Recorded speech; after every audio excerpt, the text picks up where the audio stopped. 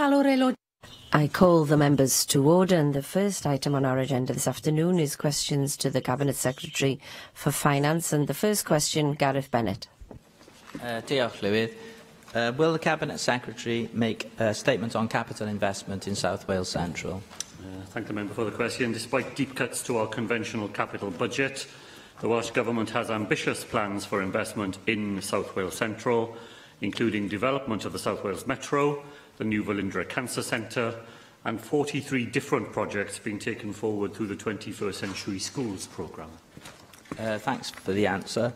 The Minister will be aware of the project to reopen the Rhondda Tunnel as a footpath and cycle path.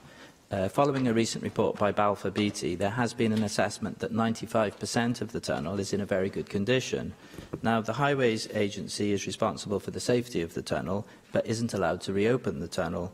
Would the Welsh Government now consider taking over ownership of the tunnel from the Highways Agency in order to progress the scheme? Well, thank Gareth Bennett for that supplementary question. He is quite right. The Welsh Government has provided some funding through our budget agreement with Plaid Cymru to fund what's called the tapping survey of the Rhondda Tunnel. Once we are able to consider the outcome of that survey, then he is also right to say that ownership of the tunnel is the next, one of the next issues that we would need to consider. I look forward to discussing what might be possible next with members of Plaid Cymru as part of our budget considerations.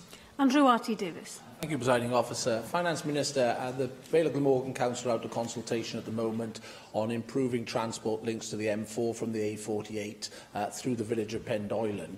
Are you in a position to inform us how this project would be paid for? Is it from the city deal, or would a bid have to come directly to you, or to the Welsh Government, should I say, to release capital monies for development of this road? Because at the moment, certainly from the representations I've had from residents, there is uncertainty as to exactly who picks up the bill for this improvement of transport links. So as far as I'm aware, the discussions are still at an early stage on the funding arrangements, should that project ever get the go-ahead. There are precedents in the Swansea City deal for ways in which investment can be shared between the Welsh Government and a city deal. I will make inquiries, however, and if there is more up-to-date information than I have with me, then I'll write to the member to let him know. Leanne Wood. I welcome what you've just said about the Rhondda Tunnel, Cabinet Secretary. I've got a vision of a fully accessible cycle track covering the whole of my constituency. At the moment, it's patchy, to say the least. And the vision includes linking up the Rhondda Tunnel with the neighbouring valley, Blaen-Gwynfi. Now, I'm soon to be meeting various interested parties from a cycling perspective to see what can be done to turn this vision into a reality. Minister, are you on board? Will you agree to progress this question of ownership of the Rhondda Tunnel as a matter of urgency? And would you in principle be prepared to work with us in the Rhondda on turning this cycling vision into a reality? Well, thank the member for the question and for the very interesting information she's just provided. What I can say, Llywydd, is this, that the future of the Rhondda Tunnel has featured in the last 2 years' worth of discussions that I've conducted with Plaid Cymru around the budget. I hope that we will have a chance to have a further round of those discussions alongside the current budget-making process. And I'm very happy to meet the member, if that will be the right way to do it, to share the information that we have as a result of what we've agreed so far, and to hear of other possibilities that she thinks we ought to be aware of. Jane Hutt. Yes, well, thank you very much. Will the Finance Minister highlight Welsh Government capital investment in the NHS in South Wales Central as a result of the Wales Infrastructure Investment Plan? And does he agree with Paul Johnson of the IFS that there will be no Brexit dividend to help finance the additional funding boost to the NHS? Or perhaps even agree with Dr Sarah Wollaston, who chairs the House of Commons Health Committee, who tweeted this was tosh. The Brexit dividend tosh was expected, but treats the public as fools. Sad to see government slide to populist arguments rather than evidence on such an important issue. Well, thank Jane Hutt, of course, for that. I'll take her question in the two parts that she mentioned it. Of course, we wish to use Welsh Government budgets to continue to invest in the NHS in South Wales Central. That includes £37 million currently being provided as part of Phase 2 developments to improve neonatal care at the University Hospital here in Cardiff, £14 million at Prince Charles Hospital in Merthyr as part of the upgrading of facilities at that site, and £8 million to create a diagnostic hub at the Royal Glamorgan Hospital, which I think is one of the most exciting developments shaping the future of health services in the South Wales Central area. As to the claim that the uplift in the NHS, when we finally find out what that actually means for Wales, any suggestion that this is part of some sort of Brexit dividend has fallen apart so rapidly in the Prime Minister's hands that she must be deeply sorry that she ever included that in her announcement. We know that the economy here in Wales, on any of the surveys that we see, is that it is likely to have an adverse effect on the economy right across the United Kingdom, an adverse effect on tax receipts into the Treasury, and any idea that necessary investment in the NHS is to be found in that way is simply to perpetuate a piece of nonsense that was used during the referendum campaign. And I agree with what Sarah Wollaston said. It is deeply disappointing to see something which is so plainly misleading being repeated again. Question 2, Julie Morgan. Diolch. What discussions has the Cabinet Secretary had about the future of EU structural funding? Well, the First Minister and I take every opportunity to discuss with the UK Government and interests here in Wales the need for the promise made to people in Wales 2 years ago to be made good, that not a penny in funding would be lost as a result of leaving the European Union. I thank the Cabinet Secretary for that response. This Monday I went to visit the New Bay campus of Swansea University to see how European structural funds have been used there. And I was extremely impressed with the quality of their projects, particularly with their built-in cross-cutting themes of sustainable development, tackling poverty and social exclusion, and particularly with the Materials and Manufacturing Education Training and Learning programme, which is a programme to upskill more than 360 people from 30 different companies in the field of advanced materials and manufacturing, also proactively encouraging women to participate. Does the Cabinet Secretary agree that we must ensure that such high-quality projects can be maintained in the future, and that any future regional development progress must absolutely include high-quality standards of the such that we see with European structural funds? Well, I can thank Julie Morgan for that, and thank her, of course, for the work that she does in chairing the Programme Monitoring Committee for Wales. And I know it's been a theme in recent considerations at the Programme Monitoring Committee of the way in which European funding can be used to assist with those cross-cutting themes of equality and sustainability. And I know we've talked in the Chamber here before at the way in which European Union funding has been used specifically to encourage women to participate in advanced manufacturing and in materials as well. We are currently working, Llywydd, to the Chancellor's guarantee, which is that if we commit European funding by March of next year, he has given an undertaking to cover all of that.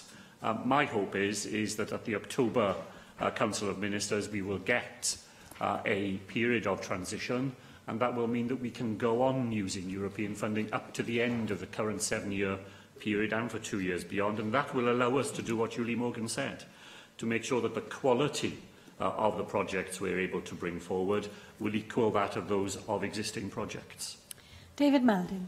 Cabinet Secretary, I wonder if you've had a chance to look at Professor Graham Reid's report into research funding, and he concludes, I have found great strengths and national assets in Welsh universities and in research and innovation centres that have been developed in Wales during the last decade, but I'm not convinced that the potential of these assets is fully exploited for the benefit of Wales. And he goes on to say that the research community needs to work together to become more influential in pursuing competitive funding. And that's really important. If we can continue at the European level for a little while, or at whatever's going to come through at the UK level in terms of shared prosperity funds or other mechanisms that may now be agreed. Well, thank David Milding for that. Yeah, I am familiar with the Reid review and with the conclusions that it draws. David Milding is absolutely right to highlight the fact that review and others have shone a spotlight on Horizon 2020 funding from the European Union, in which Wales punches well above our weight. We get a considerably higher return through Horizon 2020 projects than you would expect for a higher education sector of our size. And that means that securing ongoing access to programmes of that sort beyond our membership of the European Union is vitally important for our research community. They do need, as Reid says, to go on increasing their capture of grants from major funders such as the Medical Research Council and other UK councils, but the capture that they have working with colleagues right across Europe from Horizon 2020 means that its successor programme and our ability in Wales to have access to it is especially important to research bodies here in Wales. Questions now from the party spokespeople. Conservative spokesperson Nick Ramsey. Diolch, Llywydd. Cabinet Secretary, I'd like to ask you about the proposed use of the mutual investment model and specifically in regard to 21st century schools. You'll be aware that the Public Accounts Committee has been investigating the use of the mutual investment model for financing capital projects, specifically Band B of the 21st Century Schools programme. There have been concerns from the WLGA about the affordability of the model based on their previous experience with PFI. There are also some wider concerns about locking local authorities and schools into 25-year contracts, amongst them the changing nature of the school curriculum over this period, which will inevitably lead to changing needs for school buildings in the long term.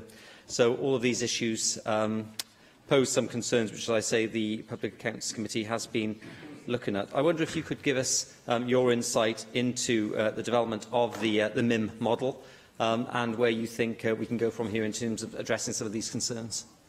Well, thank you, Ramsey, for that, and to thank the PAC for the work that they're doing in looking at the model. I'm sure there will be things that we will want to learn from the work the committee is undertaking. Llywydd, I hope to make a statement very shortly updating members on the latest developments in relation to the mutual investment model, including some close interest which has been taken in it at the United Nations in looking at ways in which the ground that we have been able to break in creating that model might be of interest to other countries who are also involved in looking for innovative ways to expand capital investment programmes.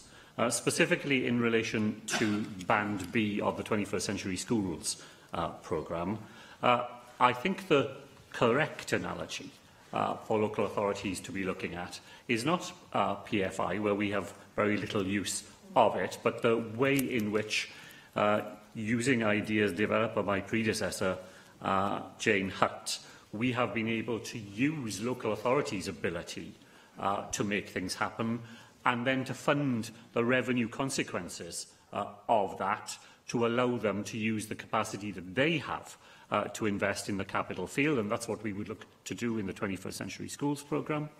As to the argument about locking in local authorities to assets that they may not need in the long run, that's an important point. Local authorities need to think carefully about that in the way in which they bring forward proposals to use the mutual investment model in the 21st Century Schools area. For example, I think it is unlikely that special schools would be suitable for this model, because special schools, the nature of special education changes, the intensity of use of a special school in terms of the physical fabric, inevitably, given the nature of the pupil population that they serve, is intense as well. And so the model will be suitable for some aspects of the school estate, but not necessarily for all. Thank you, Cabinet Secretary.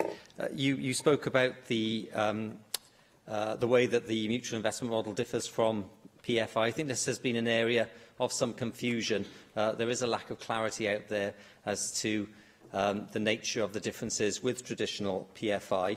If I can just take some examples. In a conventional PFI, a PF1 or PF2 deal, soft services are usually considered to include catering and cleaning provisions. What services do you envisage being either included or excluded, if that's easier, from the mutual investment model within the 21st century schools programme? I say this in the light of the fact that there have been concerning stories of PFI hospitals faced with significant charges to deal with minor maintenance issues, such as one PFI hospital that was billed £333 to have a new light bulb installed. An extreme example, but nonetheless these are some of the concerns that have surrounded PFI and which currently concern the MIM model as well. Well, Llywydd, I'll do my best in the statement I hope to publish shortly to restate some of the key components of the model so that people can be clear about them. Let me just mention three in relation to the question Nick Ramsey has asked. It's a key feature of the model that it allows the private sector to share in any profits of the private partner and to take up to 20% equity in such schemes in order to do so.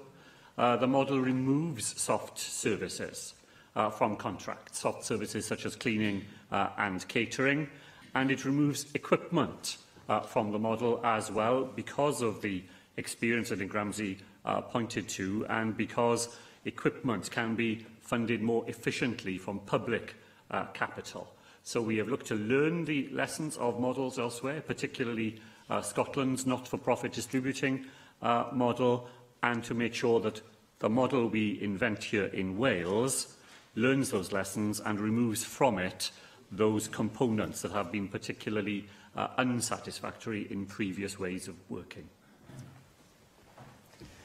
I'm getting the message that my questions have preempted a statement which can be expected from the Welsh Government in the near future, ahead of the game. Thank you for that, Cabinet Secretary.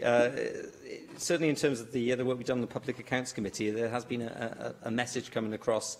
There's been a concern about a lack of communication between the Welsh Government and local authorities about the exact nature of the mutual investment model, but clearly with your statement coming forward, you obviously hope to address some of these concerns. In evidence provided to the committee by the Vale of Glamorgan Council, it was explained that it's been thought that to pay back their liabilities under the model, local authorities can use the funding they allocate to individual schools for maintenance. However, the Vale of Glamorgan's representative went further to explain that the amount of funding that schools actually receive in maintenance wouldn't necessarily be sufficient to cover that annual payment. So that's been a source of concern. Given the need for councils to rely on their revenue budgets to finance repayments to the model, and the need to balance that finally with the financing of other services, is it the case that there is an argument here for clearer guidance to local authorities, so that certainly in planning ahead with their budgets, they're able to manage those budgets more effectively, and also to find match funding where necessary to fill gaps that might emerge? Llywydd, I look forward to reading the evidence that's been presented to the PAC, and where there are areas where we need further discussions with local authorities and to make sure that there is clear advice, we'd certainly wish to do that. I have been encouraged by the number of local authorities in Wales who have come forward with proposals to use the mutual investment model in order, as they wish to do, including the Vale of Glamorgan, to have an ambitious programme of investment in our schools estate. We will work with those local authorities, and where there are technical matters that need to be addressed to make sure that the model can deliver on the ground, of course we'd want to have those conversations with them. Llywydd Plaid Cymru, Simon. Plaid Cymru spokesperson Simon Thomas. Thank you very much, Llywydd. And as we've just heard during this session, structural funds have been extremely important for Wales and for the Welsh economy. And as part of the preparations for withdrawing from the European Union, the Finance Committee has started an inquiry into the structural funds, for example, what will replace them, the Shared Prosperity Fund, Horizon 2020, which has just been mentioned, and in that process we've asked the Secretary of State to appear before the committee to provide evidence. And it didn't come as much of a surprise to me, but it was a shock to receive a letter from the Secretary of State for Wales saying that he didn't think that an appearance before the committee was necessary, and more than that, he hasn't prepared any evidence for the committee. Now, I don't think that this demonstrates that the Secretary of State is dealing with committees of this Assembly in a way that is appropriate and respectful, but could you tell us from your point of view as to whether you trust in the role of the Secretary of State for Wales in preparing the ground for structural funds for each nation within the UK as we see the structural funds disappear? Well, it's not acceptable to us, and I'm certain it's not acceptable to the Finance Committee either. When they request the Secretary of State to attend, he is the person in Westminster who is accountable to us in Wales, and he's not willing to come to give evidence to the committee. I have read a number of submissions made to the committee by others, and there's a great deal of interesting evidence has been submitted, and I saw Julie Morgan and others coming before the committee, and I look forward to my attendance too. This is not the first time for the Secretary of State to have the opportunity, to be offered the opportunity to attend the Finance Committee, and he's not willing to do it. I accept every opportunity that I have, or I take every opportunity to raise the future of the structural funds with the United Kingdom government, but that is not the only way of doing it. Thank the Cabinet Secretary for his reply. The difficulty, I think, is that I perceive this as part of a patterned behaviour by several Conservative ministers now, which I'm afraid I think that the Welsh Government is facilitating rather than preventing, inadvertently perhaps. And I'll give you another example of this that's emerged in the last couple of weeks. As you know, you have an intergovernmental agreement on the withdrawal bill, and that makes it very clear that the UK Government will commit not to bring forward legislation that would alter areas of policy insofar as the devolved legislatures are prevented by doing so by virtue of the Clause 11 regulation. So this, what you've told this Assembly is a double deal, if you like, on that.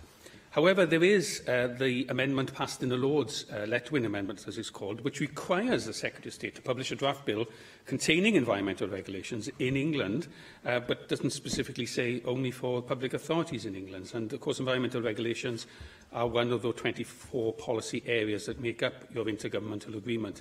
Now, already this intergovernmental agreement has been called has been described by Tim Lang from City University London as showing that Wales is steamrollable by Whitehall. Are you still convinced that the agreement is robust enough to protect the interests of Wales? And are you still convinced that the Letwin Amendment and the response of the UK Government to that does not in fact show that the agreement that the ink is barely dry on is already being undermined by the Westminster Government? Well, Professor Lang is quite wrong, and he has no evidence for the assertion that he made because there has been no action under the intergovernmental agreement. So he would have nothing at all on which to rely for the assertion that he has offered. As to the Letwin amendment, the member is aware, because the First Minister reported it yesterday, that there were explicit assurances given in the House of Lords that the amendment refers to England only, that it does not trespass into devolved competencies. There was a discussion, as I understand it, at the Business Committee yesterday as to whether or not an LCM needed to be brought forward. The Government would have brought one forward had the Business Committee concluded that there were changes to the bill that had a material impact on the responsibilities that we hold here. The Business Committee concluded that was not the case, and I think that is a reflection of the strength of the assurances that we have received. I think this one will run and run.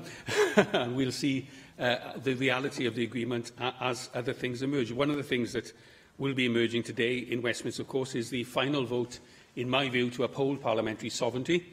and to make sure that Parliament, not government, has the final meaningful say on the Brexit deal agreed and negotiated with the European Union. Now, in March this year, when asked on whether or not the National Assembly should be provided with such a meaningful vote also on the final treaty with the European Union, the First Minister responded by saying, and I quote, "It wouldn't be right in principle for us to be bound by something that we had no role in negotiating nor agreeing." So what do you now propose should take place to ensure that Wales, and therefore this Parliament, is equally given the vote to have our say on the final Brexit deal? Well, can I begin just by agreeing with what Simon Thomas said? He's not quite in the spirit that he said it, but he's right to say that the impact of the agreement will now be lived out in the actual experience that we will have over the coming months. And it is our belief that the agreement secures the position of this Assembly. Any powers that we agree should be held temporarily to be operated against the EU rulebook until we agree something different, will come in front of this Assembly for approval, and there will be repeated opportunities for the Assembly to see whether or not the agreement we have reached is actually measuring up to that. As to the meaningful vote, there is a second decision point coming in the whole Brexit business, because there will come a point when there will be a deal struck between the UK government and the European Union, and that will set the terms for our departure. The meaningful vote in Parliament is designed to make sure that Parliament has proper oversight of that. Whenever I've heard the First Minister talk about this, he refers to the parliaments of the United Kingdom having oversight of that, and that says to me that the views that he expressed to the Assembly earlier have not altered. UKIP spokesperson Neil Hamilton. Labour now believes, according to their proposed amendment last week to the EU withdrawal bill, that we should have full access to the internal market of the European Union, underpinned by shared institutions and regulations, with no new impediments to trade and common rights standards and protections as a minimum. It's perfectly clear from the conduct of the negotiations by Monsieur Barnier up until now that he regards the single market as indivisible, and it must include free movement of labour.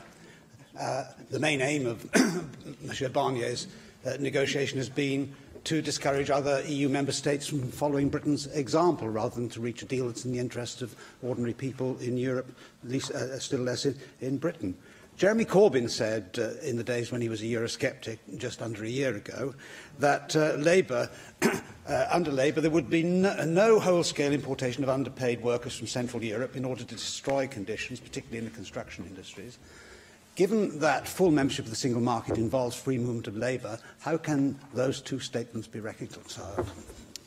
I refer the member to the documents that the Welsh Government has published. Originally, the white paper that we published jointly with Plaid Cymru, and then the subsequent paper that we published on fair movement of people, which I think gives him exactly the answer to the question that he has raised, because we set out in that paper a series of proposals which we think could be brought within the broad umbrella of free movement. It's one of the myths of the whole EU debate that there are some sort of single standards about what all these freedoms, the four freedoms, actually mean. The way in which freedom of movement is interpreted in different member states varies very considerably from one part of the European Union to the other. We set out a series of suggestions which we think would allow us to remain under that broad umbrella, but which would have also the impact that Jeremy Corbyn pointed to, that freedom of movement must not become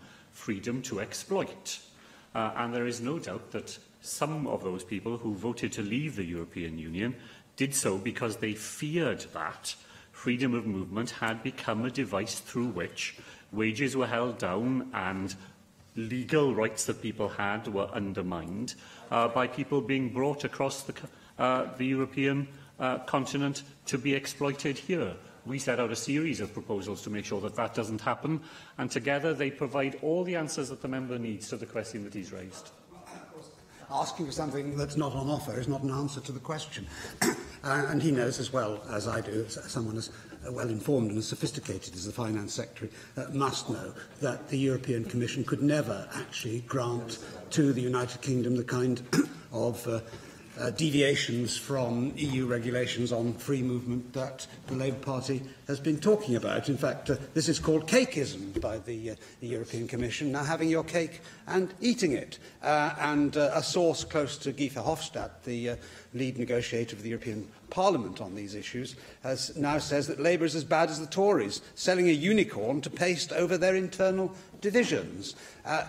Is it not clear that Labour policy now is that we'll be a rule taker on goods and European court rulings? That means not taking back control of our laws. Belief in full alignment means no free trade deals with the rest of the world, which means we don't take back control over our trade policy. And a compromise on free movement means that we don't take back control of our borders. And this will all be at a price as well. Just like Norway, we'll be obliged to pay into the European budget, which means not taking back control of our money. Well, Llywydd, I've never shared the member's view of the Commission as some sort of malign force forever out to do us down. In my experience of going to Brussels and talking to people there, I think we are fortunate to have a group of people on the other side of the negotiating table who recognise that it is in their interest and ours to agree a Brexit deal that does the least possible harm to their economies and to the economy of the United Kingdom. And I think that's the spirit in which those negotiations have been entered into. The Labour Party's policy in Wales is the policy set out in our original white paper, and that is an approach to Brexit that insists that it is the needs of our economy, it is the needs of jobs, it is the needs of working people that should be at the very top of the negotiating list of the United Kingdom government, and that all the talk of taking back control, of being in charge of our laws, all that sort of thing, leads us to a series of red lines that in the end will mean that the UK government has managed something really remarkable. It will have managed both to damage our economy and to see to it that our political voice in decision-making has been diminished. There is a different way, a better way, and the Labour Party has set it out. I know the Labour Party doesn't believe in red lines, it believes in raising white flags on these issues, the white flag of surrender to the EU on all matters of major importance. Labour is an internationalist party and constantly virtue signalling on the interests of poor countries in other parts of the world, for reasons that I, to a great extent, share. The customs union of the European Union is a protectionist racket which disrupts our trade with the rest of the world, holds back the poorest overseas whilst increasing prices and costs for the poorest at home. And that, therefore, makes a nonsense of the statement which the Cabinet Secretary has just said of putting the interests of working people, whether at home or abroad, at the top of the agenda. Well, it is absolutely in the interests of working people throughout Wales, whether they are in manufacturing industries where goods pass across the border of the United Kingdom and other parts of the European Union every single day, or whether it's in our food and agriculture sectors where exporters rely on their goods arriving fresh at the point where they are to be consumed. It's absolutely in the interests of Welsh businesses and Welsh working people that we have free and frictionless trade. That's what the Customs Union delivers. And when we have barriers at the border, and we have businesses in Wales that can no longer trade as a result of the prospectus that he sets out, we'll be diverting them to the member so that he can explain to them just the position that he has led us to. Question 3. Question 3, Jenny Rathbone. What are the financial implications of failing to retain a common market for the trading of goods between Wales and the rest of Europe? Thank the member for that very pertinent leading on question. The UK economy has already moved from being one of the fastest growing major economies to the slowest in the G7 due to the uncertainty created by the UK government's chaotic handling of Brexit. Any reduction in access to European markets will reduce growth, cost jobs and threaten the resources available to fund public services? Thank you, Cabinet Secretary. I'd like to focus on the possible implications for the food we import if we suddenly find ourselves having to impose tariffs and chaos at our borders. We currently import £9 billion of fruit and vegetables from the European Union, compared with the £1 billion worth of fruit and vegetables that we grow in this country. So this is a very significant issue in terms of the type of food that we need to eat to keep healthy. I know that some elements in the Conservative Party are enthusiastic advocates of importing cheap food from the United States, like chlorinated chicken and hormone-induced beef. But for the majority, we want to know the conditions under which our food is grown. And in particular, I wondered what consideration has been given to the issue of food security, because if we cannot get hold of the products that we currently rely on, clearly there is going to be a massive spike in the cost of those products and simply not enough available to feed the population.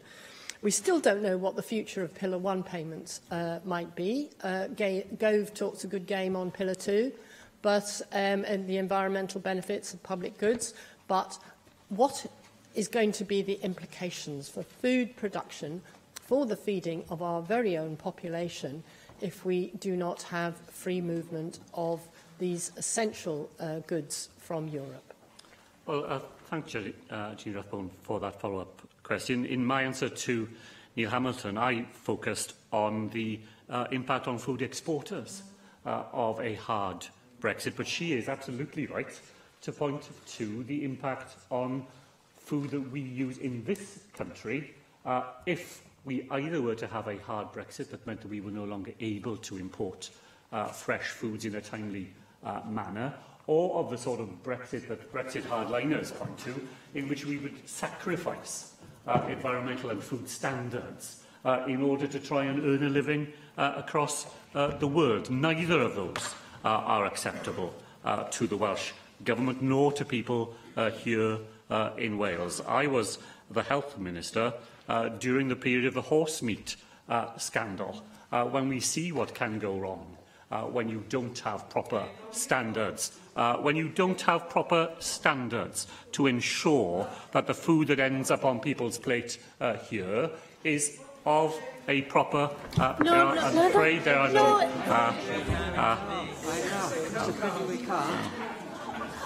Mark Reckless. I'm amazed the Cabinet Secretary should absolve the EU of all responsibility for the horsemeat scandal. Extraordinarily, he describes Jenny Rathbone as absolutely right when she refers to us having to impose tariffs.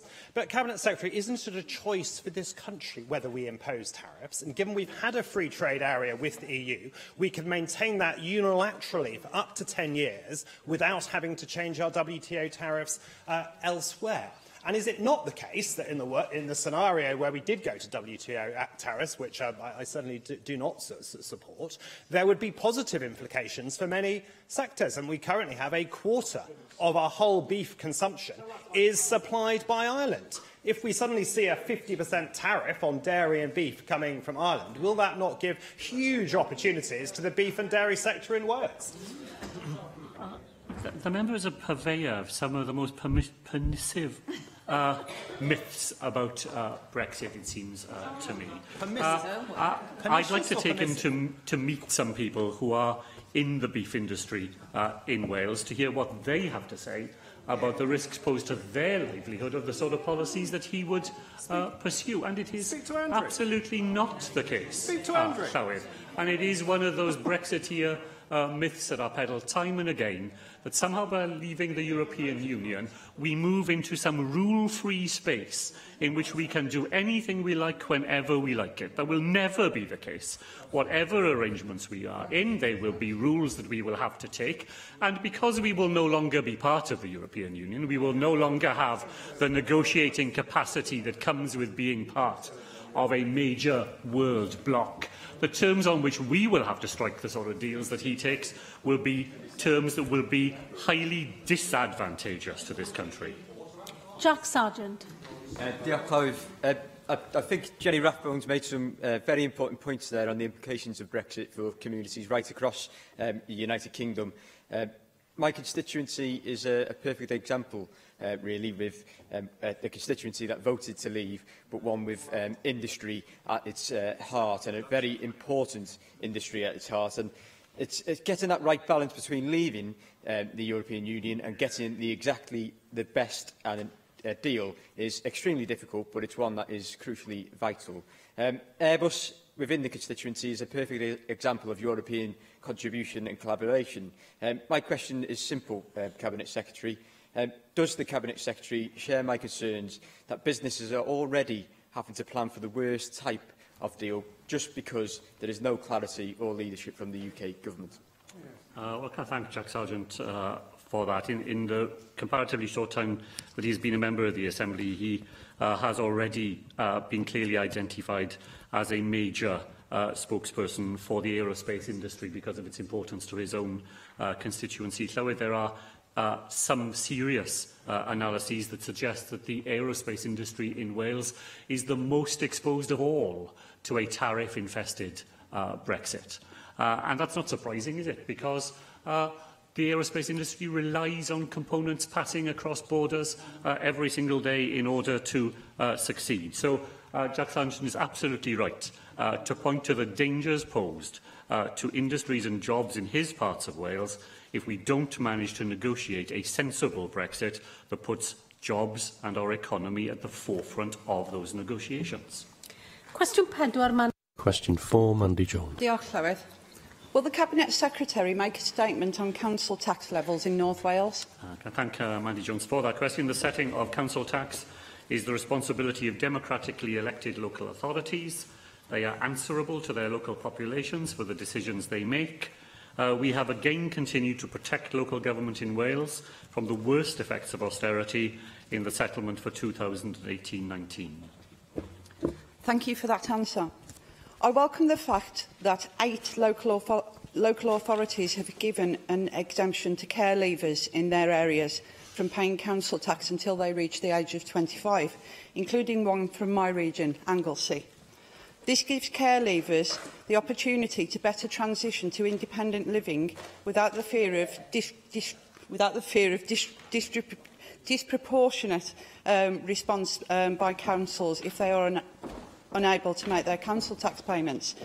Would Welsh Government work with the remaining councils in North Wales and the rest of Wales to ensure that all care leavers have access to this exemption to avoid a postcode lottery? Well, can I thank Mandy Jones for that supplementary question, because I completely agree with what she has said. I am glad to see the number of local authorities in Wales rising who provide a blanket exemption to care leavers from paying the council tax. I know that Carl Sargent, when he was responsible for this area, wrote to all local authorities encouraging them to join that list. It's a message that the current local government secretary and myself continue to give to local authority colleagues. And those who have tell you that the costs to them are very modest indeed, because sadly so many care leavers qualify for help with council tax in other ways from schemes that we already have in being. But to have a solid scheme universally available where care leavers could be guaranteed to be provided with that help, that's the position we'd like to get to as a Welsh Government, and we will continue, as she has suggested, to work with colleagues in local authorities to get all 22 into that position. Janet Finch-Saunders. Cabinet Secretary, your colleague, the Cabinet Secretary for Local Government and Public Services, in his Green Paper on local government states that over time there has been convergence in council tax levels, and in the majority of places the differences today are small, and this should not be an insurmountable issue. However, the figures tell a different story, with council taxpayers in North Wales potentially, if these ludicrous proposals go ahead, facing an increase of £160 per annum in Ynys Môn and over £80 each in Conwy and Wrexham. given the fact that in Wales we have seen a 201% increase in council tax bills since devolution, and notwithstanding the many concerns that we have raised and others regarding the financial integrity of the Cabinet Secretary's Green Paper on local government reform, have you been invited to any discussions with the Cabinet Secretary as regards moving forward with local government reform, and in particular what agreements are in place to mitigate any further exorbitant council tax increases? Well, of course, as Finance Minister, I take a close interest and will continue in the outcome of the consultation on the Green Paper that the Cabinet Secretary has conducted, and the issue to which the member points, differential rates of council tax between authorities, has undoubtedly been a theme in that consultation. Of course, the biggest differential lies not between Welsh authorities, but between authorities in Wales and authorities in England, where English council taxpayers on average have to pay £179 extra every year. Thank you, Llywydd.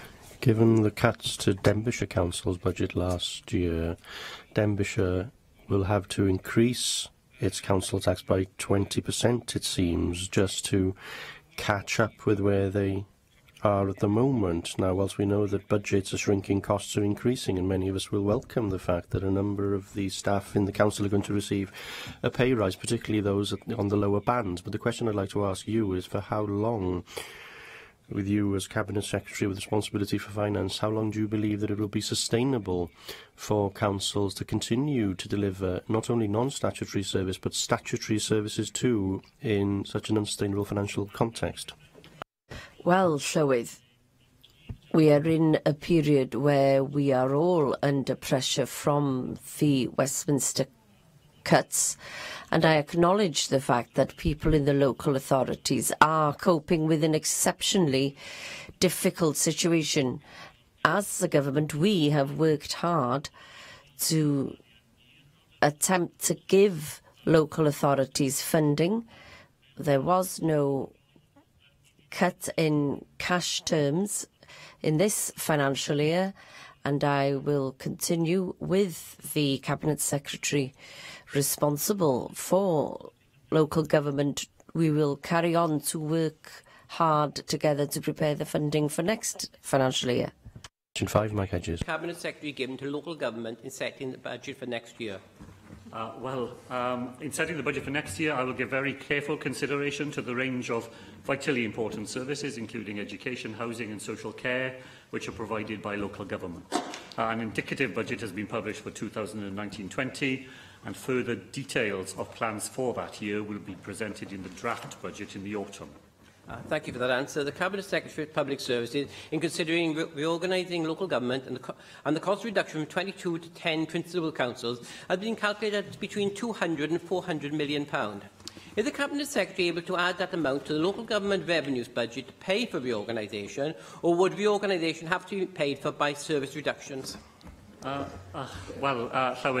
costs of reorganising local government will, I'm sure, have been thoroughly rehearsed during the consultation period on the Green Paper.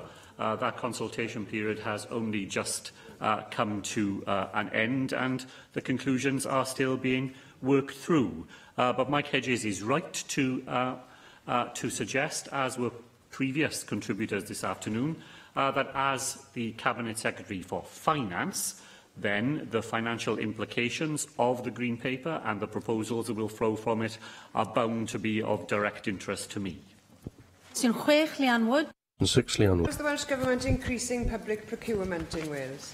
Thank the member for the question. The Welsh Government works with others to increase the share of the annual public sector procurement budget which is spent in Wales, and to maximise the economic, social, environmental and cultural impact of the £6 billion of expenditure which this entails.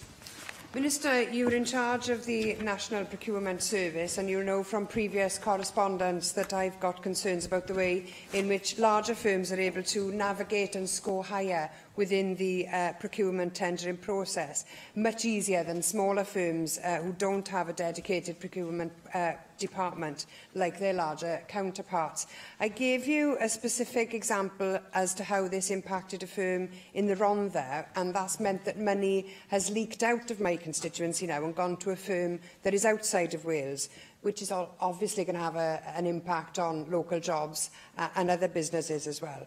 What pressure can you bring to bear within your government to ensure that there is a level playing field for all businesses, whether large or small, when it comes to the tendering process? Well, thank the member for that question, and thank you to her for the letter she wrote to me about that specific case. She will know that there is a review of the National Procurement Service and Value Wales that is currently underway. It's there to make sure that if there are any opportunities to us to adjust our procurement procedures the other side of the European Union, that we are able to take those opportunities. And one of the things that we may be able to do, and I must emphasise, of course, Llywyd, that this is still part of the discussion, one of the things we may be able to do will be to amend the rules so that the sorts of firms to which Leanne Wood referred, local firms without the capacity to be constantly involved in the procurement field, that there is a more level playing field for them as compared to some of the rules that we currently have to abide by. Diolch i'r ysgrifennydd.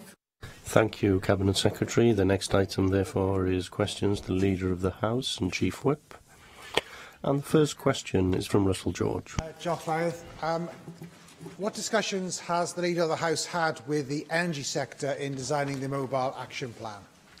None. I have held discussions with the mobile industry, Ofcom, landowners, business organisations and local authorities in designing the Mobile Action Plan. Thank you, Leader of the House. National and local press and television will frequently hear about how both the UK and the Welsh Governments are encouraging energy providers to install domestic smart meters in order to combat fuel poverty. Now, I've been contacted by people in rural areas of my own constituency who have reported that installation of smart meters is impossible because of the lack of mobile phone signal which is required for smart meters to work. Can you outline what discussions you've had with the energy sector on this issue, and have you given any thought into how into designing this and these issues into the priorities for the Welsh Government's Mobile Action Plan? I haven't had any conversation with the energy companies about smart meters. We have had some conversation with the industry round table about getting energy to the masts themselves. But I agree entirely with Russell George's analysis that the lack of mobile coverage is a real issue for a whole range of services, including smart meters. I mean, any number of services rely increasingly these days on data particularly. And he will know that we've been lobbying both the UK government and Ofcom for a range of measures to be put in place to ensure that we can get decent amounts of mobile coverage from more than one operator across Wales for exactly the reason that he outlines. Cwestiwn 2, Mike Hedges. To Mike Hedges. Will the Leader of the House outline how the Welsh Government is tackling inequality? Yes, our strategic equality plan details our equality objectives, which are ensuring the way we govern has an effective impact on making our society fairer and more inclusive. The rapid review of gender equality, which is underway, will identify actions to drive forward equality and fairness in Wales. Can I thank the Cabinet Secretary for that answer?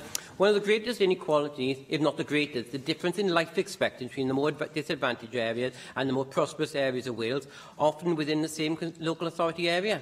In fact, within the same constituency, as the Cabinet Secretary is aware.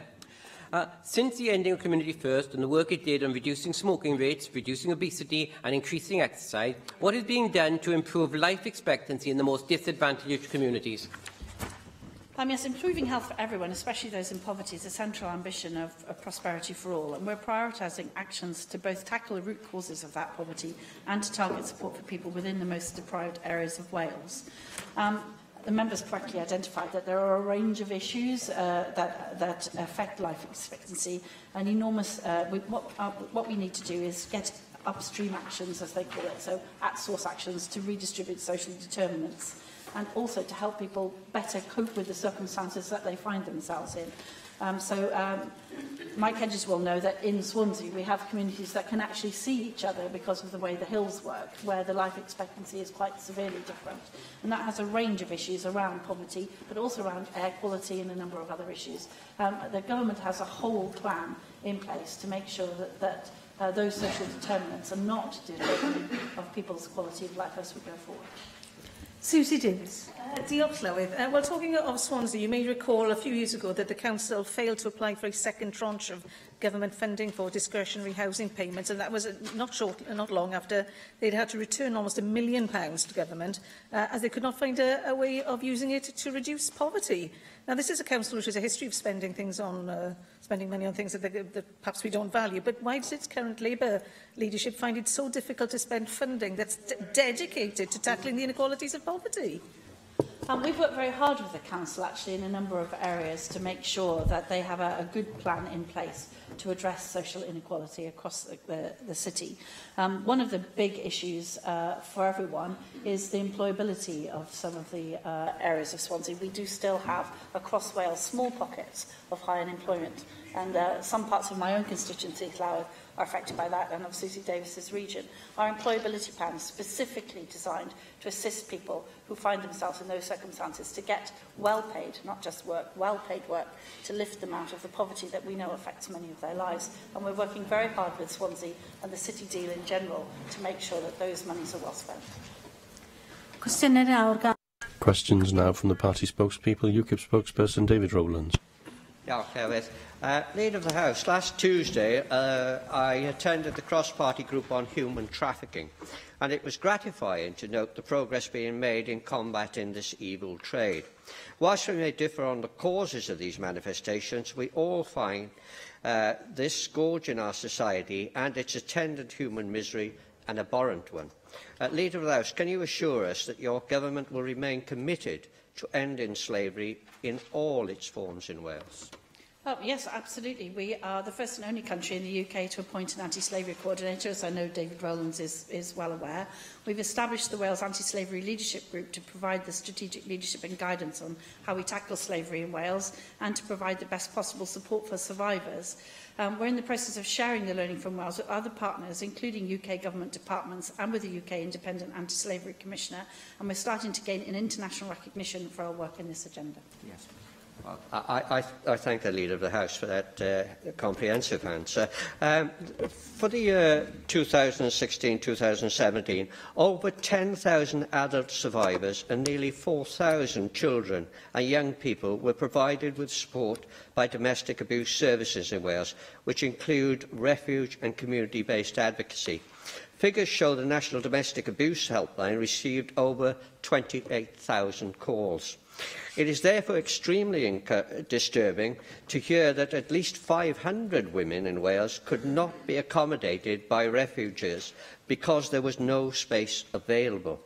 As these refuges afford one of the most important elements in helping domestic abuse victims, why is it that from 2016 to date there have been cuts to refuge services, which mean no new refuges are being provided and existing ones may even have to close? Does the Leader of the House believe this is an acceptable situation?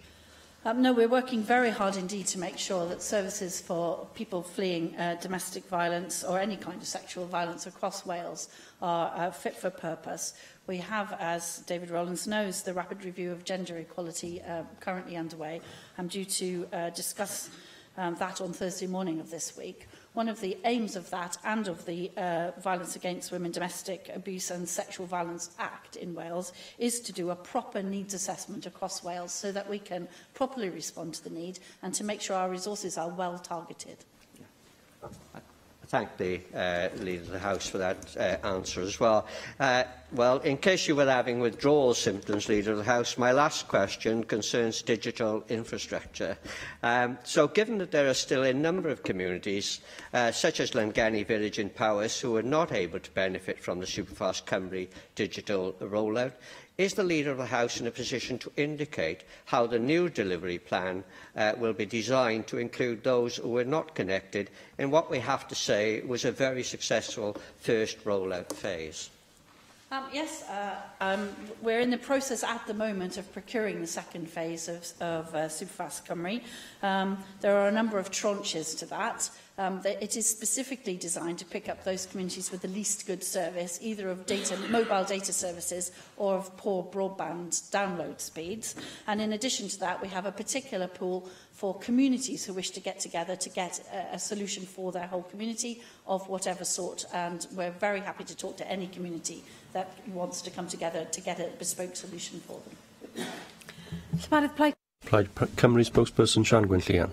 Thank you. Yesterday, we had a statement from you as Wales as a nation of sanctuary for refugees and asylum seekers, and I responded to the debate expressing Plaid Cymru's support for that ambition. I also highlighted one of the major challenges, namely the prejudice that exists towards refugees and asylum seekers and the misinformation that's distributed. I call for a constructive debate in order to create cultural change.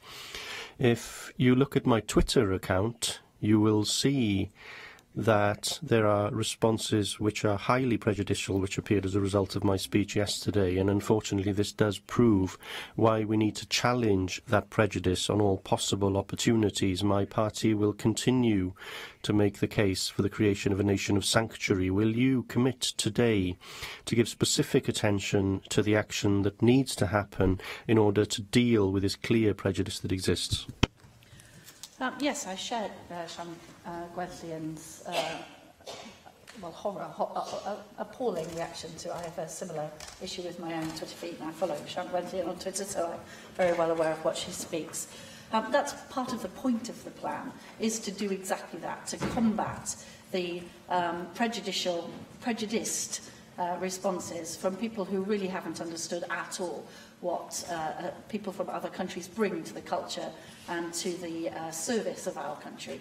And as I said yesterday in the debate, and I very sincerely mean it, it's a two-way process. We assist people who are fleeing all kinds of issues in their home countries, and in turn, they enrich our country with their art and culture and food and society and skills. And for that, we're very grateful. One way of dealing with prejudice is by allowing refugees to play an active part in communities and the workplaces around them. And to do that, of course, they have to be able to get fluency in both languages of our nation, both Welsh and English. Now, families from Syria who have been welcomed to my area have had an opportunity to make swift progress in acquiring language skills. And recently I had a conversation in Welsh with 2 young refugees, as well as hearing them speak English fluently too.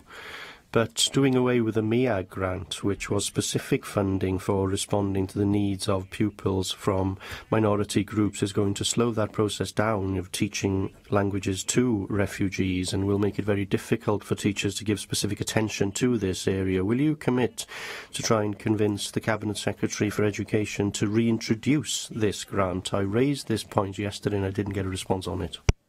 Apologies, you did indeed raise it yesterday. I think it was a series of questions and I neglected to answer it, so apologies for that, Sian Gwynllian.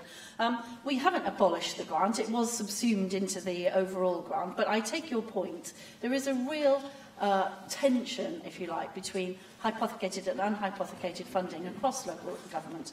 Given the austerity agenda still being visited upon us by the UK government, what we're looking to do is give local authorities flexibility in their funding so that we don't have rigid lines about what they know locally they need to fund. But at the same time, we do need to make sure that our priorities are being met. And so we're looking at a protocol of working with them, which we're reviewing this autumn, and I will undertake very much. I'm in fact having constant conversations with my colleagues across the government, not just the Cabinet Secretary for Education, so there are a number of grants caught up in this, to make sure that we target the same people, but that the local authority has the flexibility to make sure that the service locally benefits that. And of course, we have given additional money specifically to cover off some of the issues that the MEAG grant conversation with local government raised. So I share her concerns. We're very keen to hit the right balance between hypothecation, which sometimes has unintended consequences, flexibility, and making sure that the money reaches the communities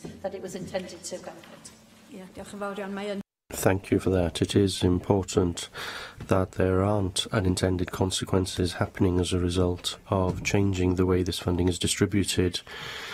Another group that is suffering extreme prejudice is the LGBT community, and a report published today demonstrates that 45%, almost half, members of the trans community fear identifying themselves in terms of their sexual identity because that would lead to discrimination. I'd like to ask for an update from you on the plan to create a gender identity scheme here in Wales. I spoke to a person who was working in a gender identity clinic in London, and he said that there were many people travelling there or were travelling to Leeds in order to receive services.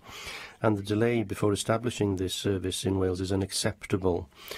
And it was part of the deal struck between your party and my own at the beginning of this assembly, but that is 2 years ago now.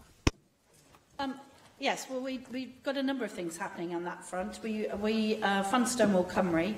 I just want to start off by saying that obviously that kind of discrimination is appalling, and I too was appalled by some of the reports that the BBC was carrying this morning about some of the discrimination.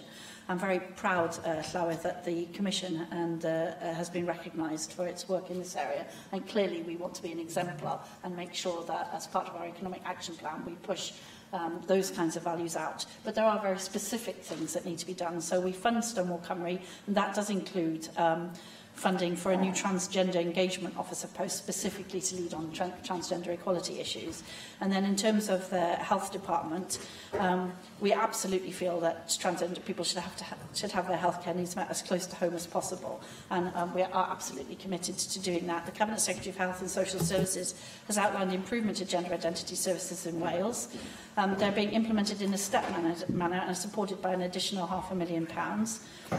Following detailed discussions and exploring a number of options, all parties agree that the favoured approach is to develop a service that encompasses both a specialist provision and a bespoke primary care network of prescribing GPs. So in terms of progress, the business case for the Wales Gender Team was agreed in April, and the Senior Coalition lead took up post on the 1st of June. He's taking a lead role in the implementation of the service, and our expectation is for health boards to commission an integrated gender identity service in Wales from April of next year.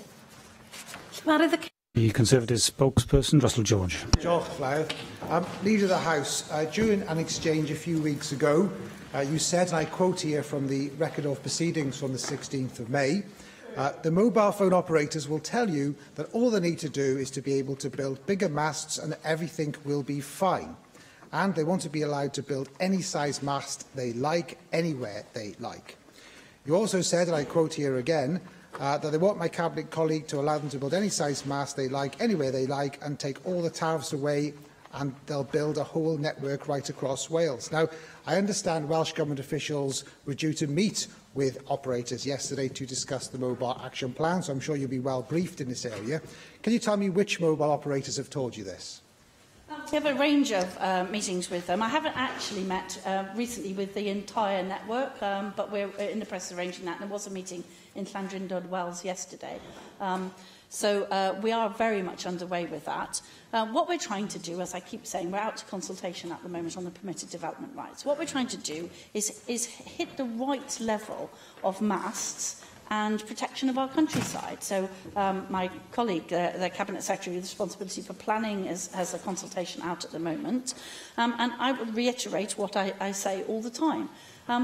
This requires a concerted action from people to cover off things where there's market failure, particularly in rural areas. So there isn't a particular problem in the conurbations or heavily populated areas of Wales because, you know, there's a lot of commercial customers. But we can't be expecting tourist destinations in mid-Wales, for example, as I said to you many times, to say, you know, come to my marvellous tourist establishment, but don't bother if you're not a customer of this one provider that provides a mobile service here. So there's a very big conversation going on. It's not just the things that you just outlined, and I was perhaps being a little tetchy that day as a result of some of the conversations.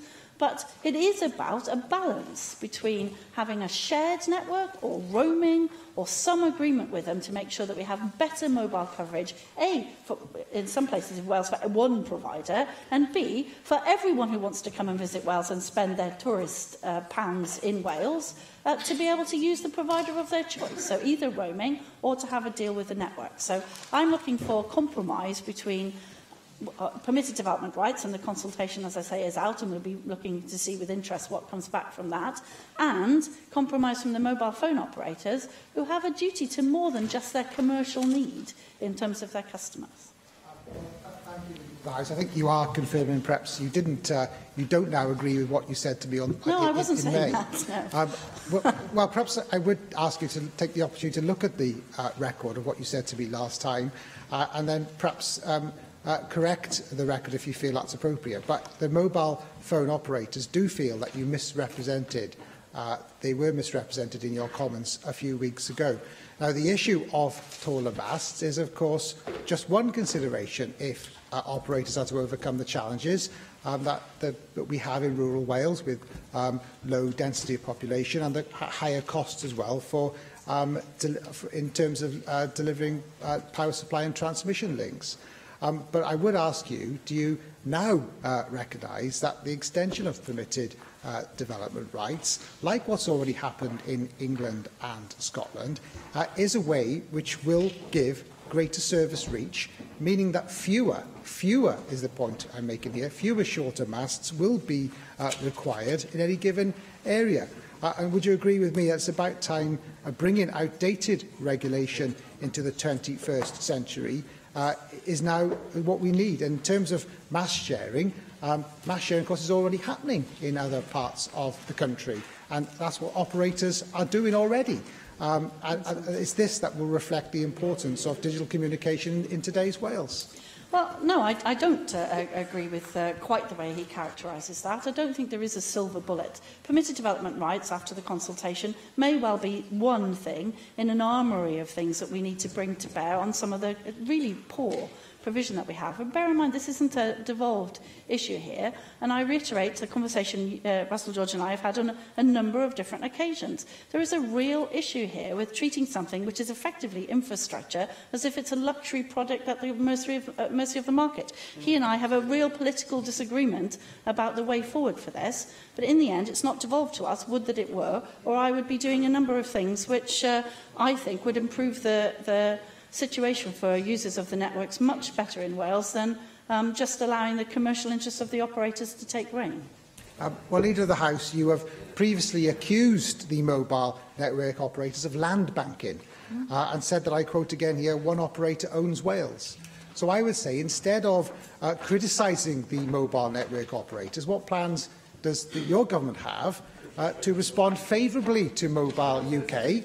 And that's the area, that's the body which represents the mobile industry, who are calling for, and this is their words, decisive action from the Welsh Government to support mobile infrastructure by using the devolved policy levers at your disposal, and commit to a public date in which is needed to reform should be delivered. And I wonder, will you commit to this date today, and when will that date be?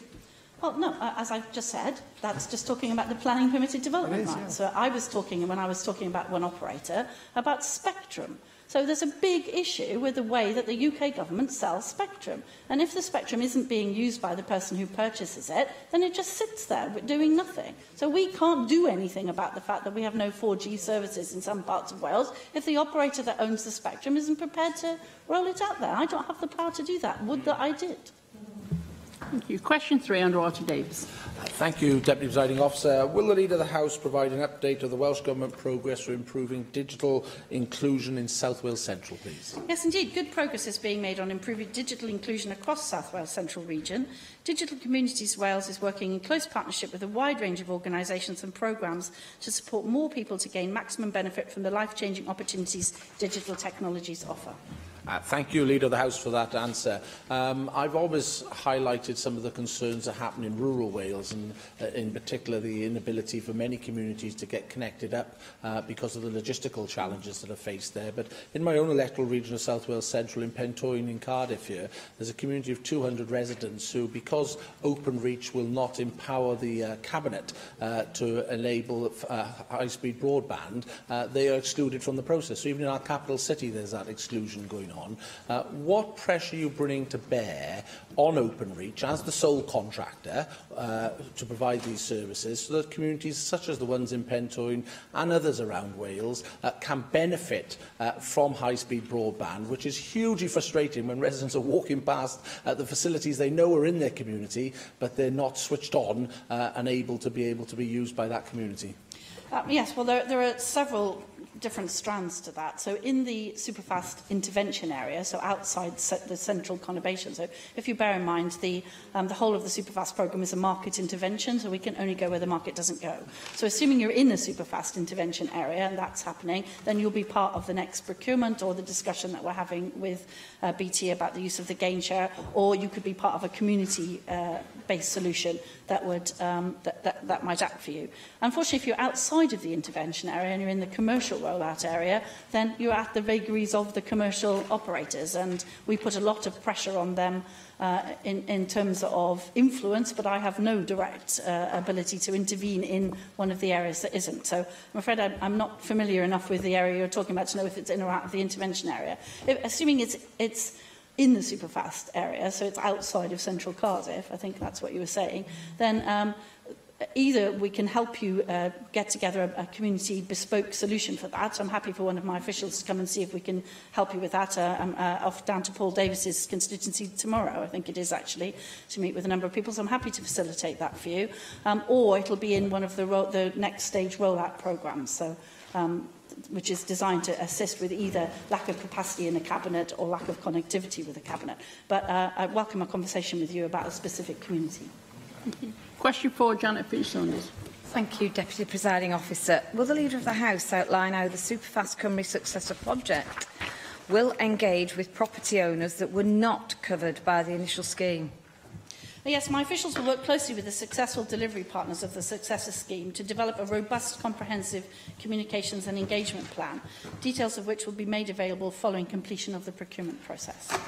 Thank you. And whilst I understand what you mean, details will be available when, as you're no doubt aware, I have a considerable number of homeowners and business proprietors who have not benefited at all from the current Superfast rollout. And it did take some time to drill down to establish. I sent all these in to you, well, many of them, and it took some time to realise that they were not included. 4.5% remain unable to receive any form of fibre broadband, whilst a further 3.5% receive just 24 megabits per second or less, often considerably less, with many receiving just 1 or 2 megs. In such circumstances, it is now becoming impossible to run a business, do homework for the children, or complete required farming forms online. Now, how will we, as Assembly members, be able to work with you as the government, and how will you and the new Successor project communicate the property details of those missing out in our communities who have approached us to do so? Because I just think there's been too much wasted time. Yeah. And with any Successor project, I want to be able to get right in there and sort of establish quite quickly whether they will benefit from the next project. Yes, absolutely. And as I said when I was at the meeting in your constituency, we very much take that on board. So the Successor projects are being designed to go to specific properties. So if you remember, the first one was a bit of a fishing pool. They could go to 690,000 plus properties across Wales, any property they wanted, because we had a massive problem when we started off that programme. Now we're down to the last around 95,000 premises. So what we've asked for in the next procurement is targeted. So the people who are successful in the Successor programme, we will know exactly where they're going and why and how much that will cost. So we will know both who's in and who's out. And for the people who are in, we'll be able to get a communication strategy. So if there are delays and so on, we'll know exactly what the issue was. And people who are out will then start to work on bespoke plans for those, because I've been very clear at the moment with the gain share and the amount of money in, we haven't got quite enough money to get to absolutely everyone. Although with the intermediate investment programme that we're aware of now, we have had another 31 million to put into that. But it still won't be quite enough, so we will have to have those bespoke community solutions as well. David. I've already said thank you to the Leader of the House for the incredible work that she did at Castlereach and Kingsmead Estate to get Openreach to fund broadband fibre to the premises that wasn't covered by Superfast Cymru because the estate was built after the programme began. What we didn't know at the time was that only covered 165 of the houses on the estate. A further 50 now will be trying to get community access broadband through the Access Broadband Cymru scheme, and I'm working with residents and resident volunteers. Fortunately, the Welsh Government money should fund them fully to cover those houses. However, there remain houses on that estate, which we didn't know about at the time when she spoke to Openreach, that will still not be covered. I think the only way we're going to get a resolution here is if Openreach and Taylor Wimpey, the developer, work together. So can I suggest that the Leader of the House, if she's willing, would meet with myself, with Openreach, if they're willing, and with Taylor Wimpey, if they're willing, to finally put this matter to bed on this estate and make sure that the whole estate of Castlereach and Kingsmead is covered by broadband. I'm asking her once again, one more time, to bring that pressure to bear that she did so well at the end of last year. Yes, I'm very happy to come and meet if that will facilitate the process. There are a number of issues, as Helen David knows, with new build estates and the arrangements between the house builder and Openreach. Openreach is the preferred contractor for that estate, and how the connections work, and it can be very frustrating for residents as the cabinets are capacitated, as it's called, and rolled out. But I'm more than happy to come and meet with the house builder and with Openreach to see what we can do to facilitate the process. Thank you, Deputy Presiding Officer. I've contacted you as a Minister in the past, reporting problems with broadband in Ynys Môn. I made an appeal back in April for an update. I have another report. I'm sure that I can send you a copy. And it's evident that there are a number of areas that have missed out by a head's breadth, perhaps, on the Superfast Cymru, Llansadwrn, Bryn Siencyn, Cefniwrch, Rhydwyn, some of those that have become to prominence. Now, in those areas, work had started on preparing for a connection, and evidently there was a great disappointment in seeing the programme coming to an end without the work being completed. Are you in a situation to give assurance to these constituents that they will be a priority? That is, that finishing the work that was started previously will be a priority under the new programme when it comes to pass? Yes, that's a matter of negotiation between ourselves and British Telecom, Openreach being their contractor, of course, so it's important not to confuse the two as the split occurs. The way that the first scheme worked, I've explained to members, and I actually met with Rhynab Iorwerth and his constituency as well, quite a while ago now, actually, wasn't it, a few years ago, to talk about some of the issues there. But because of the way that the premises target in the contract worked, and because of how vigorous it was, Openreach built out to a large number more premises than they needed to be sure to hit that figure, because it was a very stringent target in the contract. And that has meant that they have put a lot of infrastructure into the ground for which there's no public money has been paid for any infrastructure that didn't get to completion. So we have had a long conversation with them around the commercials for that, about who should pay for that. They've invested that money already. Should the public purse pay for the last bit? Why don't they just do it themselves? You know, there's a conversation to be had, and that conversation is running in parallel with the procurement, and we'll see what the outcome of those procurements will be. So, should BT be one of the people who's bidding for the procurement? No doubt they will make some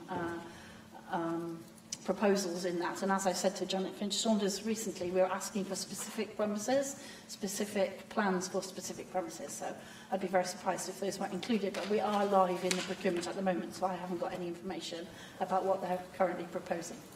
Thank you. Question 5, Nick Ramsey. Diolch, Deputy Llywydd. Will the Leader of the House provide an update on Welsh Government policies for supporting the LGBT community? Yes, the Welsh Government is fully committed to supporting the LGBT community in Wales. Related action includes work on relationships and sexuality education, updated anti-bullying guidance and improvements to gender identity services. We also provide funding for Stonewall Cymru to support LGBTQ+ people and improve our understanding of issues which affect them. Thank you, Leader of the House. I was pleased to share a cross-party platform recently with the First Minister at an event sponsored by Pink News to mark the 30th anniversary of the introduction of Section 28, and also to welcome the progress in recent years by governments of all colours in advancing the rights of the LGBT community. You mentioned funding for Stonewall Cymru, and I'm sure you'll share my concerns that the latest Stonewall Cymru figures, in the media today as it happens, show that more than a third of LGBT workers in Wales hide their sexuality over fears of discrimination. There are also other worrying statistics there, such as 16% of LGBT people say that they are the target of negative comments or conduct in the workplace. So clearly, we've come a long way over recent years, but we still have a considerable way to go. You've already outlined some of the areas where you're hoping to make inroads into tackling the problem of discrimination in Wales. I wonder if you could tell us a little bit more about how your policies are going to deal specifically with this sort of discrimination, which shouldn't have any place in the modern workplace. Yes, I absolutely agree. It absolutely should not have any place in the modern workplace. And as I said in response to earlier questions, we're all appalled to see that it is still such a concern. So as I said in my previous answer, there will be work with the Cabinet Secretary for Economy and Transport around making sure that the Economic Action Plan picks up matters around discrimination of all sorts. We are also working on our anti-bullying guidance. The Cabinet Secretary for Education recently announced the relationships and sexuality education being a statutory part of the new curriculum, which is around education and acceptance. We're also running the This Is Me campaign, the anti-gender stereotyping campaign, which has been very successful indeed and has been embraced by a large number of organisations across Wales to start the process of ensuring that people know that that kind of discrimination simply is not acceptable. And I would say to any individual who is experiencing that, of course, that they should come forward. There are organisations that can help people combat that kind of discrimination in the workplace, because it is, after all, illegal to discriminate in that way against people with protected characteristics. Question 6, Lee Waters. Thank you. Will the Leader of the House establish a digital support and challenge board to act as a catalyst for innovation across the public sector? I always welcome their members' help and support on the digital transformation agenda. We are reviewing progress on the use of digital and data in public service delivery to ensure we maximise these. I'm very interested in both the Reid Review's recommendations and your suggestion for the challenge board, and I'd very much like to meet with you to discuss how we could take that forward. Thank you for that response, Cabinet Secretary. There's been much discussion as ever here today on the digital infrastructure, but there's far too little attention, in my view, on how we use that infrastructure to transform the way we design and deliver public services. It's clear this is a challenging agenda for all governments, and the evidence that the Public Accounts Committee and the Economy and Skills Committee have taken shows there's a particular challenge in both central and local government to get the wherewithal to allow them to be intelligent clients.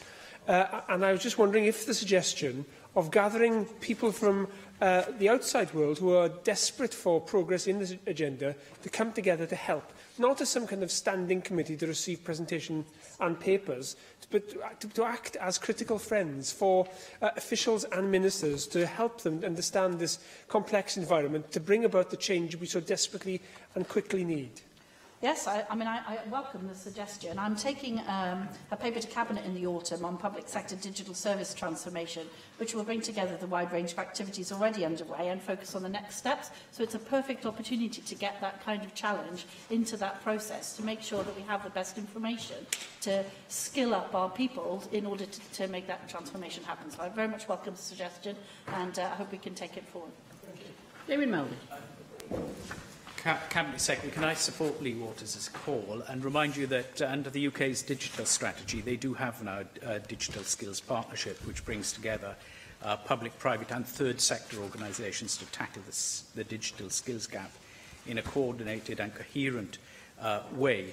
And do you not agree that we should be focusing on a cross-sector approach to spark innovation across the public, private and third sectors in Wales, because there are real promising benefits when we all work together? Yes, I absolutely agree with that. I chair the cross-government group, which pulls together various bits of the Welsh Government, and I've been collaborating with my colleague, the Cabinet Secretary for Health, on taking forward the health digitisation agenda, which is a very important part of this. there are several aspects to it, as various members highlight. There is the skills aspect, there's the technology and hardware aspect, the infrastructure aspect, but there's also the service transformation and life transformation aspect. And we don't have all the good ideas for that. So I absolutely do welcome a wealth of ideas from across the piece for how we can make sure that we ride the wave rather than being overwhelmed by it. Question 7, Mick Anthony. House make a statement on providing broadband connection to new build properties. Yes, new agreements are in place between connectivity providers and home builders that would enable superfast and full fibre service to be deployed from the outset. We're monitoring progress and we will identify whether we need any further measures to be put in place. Well, thank you for that answer. I raised with you previously the issue of Dyffryn Accoyd, a new estate in Church Village in my constituency. And the problem appears to be this. They only have the copper connection, although an earlier part of the estate actually has fibre. A lot of people living in there who require high-speed broadband because of their work in order to do that. But the problem appears to be that 7 or 8 years ago, planning application was made, permission was given, and that's the end of the matter. It's left to BT to then decide what they're going to connect, what they think is appropriate, and it's now left to the residents to either persuade BT to pay for it or to apply for grants, to go through a bureaucratic process in order to get that higher speed broadband which they need. It seems to me that it should be a matter of course that the highest available speed that is reasonably available should be provided, but the system appears to be breaking down because there's no obligation on either the local authority or on BT, and the house developer obviously is somewhere within the middle of all that. What can be done to actually ensure that as these new developments take place, that there is proper levels of broadband actually provided, that there is an obligation on the providers, that the system actually works to ensure that that happens? Yes, it's a fundamental, small p political problem, because this service is an infrastructure, but the UK government persists in regarding it as a luxury product that you can buy if you want it. And that's the fundamental difficulty. So it isn't treated as an infrastructure that's or a public service that people require. It is treated as a sort of nice to have, which it clearly isn't. The head of planning has recently written to local authorities reminding them that they can include obligations in planning obligations for new build. We have had an agreement with some of the major providers to do that. And as I said, we are monitoring that. But if you're aware of specific estates that were built in between the intervention area and now, then we'd be looking to include those in the new procurements or to get bespoke solutions for those estates. So it's worth me having a conversation with you or with my officials to see if we can find a bespoke solution for that particular problem. But fundamentally, the issue is one of how you politically view this particular service. And I take the view, fundamentally, it should be an infrastructure. Question 8, Neil Hamilton. Will the Leader of the House make a statement on the integration of refugees and asylum seekers within communities in Mid and West Wales? Yes, there are very few asylum seekers in Mid and West Wales, but there are over 200 refugees who have been resettled under the Syrian resettlement scheme. In most cases, they are integrating well and are successfully building a new life for themselves here in Wales. I thank the Leader of the House for that statement, and I'm very pleased to hear what she says. The UK has a long history of resettling those who fled persecution in their homeland, and this is something of which we should be proud and must continue to do. But there is a big difference between refugees fleeing war and persecution and economic migrants, and it's vital that this distinction is not blurred. I was therefore disturbed to hear the Leader of the House say yesterday, in response to David Rowlands, that I cannot find in my heart to say someone fleeing war is a proper refugee compared to someone fleeing starvation or grinding poverty is not. The definition of a refugee is a person who is forced to leave their country in order to escape war, persecution or natural disaster. If we blur that distinction with those who are economic migrants, then there's virtually no limit to the number of people who we have to admit. And that would, I think, raise a considerable amount of animosity amongst very large numbers of people, which we don't want to see. So would the Leader of the House agree with me that it is very important that we should be exact in our use of language in this area, in order to maintain the maximum possible public acceptance of taking as many refugees who are true refugees as possible. But I could not more fundamentally disagree with you if I tried. You were correct in your definition of the word refugee. I was simply talking about the humanity of the situation. I myself was an economic migrant across the world where I was accepted with you know, a very good response in every community in which my family moved, and we moved there in order to have a better economic outcome for our family. I cannot find it in my heart, as I said yesterday, to treat anybody else any differently. Question 9, Mike Hedges. Will the Leader of the House make a statement on the delivery of superfast broadband in Swansea East? Yes, although we don't hold information specifically for Swansea East, under the Superfast Cymru project we provided access to fast fibre broadband to 25,115 premises across all parts of Swansea, equating to just over a 93% completion. The average download speed across Swansea is 83.16 megabits per second. Can I thank the Leader of the House for that answer? I want to ask what the upload speed is, because that would probably be lower. But I think the point I want to raise with this Leader of the House, I think is a key one, is we've got a very high provision, but we haven't got a very high take-up. What is the Welsh Government doing to promote take-up by those who have access to super-fast broadband, but either don't know it's available, or if they have decided they don't think they perhaps need it, when, as I just quote you from a few moments ago, it is a basic service, not an add-on only for the rich. So what can be done to promote it, to get more people using superfast broadband, because it will be of great benefit to them and their families? Yes, I agree entirely. Since October 2016, we've been delivering a regional-level communications and marketing programme across Wales to encourage take-up of superfast broadband, for all the reasons that Mike Hedges has just pointed out, but also for the reason that we're still getting a gain share. So the more money we get back from the gain share, because we're well over the 21% take-up, the better, because the government has pledged to reinvest all of that gain share back into the infrastructure. So it's very important on both sides of that equation. The phase of advertising communications on take-up began in April of this year and includes a blended approach of PR, advertising, events and social media. I don't know if the member has seen that we have a big lightning bolt that says Superfast has arrived in your area, and it comes and parks itself on village greens. It was at the Hay Festival, it's at the Royal Welsh, it's been in various parts of Wales. It's very striking, and youngsters in particular like it and are attracted to it, so we can use that as the hook to get people to do it. Fibre services take-up is currently 44%, so we're well on course to reach our target of 50% by 2023, which is the gain share. This is an interesting curve for new technology. We all perhaps think that less than half of people taking it up is very poor, but if you look at technology curves, which I know the member is familiar with, actually it's well in advance of the curve for most take-up of new technology, which underlines the point I make about it being an essential infrastructure already in its early history, and not the luxury product that the UK government still persists in thinking it is. Thank you very much, Leader of the House. Thank you. Item 3, questions to the Assembly Commission. First question today will be answered by the Llywydd Mandy Jones. Thank you, Deputy Presiding Officer. Will the Commissioner make a statement on progress on the ambition set out in the current Assembly Commission strategy to engage all the people of Wales and champion the Assembly? The Commission is making progress in this area and is engaging with the people of Wales in a number of different ways. Significant progress was seen in our news and digital output over the past year.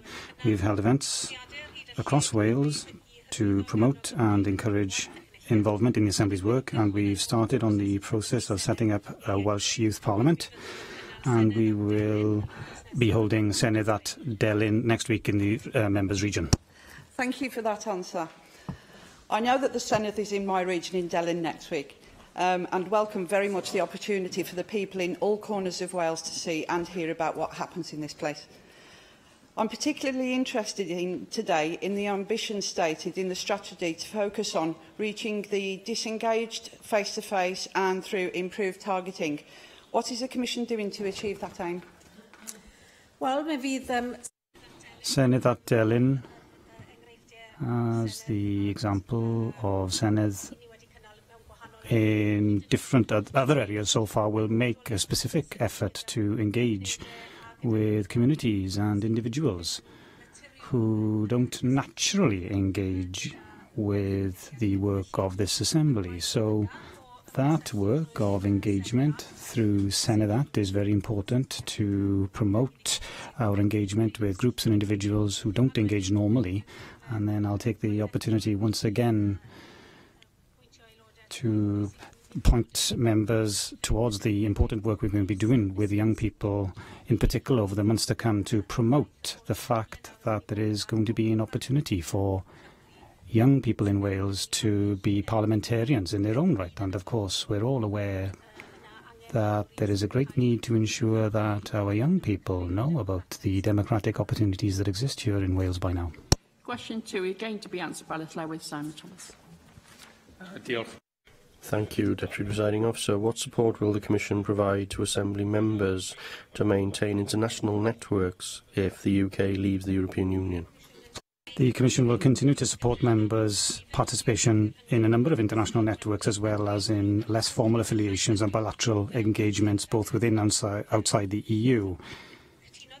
The Commission agreed on our framework for the Assembly's international engagement in May last year, and the framework is ambitious and was developed with the departure from the EU in mind.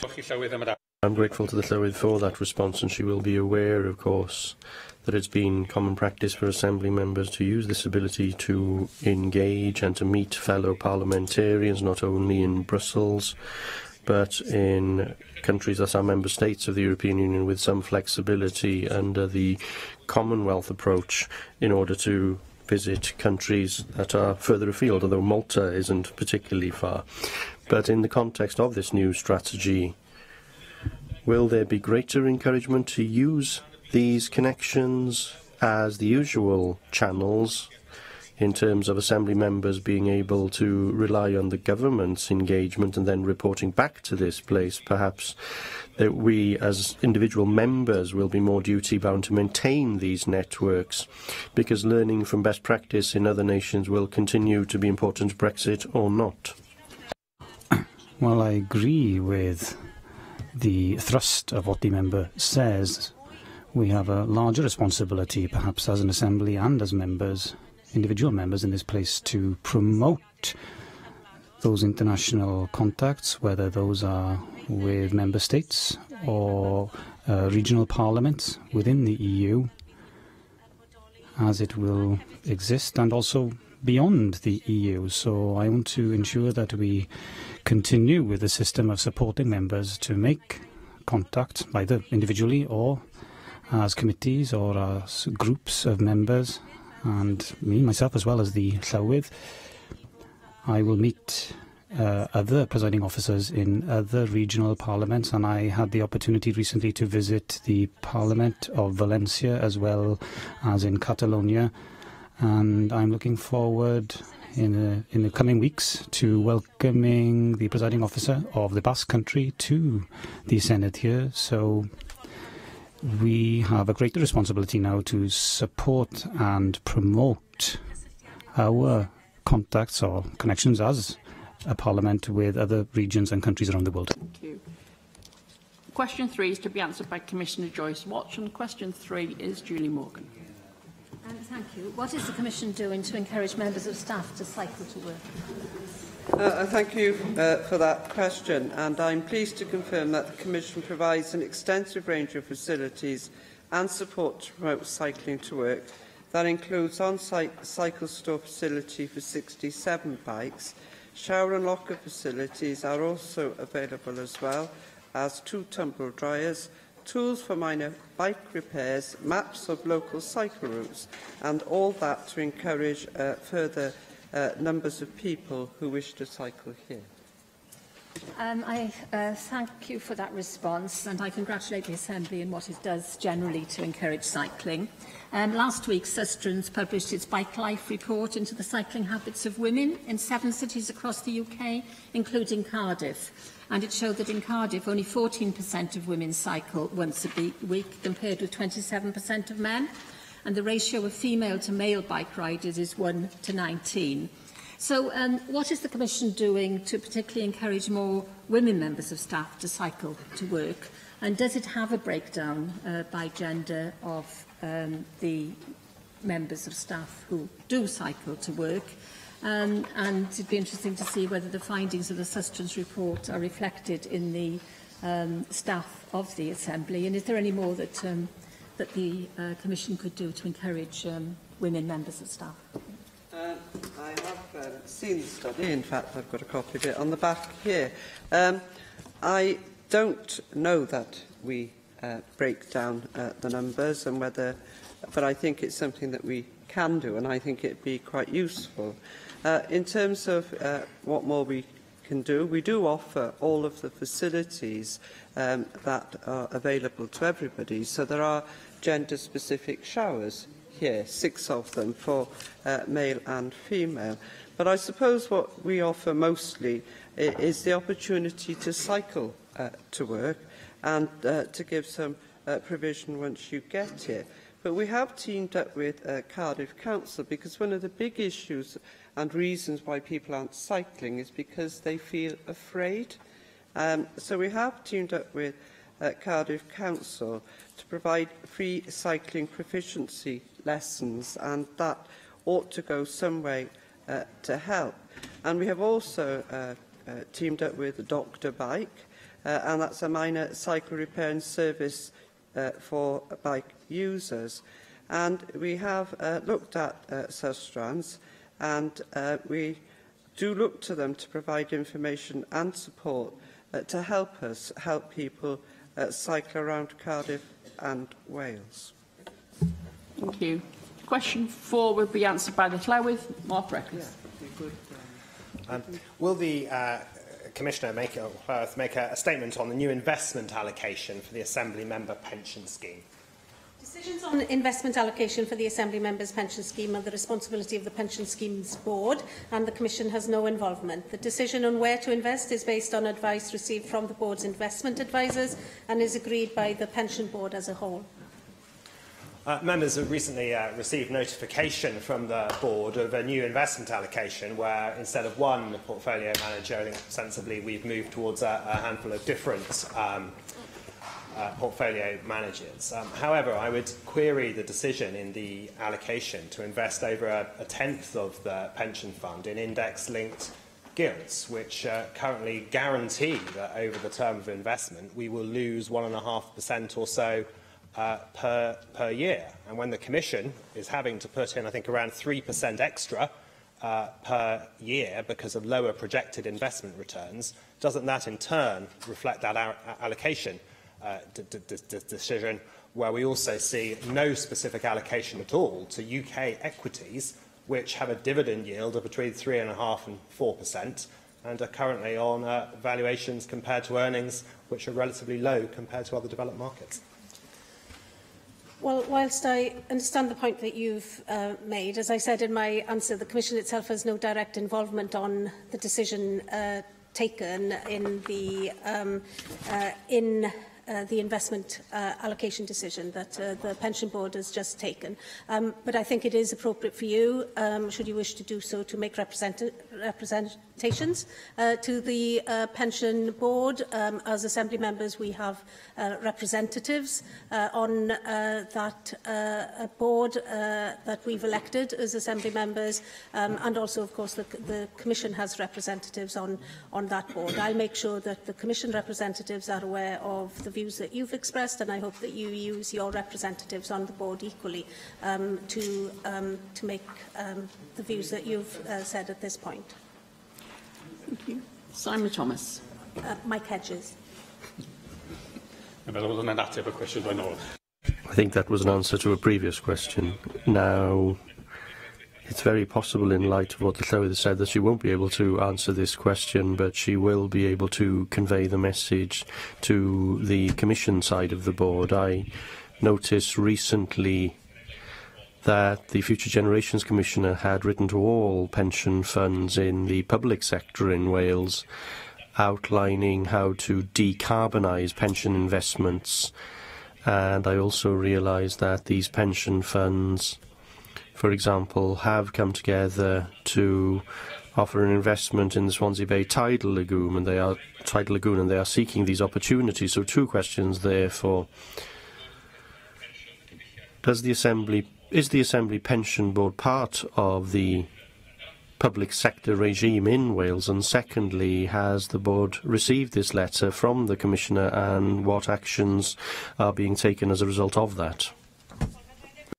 Well, I can't answer that final point. Certainly, I'm not aware as to whether the Pension Board has received correspondence from the Future Generations Commissioner, but I would encourage her to contact the Pension Board directly, because I would hope that the Pension Board would want to look very carefully at the points that she's made and on the public sector pensions in Wales. And so I hope that she will contact the pension boards directly. Thank you. Question 5, again to be answered by Liz Llywydd, Bethan Sayed. Will the Commissioner provide an update on the availability of rooms and meeting space on the Assembly estate? There are 32 bookable venues for closed activities and 3 public spaces across the Assembly estate. An average of 137 meetings are held per week during term time. These can be booked by Assembly members, support staff, Commission staff and contractors. I tabled this question because I wanted to urge you as Commissioner to change the policy whereby Assembly members can only book 10 sessions on the estate in a period of a year. I think this discriminates against Assembly members who are proactive in arranging events. For example, if I organise 10 events and another member may only arrange 1, then that means that there isn't an opportunity for me to arrange my next event, which perhaps may be of great importance to the public. And I would like to ask you whether that takes into account the presiding officer and the deputy presiding officer, because very often we can't find space on the estate because of the lack of space available. The second question I had on this issue was whether we could have more information about how the estate's team approves Assembly members' activities. I have concern that civil service is making decisions over what Assembly members think is appropriate use of the estate. I'm given to understand that there is guidance available, but on occasion I find that these processes are very slow because the estate's team have to make a decision whether an event is appropriate or not, and we as Assembly members want to advertise these events to encourage attendance, whilst the estate's team is in a bubble discussing what should happen, and these are people who are not elected, of course. So I wanted to know what your thoughts were on that and what input you have in that process, because I do think that it needs to work more effectively for us as Assembly members. Well, operating policies and guidance that have been approved by commissioners, that is what our staff do, and they don't make decisions as to whether an event is appropriate or not. They simply operate according to the policy. If you have any examples whereby you think any decision by any member of staff has been unfavourable to you as a member, then please do write to me and note publicly, if you so choose, what that incident was. But do raise that issue with me, and I'm happy to look into that. The setting of a maximum of 10 events for Assembly members to be booked on the Assembly estate, that the intention wasn't to discriminate against members. Indeed, it was quite the contrary.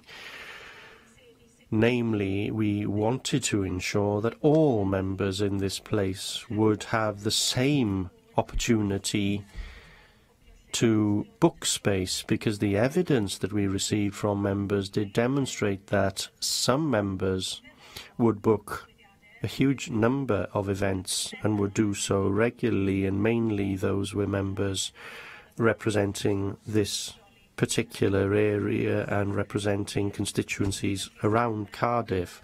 So we wanted to ensure that there was a level playing field for members across Wales. Now, this question was raised in Commission questions the last time we had these questions, and Jenny Rathbone raised the same point, and I made a commitment at that point to review these new guidance and to see whether they have a negative impact on the democratic activities of members in this place. So I would welcome any correspondence from you, Bethan, with any examples you may have. And I would welcome such correspondence from any members surrounding me to write to me with any examples of how these new guidelines have negatively impacted the democratic work that you do, because I can assure you that that was not the intention, and if it has had that impact, then certainly we will need to review it. Item 4 is topical questions, and this afternoon, topical question by Julie Morgan to be answered by the Cabinet Secretary for Economy and Transport. Julie. Thank you, Deputy Presiding Officer. What action will the Welsh Government take in response to the loss of 203 jobs at the Barclays call centre in Ponprennau in Cardiff North, in my constituency? I thank Julie Morgan for her question and say that it is very deeply disappointing that Barclays have made this decision. We will do all we can to assist workers affected by this decision. As a matter of urgency, I'll be speaking with Barclays management on Friday, and I met with union representatives this morning. I thank the Cabinet Secretary for that response. I'm sure he is aware that 170 jobs are going to Northampton, and a small number of jobs are going to India. But I think it's important to make the point that these are not the first losses of jobs in Cardiff, and in Cardiff North in particular, of financial service jobs and call centre jobs, because we've fairly recently lost 1,100 jobs at Tesco's. From Tesco House. Last year, Barclays also closed its mortgage centre in Llanishen. That was the loss of 180 jobs.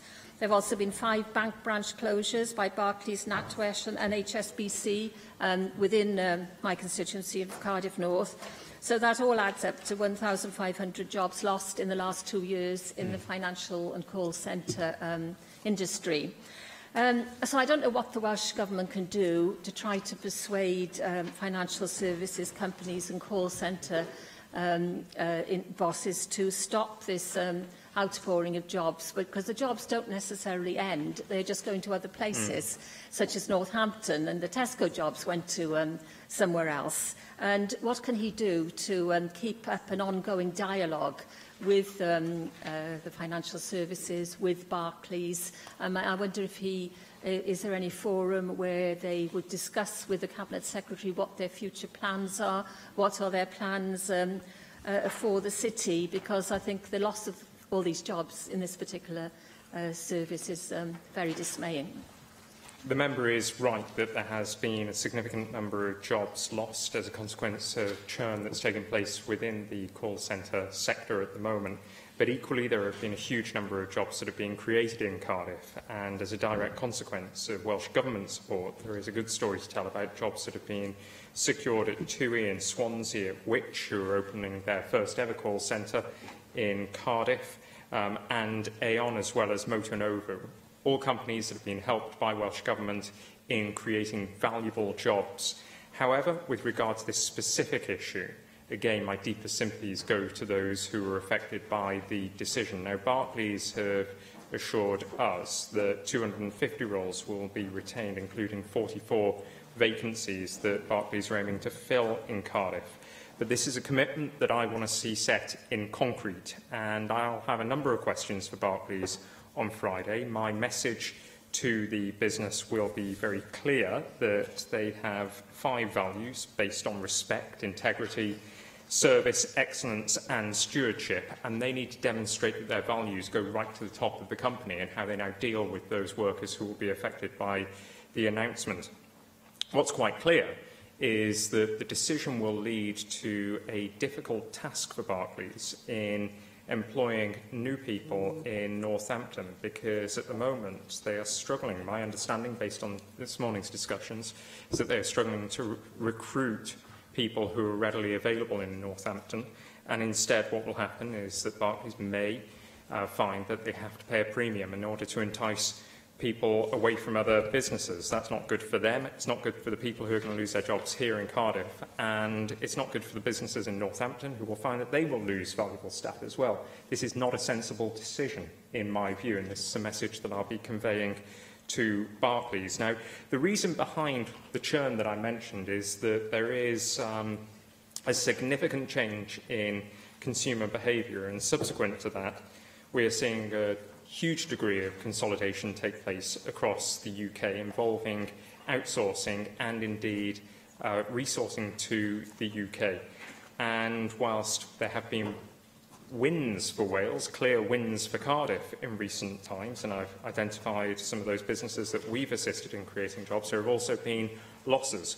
What is crucially important is that the Welsh Government goes on supporting new businesses to create jobs here, but also goes on helping existing businesses to grow their operations. We've had a very, very good success story in recent times in terms of the customer service, customer contact centre sector, and also the wider financial and professional services sector. And it was the Wales Contact Centre Forum just yesterday that announced figures concerning the South Wales economy and the number of jobs that are currently available. The figure at the moment, the number of vacancies that are available in the sector, amount to, I believe it's over 1,145. Now, in addition, as a consequence of the investment the Welsh Government is making in businesses, we'll see a further 800 jobs created by the end of this year, demonstrating that the sector is vibrant and strong in Cardiff and in Wales as a whole. But our attention right now, just as we've been assisting those who were affected by the Tesco decision, the member is aware of the enormous help that's being given to those who were affected by that, and the consequence of which has been to find a huge, huge majority of workers alternative employment. We will do the same for those affected at Barclays. But first and foremost, I will be relaying my view to Barclays that this is a bad decision for the company and a bad decision for those who will be affected by it. Andrew Archie-Davies. Thank you, Deputy Presiding Officer. Cabinet Secretary, obviously we all share our concerns and hope that families who face the prospect of losing their job, the breadwinner's jobs, get security as soon as possible, because if you've got a mortgage or you've got obviously dependents on you, you want that security as soon as possible, you do. But what is really concerning here is this is another financial service provider moving jobs out of Cardiff, when Cardiff obviously is supposed to be at the centre, an enterprise zone for financial services. The member for Cardiff North highlighted at least 1,500 jobs that have moved out of the Cardiff North area in relation to financial services. And certainly in my discussions with providers of financial services here in Cardiff, there is a drift, certainly at senior level, of personnel being moved out of Cardiff to other regional centres, Birmingham and Bristol. And whilst I take at face value what you say about the call centres business being robust and the vacancy rate which you highlighted was talked about yesterday, there is definite evidence out there that at a certain level within the banking and finance sectors, the senior positions are moving away from Wales. And to hear the analogy you make about Northamptonshire, who's gained from this job announcement, you know, this company has made a decision knowing that it's going to go into a jobs market where it's going to pay a premium for jobs.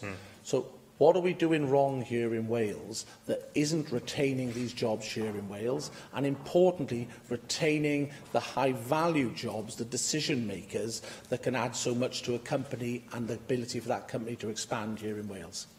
I thank the member for his question, but so that our intelligence suggests that the opposite is happening, will continue to happen, that as we see a reshoring of jobs into Wales, and there is evidence that that is already taking place, we will see senior tier opportunities created. But of course, the global shift driven by automation and artificial intelligence will see a significant number of lower tier jobs lost. But those lower tier jobs are those that were offshored in the 1990s and in the noughties. What we will see in the future is Wales benefit from a reshoring of jobs. And actually, in terms of jobs that have been created more recently, particularly in Cardiff and Swansea, those businesses that have moved here have also shifted senior appointments here. So they include the likes of Aon and Which and TUI. Good opportunities right through the progression of a career from entry level through to a senior managerial position. The decision that was made by Barclays, my understanding, the decision was reached not just within the UK, but as a consequence of deliberations overseas, far afield, where people may not be aware of the relative difficulties that there might be in securing suitably skilled employees in Northampton. Again, I wish to understand exactly where the decision was made, when it was made, and what sort of consultation took place, and particularly whether any consultation took place with the trades unions before the decision was reached. Jenny Rockburn. Obviously, the Barclays call centre is on the edge of my constituency, just a few hundred yards from the top of my constituency, so many of them live in my constituency. Having listened very carefully to the trade union representatives, many of whom are personally affected by this move, this morning, I'm concerned at the apparent thinness of the business case for doing this. Because they've made no case for reducing the number of jobs based on, technological advances. It seems to be all down to an investing campus site, whatever that might mean, invented by people who are not familiar with the geography of the UK and perhaps haven't had pointed out to them that Northampton is not close to Cardiff.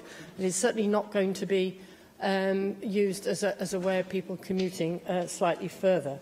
So I'd be very keen if you, Cabinet Secretary, could ask the Barclays senior management based in the United States, what's the substance of this location strategy, given there's no reduction in the number of employees and it's reported that there's great difficulty in getting appropriately qualified people in Northampton, and that the Cardiff site currently serves some of their highest value customers, high-end businesses, who require the highest quality service, otherwise they'll obviously take their business elsewhere.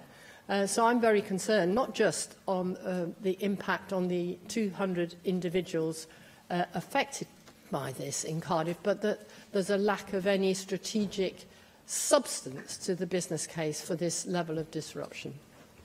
Well, I agree with the member, and I think my comments so far suggest that her views and mine are fully aligned in questioning the business case and the rationale for the decision that's been announced. We should remember as well that it's not just workers in Coventry that will be affected by this decision, Cardiff that will be affected, but also in Coventry. And again, we need to question why it is that Barclays have decided to pursue the course of action of consolidating activities in a smaller number of centres in the UK, whilst at the same time essentially splitting two halves of the same service in Cardiff, which runs completely against what they're suggesting, which is that they would wish to see services consolidated in one area. And this is why I wish to see that, that assurance that the 250 roles are going to be remaining in Cardiff. I want that promise set in concrete, as I said.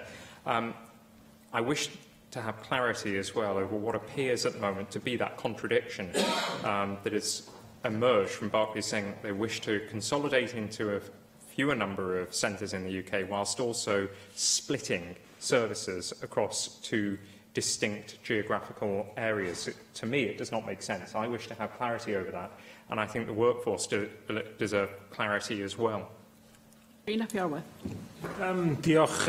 Thank you. First of all, I would like to offer my sympathies to all the workers who are going to be hit by this, and I regret once again that we see a very skilled workforce being let down, and my concern is the pattern of seeing jobs being cut in Wales, and that the Welsh Government, to all intents and purposes, doesn't have information about these cuts until the decision has been made, and I'm sure that that is a concern for the Cabinet Secretary as well.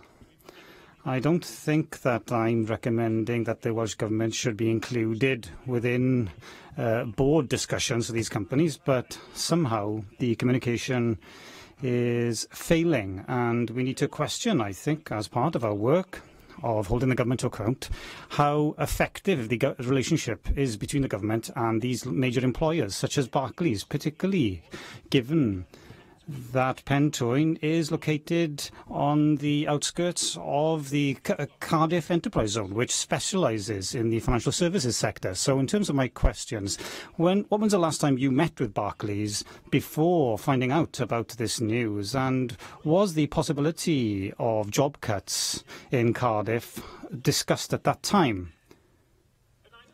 My second question, given that one of the heads of Barclays is a member of the sector panel for financial services sector of the government, you have to ask whether these panels are doing their work properly, because even though using these panels to collaborate in order to attract new companies in the sector to Wales, that is one of the aims of their existence.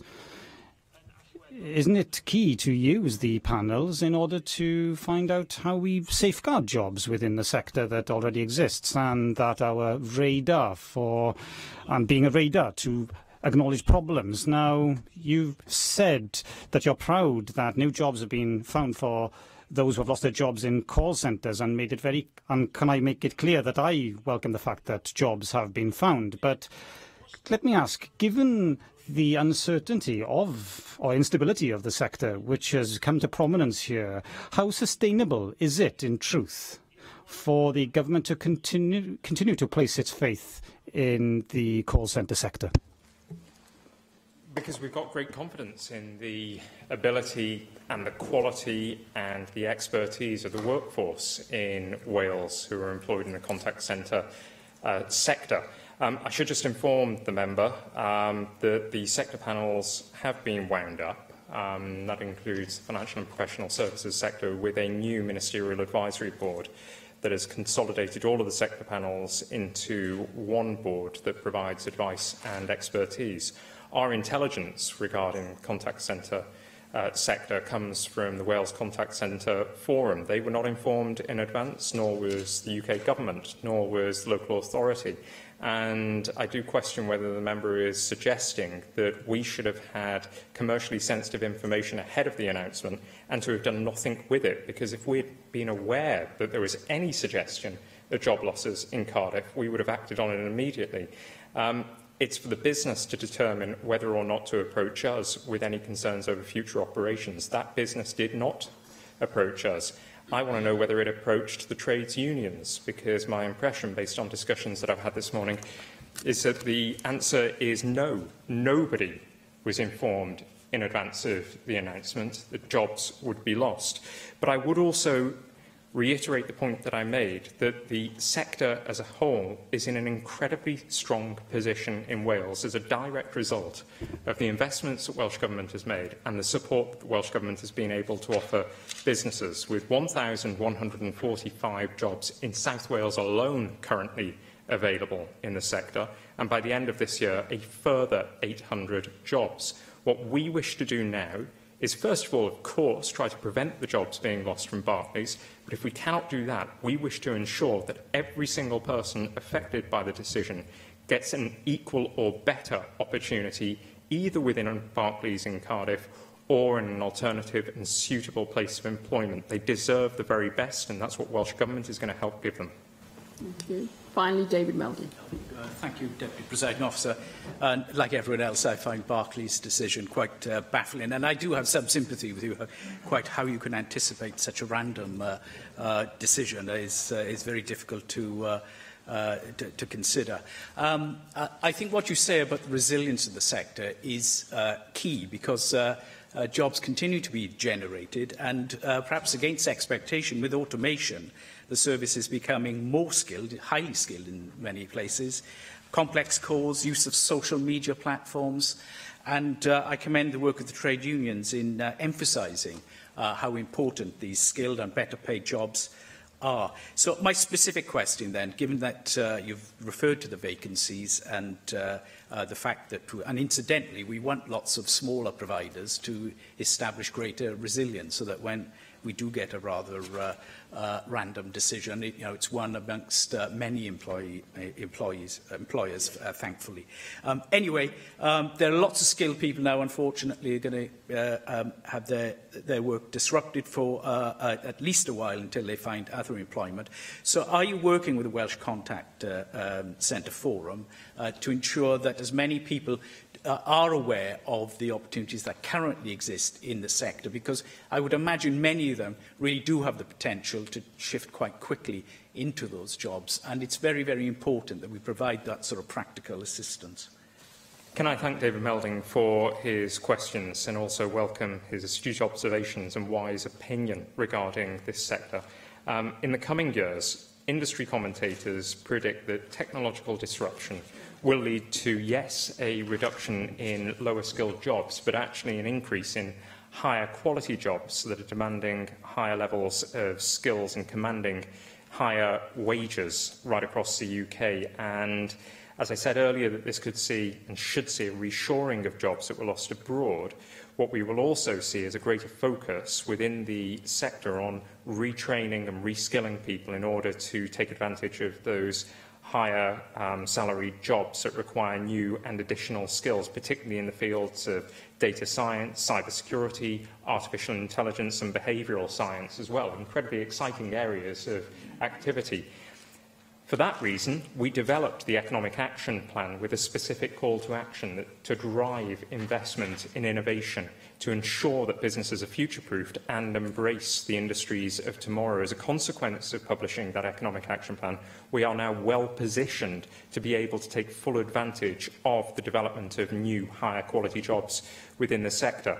Meanwhile, David Melding is absolutely right that we need to work very closely with the Wales Contact Centre Forum, who have proven to be invaluable in identifying other jobs for people who lost their employment at Tesco and who face the prospect of losing their jobs at Virgin. We work incredibly closely with the Contact Centre Forum, and I'll be calling on Barclays when I speak with them on Friday to allow not just representatives of the Forum into the business in Cardiff, but also Welsh Government officials and representatives of those bodies who are able to provide employment advice, and also, given that many people will be facing the prospect of losing their current jobs, there will be anxious people, and so I wish to see Barclays open the doors to practitioners in particularly mental health who will be able to provide support during what will be a very insecure period. Thank you very much, Cabinet Secretary. Item 5 on the agenda is 90-second statements, and the first today is Rhys Apiorwedd. Thank you very much, and thank you for the opportunity to wish a happy birthday to an institution that made a huge contribution to health and fitness on Anglesey, and also happens to be a centre of sporting excellence of worldwide renown. Post-Commonwealth Games was Welsh weightlifter Gareth Evans' stunning gold medal winning performance. His lifting was immense, but just as impressive was the passion he showed in running over to his coach, Ray Williams, to celebrate. Now, Ray himself had realised a dream as a coach, but before coaching, he himself had won gold for Wales at the 1986 Games in Edinburgh.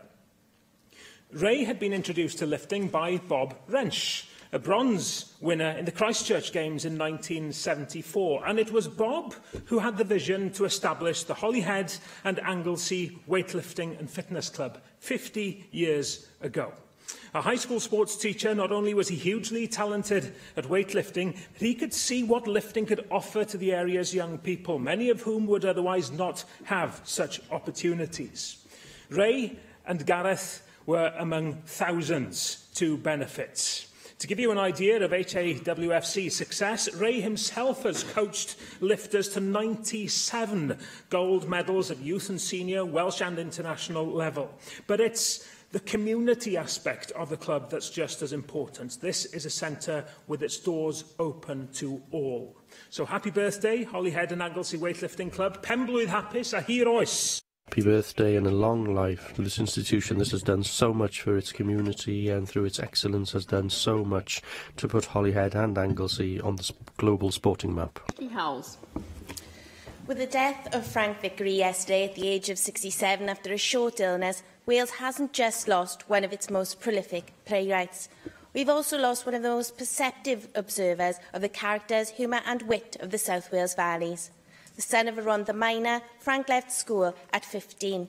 He worked in various jobs whilst acting and writing in his spare time. His first play, written at the age of just 21, was After I'm Gone, and won the Howard de Walden Trophy in the British Final Festival of One-Act Plays. In a long writing career, Frank wrote for theatre, radio and television, but he was most famous for his 30 plays. He ascribed his popularity to being able to pick up the music, the rhythm of how people spoke, and in this he was phenomenally successful. Frank captured the recognisable and realistic personality of the communities where he was born and raised. That is why Valleys communities took him to their heart, his plays often forming the mainstay of theatres like the Coliseum in Aberdeen. Frank was also not adverse to treading the boards, reaching out to new audiences with his show-stealing pantomime dames. Frank did so much for the Valleys and the arts during his life.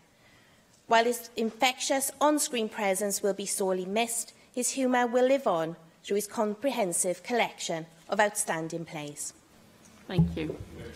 Item 6 on the agenda this afternoon is a statement by the Chair of the Finance Committee, the report on the Remuneration Board's determination underspend, and a call on the Chair of the Finance Committee, Simon Thomas. Thank you very much, Deputy Presiding Officer. And for some months, the Finance Committee has been undertaking work in relation to the Assembly Commission's use of the Remunerations Board's determination underspend, and we've published a report, but the situation has changed during the last few weeks, so we were hoping that a statement and questions would be a better way of dealing with this rather than a formal debate on the report, and we'll see if the members agree on that. The committee has shown a keen interest, as I said, in the way in which the Commission approaches budgeting in determining how to budget. For the determination, the practice to date has been for the Commission to budget for the maximum possible spend for each member or party, and then to use any underspend to fund its investment priorities. We have been concerned about this approach for some time, as we believe it entails that the Commission's total spend is not sufficiently transparent. As a committee, we decided to undertake a short inquiry into how the underspend is used and to consider how other parliaments in the UK and around the world budget for expenditure related to members' pay and allowances. During our inquiry, the Remuneration Board issued a consultation on the flexibility of the allowances within the determination. That consultation has now resulted in more flexibility for members' allowances, and this in turn has impacted the Commission's budgeting decisions, which I will talk about later. One of the key areas that we were keen to explore with the Commission during our scrutiny was the way in which it budgets and forecasts. We have previously recommended that the Commission provides an in-year update before the end of each calendar year on the likely determination underspend, along with any significant changes to planned projects to be funded using this underspend. We were pleased to see that the Commission included more detail in its information for the 2018-19 budget regarding the funds it estimates will become available from capital and operational budgets and from the Remuneration Board's determination. As a committee, we welcome the steps taken by the Commission during the last budget round, as we believe it aids scrutiny. One other area of concern has been the way in which the Commission has used the underspend to fund investment priorities. We were not comfortable with the principle of the Commission's budget relying on an underspend to fund projects and priority areas of work, such as the maintenance of the Assembly estate. Although we appreciate this could lead to projects being brought forward, the intention to fund some projects through the underspend over multiple years remains a concern for us, as the Commission is then reliant on an unpredictable resource. We believe that core projects should be identified and funded separately. After considering our report and the Remuneration Board's decision to allow more flexibility over members' allowances, the Commission has confirmed that it has and I welcome this, that it has reviewed its approach to funding projects and that priority projects identified for completion during 2019-20 will be identified in the budget document and will now be fully funded from the Commission's core budget line. We believe this decision will aid scrutiny. Projects will be identified in the Commission's budget planning. The Finance Committee will scrutinise them and will follow up on them in future years to ensure that the Commission is accountable for delivering projects. In this way, the Commission will be brought into line with the planning and budgeting processes of other directly funded bodies. However, the Commission has stated that this is likely to result in a compensating increase in the Commission's core budget, reflecting the expenditure that the underspend would have otherwise have funded. This contradicts a previous recommendation made by the Finance Committee, to which the Commission agreed, namely that its budget should not increase beyond any increase in the Welsh Block grant in the remaining years of this Assembly. While we accept that the Commission will not use any underspend from the determinations budget line, we are concerned that the budget may increase. At a time of austerity, when other public services in Wales are facing extensive and continuing real-term cuts, we highlight the comments made by the Assistant Auditor General for Wales, namely that some of the Commission's possible projects were probably nice-to-haves rather than absolute essentials.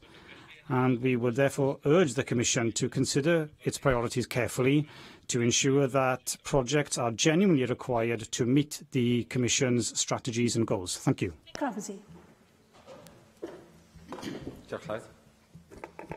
I thank the Chair for his statement? You've covered most bases there, actually, Simon, and we considered this in depth during our short inquiry on the Finance Committee, so I've only got a couple of questions, a couple of areas I'd like to highlight.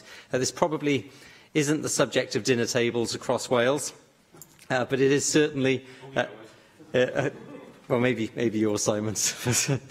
It's certainly important to the way that this place operates, and indeed a lot of the issues that we look at on the Finance Committee. Maybe some of the minutiae, which other people in other committees don't look at, but they are nonetheless important to efficiency and making sure that our structures and procedures here are not just fit for today, but fit for purpose for the future as well, the next Assembly and beyond. Key to, as you've highlighted, key to our recommendations in the report is that there should be greater clarity over how underspends are utilised and used in future. Clarity, transparency, words which we often return to in this chamber and in committees in this Assembly, and which are as equally valid and important in case of the spend of the Commission as in other areas. I think there's a part of the report that says that although relative to spend of the block grant, 1% of the Commission budget probably looks a lot smaller. But of course, in terms of the efficiency of the Commission and ensuring value for money, it's just as important that £100,000 or £200,000, whatever the buffer that's been identified might be, is spent as wisely as the millions and the billions that we talk of when it comes to talking about the wider Welsh Government budget. So that issue of clarity and transparency is key. So I suppose one of my it seems strange asking questions to my chair in this context, but key to my question of you would be: are you confident that this report will indeed result in that greater transparency and clarity, and not just now, but that it will be responsive to the future when this place becomes a parliament in name? And goes on to get further tax powers as well and further powers in the future. Will this report be just as relevant then in ensuring value for money? There have been some major concerns that the Commission has been overtly reliant on underspends, I think, as you said, to fund key core investment priorities. And this can't be a sustainable way to proceed. I think the committee appreciated how that had developed over time and over a number of assemblies, and perhaps in the past it wasn't such an important issue perhaps it could be explained away. But clearly, if you're going to be relying overtly on underspends to fund some of our key commitments, or some of the the Assembly's key commitments as an organisation, then that does leave the door open in future for a pretty major problem should there be issues, or should those underspends not develop in the way that's foreseen. I only briefly looked at the forecasting aspect of the report, and I think that that's obviously an area that across the board we really need to get a lot better. We've looked at the forthcoming tax powers on the Finance Committee as well, and the settlement of the Welsh Revenue Authority, and we've said that the Welsh Government needs to have a far better forecasting function when it comes to anticipating economic growth within Wales over the years to come. And I think in its own way, the Assembly itself and the Assembly Commission also needs to have a more robust forecasting mechanism. And that doesn't mean always getting it right. As we found on the committee, actually forecasts are normally wrong. But it's the forecasts that actually give you that base level by which you can then evaluate progress in the future, and you could say actually the Commission did do everything that was necessary, did take the steps necessary, and although we might not have got it quite right, we did do what we could for the people of Wales to make sure that there was value for money in the money that we were spending and that the Assembly was overseeing.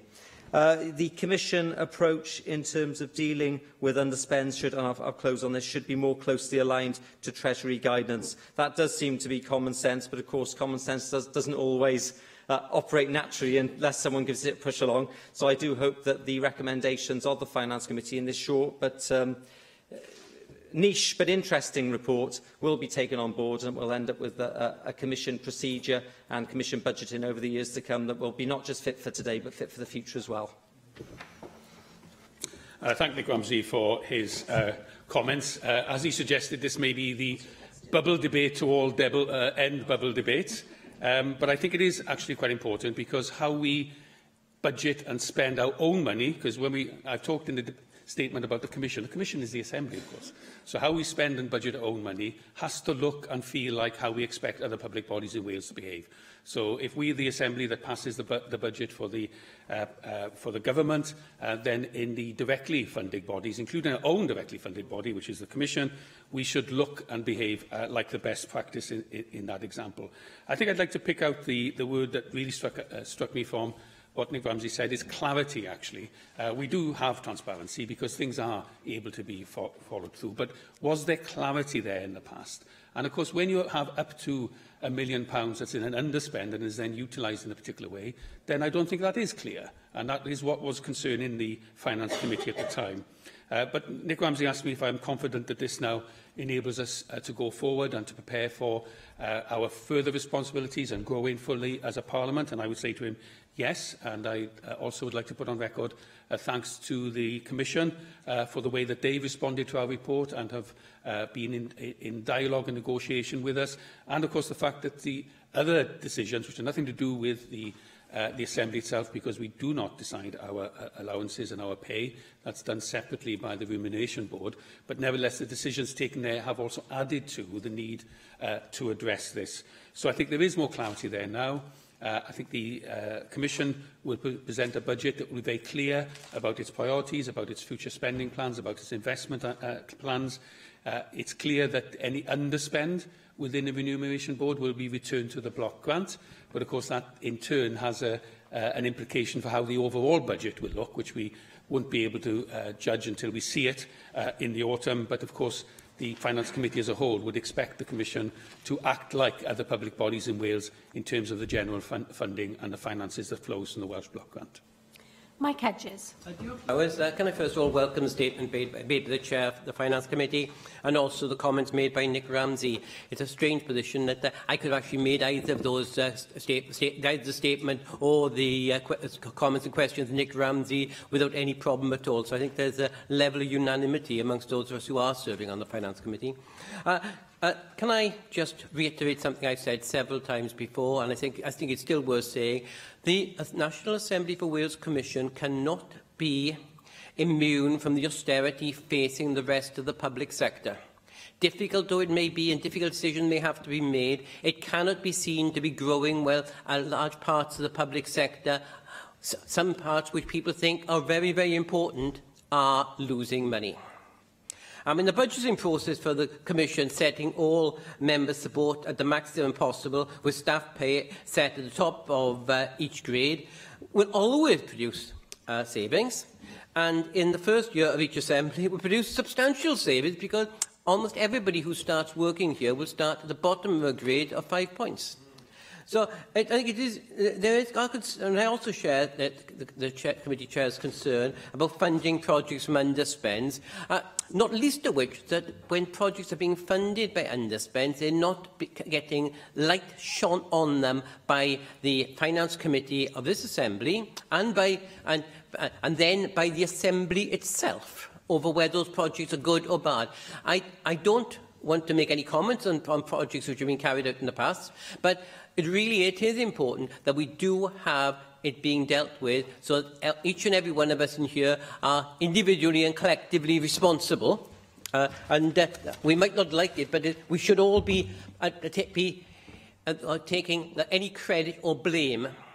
But I've only got one question, and it's something you said we agreed earlier in the discussions, but seems to have been rolled back by the Commission now. Does the committee chair still believe that the Commission budget should not increase by a large percentage in the Welsh Block Grant, albeit the Welsh Block Grant, as amended by taking in our tax raising by the Welsh Assembly, so it is effectively what the block grant would have been, rather than meaning they'd have a reducing amount of money every year, because as we get more tax devolution, that will come off. But by what effectively is the amount of money available to the National Assembly of Wales to distribute to the Welsh Government and the other two bodies which we directly fund, do you still believe, and I'll start the remark, but do you still believe, like I do, that there has to be a very good reason for the Commission to have an increase better than that which is coming to the rest of the Welsh public sector? I thank Mike Hudges for his comments, which have the value of being consistent. He's consistently said this, and they've been consistently clear and transparent as well. So I thank him for that. And I don't disagree with him, and it reflects the points that I was making earlier, that in our own spending, our own budget setting, we have to act like the rest of the public sector in Wales, and we're not entitled to treat ourselves differently. I very much think that has been taken on board. Now, we asked a specific question around an earlier recommendation by the Finance Committee that the Commission spending should be in line with the Welsh Block Grant for the rest of this Assembly term. That remains the recommendation, of course, of the Finance Committee, but I think it is important to put on record that there have been changes in the way money is now allocated. The Remuneration Board changes mean that the money that was set aside for members is now more flexible in members' hands. Members will be aware that they can via, I think, up to 25% of that money for their purposes now. And I think what we will need to do when we scrutinise the draft, well, it won't be the draft budget, when we scrutinise the actual budget of the Commission in the autumn, is we will be, I hope, as a Finance Committee, looking to take into account, I think it's appropriate that we take into account the fact that there will not be such a large underspend that will be flexible to be used. So I think that's appropriate to take that out, if you like, of how we look at the budget, because that wouldn't be fair, because that's a decision by another body in other circumstances. So we take that one out, and then we look at the overall budget. And I would agree then with Mike Hedges, having taken out the remuneration part, because that's no longer part of this equation, we would be surely looking that the recommendation of the general block grant rise is there. And if it isn't, because of a specific reason, then we'd be looking for the investment decision between that reason, the project that's concerned, where it might be in terms, it might be, for example, a spend to save type approach. All these things I think we have to be open to, but a basic principle there is, having taken out this change now with the Remuneration Board, the recommendation of the Finance Committee does still stand. Susie Davis. Diolch, Llywydd. Thank you for the statement, Simon. Part of me thinks I wish this had been a debate, because it would have given me the opportunity as the relevant commissioner standing here today to pick up some of the points that Mike Hedges and, in fact, Nick Ramsey have made. But the question I wanted to ask you relates actually to what you were saying at the end there, Simon, because the situation is going to be this. As you know, we can't use the underspend for our investment fund anymore. If you want the building to be looked after and so forth, we need an investment fund. If we add an investment fund to the bottom line as things look now, particularly including a remuneration determination over which we have no control, as you've said, the chances are very strong that our bottom line will go over the amount by which the public, the block grant has gone up. And the reasons for that will be partly because of the Remuneration Board determination, which we don't know what that's going to look like, and partly because some of that is going to have to go back. So the spend will look less than the bottom line in the original budget. And so I wanted your reassurance on this. In as much as we've committed to stay within the block grant increase, that the Finance Committee won't be coming back to us in whatever period it is and saying that we've exceeded it through no fault of our own. So that's the reassurance I was seeking. Thanks, Susie Davies. And of course, I'm always open to debates. I enjoy debates as much as anyone here, but I thought we'd try a different approach this occasion. I'll take feedback and see whether it is the best way. But it has allowed her to make her points, to be fair. And I really can't, I think, more than reiterate what I said to Mike Hedges, which is to be quite clear. I think it's perfectly reasonable for the Commission, in approaching this budgetary process, to take out now the consideration around the Remuneration Board, because that is completely separate. It can't be used for the, as she put it, the baseline, if you like. And if there is any underspend there, it will be returned to the block grant. And I think we have to, when we come to consider your budget, I don't want to completely tie the hands of the Finance Committee when we look at your budget in due course, but I think it would be reasonable, and I hope that you in your budget presentation will show to us very clearly how that remuneration money has now been dealt with, how it's been taken out, if you like, from the overall allocation, so that doesn't confuse anyone looking at the baseline and thinking that there has been an increase above the block grant simply because you are no longer able to use what is up to about 800,000, possibly £1 million worth. So I think we will take that into consideration when we consider that. We will then look at the rest of your block grant, I would suggest, and say, has there been an increase there? Or the rest of your baseline, I should say. Has there been an increase there above the block grant level? And if there has, what's the reason for that? And I think that's where the final comments I made in the statement and earlier comments I made, if it would have to be a very good case, and you'd have to not only persuade the Finance Committee, but ultimately, of course, persuade the whole Assembly, and B, it would have to be in line with the Assistant Auditor General's comments about the prioritisation of the programmes, the ones that are nice to have, the ones that are absolutely essential.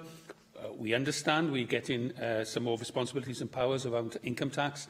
There are some things that need to happen within the wider, if you like, empowering of the Parliament here. That does have some finance implications, but also I'm aware that the Chief Executive has been looking at overall staff numbers and redeployment and using the staff numbers to the best of her ability. And I think we'll take a look at it in the round. I think it's only fair to do that. But to reiterate, let's take out the Remuneration Board part now, because that's no longer part of the deliberations, and look instead at the rest of the budget and how that has been increased or not. Maybe you'll come with a decrease in budget, who knows? I think that's highly unlikely, but the Finance Committee would certainly welcome it. But more seriously, we will need, I think, it's reasonable as the committee set aside the Remuneration Board determination now. That's a completely separate issue, more in the hands of members themselves as well. So members will also be more directly accountable for the spending of their own. May lead to more, perhaps, accountability, direct accountability of members, and people asking questions about what members have spent their allowances on. But that's not for me and not for you. That's for the wider accountability of members here to the Welsh public. But just finally, your question does give me an opportunity to say as well, I remind members that we do have commissioners, and they are ultimately responsible for preparing the budget. The Finance Committee does the job of scrutinising the budget, but in advance of that, there is surely a way of people discussing with commissioners around their either concerns or priorities that they'd like to see in the budget. Mark Reckless.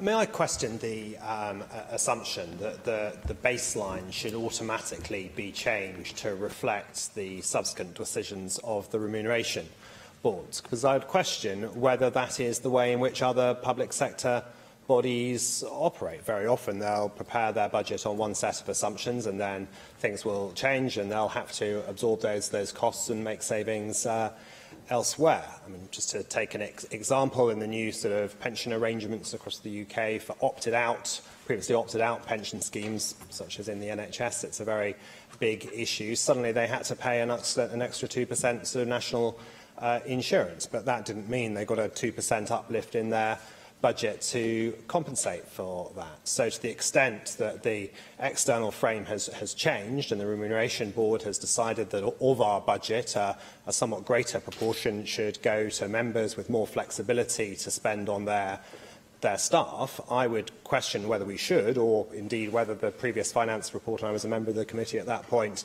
implied that there should be some adjustment for that. Couldn't we instead look at where savings might be made elsewhere, to the extent that members have greater flexibility over their allowances and staffing allowances? Could they take on perhaps some of the things where the Commission had been providing services before? And I questioned so earlier, again, just as another example, that the amount we're all having paid into our pensions by the Assembly Commission is going up by about 3% per year. Again, that's something we have to consider, and how to adjust it. And, why are we putting our money into investments where we know they're going to sort of fall in value over time? Shouldn't we actually be taking decisions that mean that there has to be less money put in because the investment return might be higher? And I think the most important thing, and I just wonder if you agree, Chairman of the Finance Committee, is that the rest of the public sector has had significant austerity when our budget's been growing quite significantly.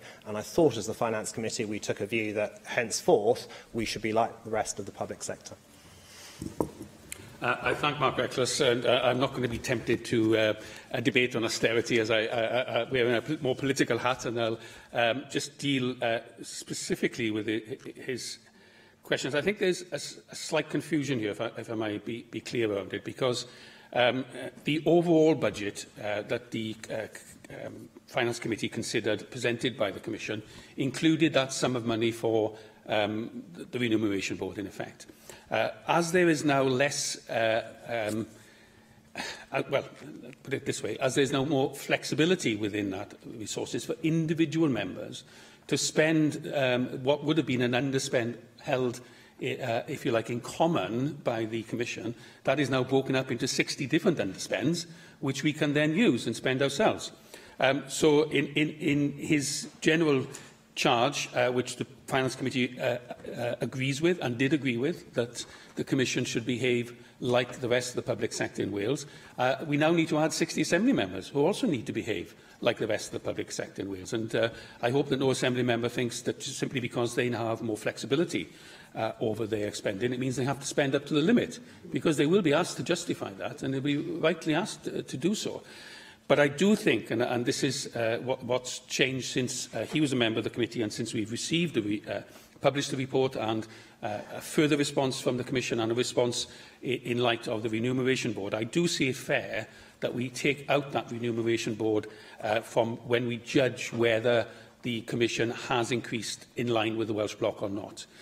Because the Commission cannot now either use that money or control that money. It is in 60, as I say, 60 different pairs of hands. The Commission has no decision-making around the overall sum. That is for the Remuneration Board to decide. And so I think it is reasonable that we take that bit out and then challenge the rest of the budget, precisely in the way he suggests, precisely in the way that the Finance Committee asked for. And I don't see the Finance Committee being less rigorous on that aspect than it has been in the past. And in that regard, to go back to what I said in the statement, we would expect the Commission to act like the rest of the public sector, to take on board austerity, to know that there will be, we're all answerable not only for those individual spending decisions, but for the overall spending decisions of the Assembly. And there are potential big projects on the horizon, and the Commission will need to consider how that best fits its approach as a public body like that. So I don't think we've resiled from that, but I think we've been reasonable in the changes that have emerged since the report was first published. I thank the Chair. Therefore, we move on now to the next item, which is a debate on air quality. And believe it or not, I'm about to call on Simon Thomas to move the motion.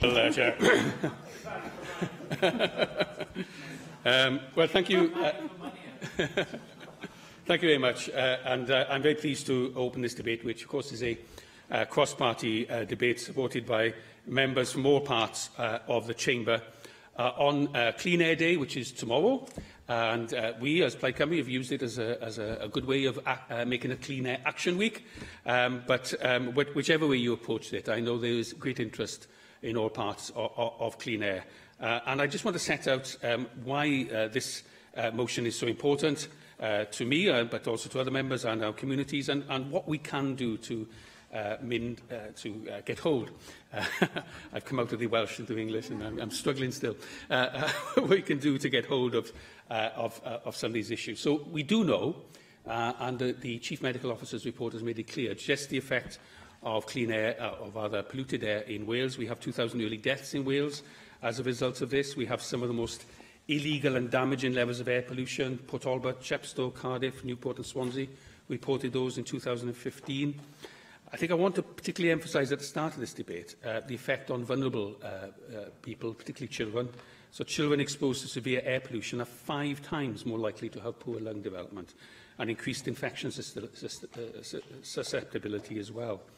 There's also a real link with poverty here, because there are 5 times more carcinogenic emissions emitted in the 10% most deprived wards in Wales than the 10% least deprived areas of Wales. You just need to think a little bit about how we live in our communities and the tendency of people with more money to congregate around, well, live in avenues. Avenues have trees, live near parks, and the tendency of people who are more less well off to congregate in housing that directly faces onto the street, where there's no barrier between yourself and the pollution emitted by cars.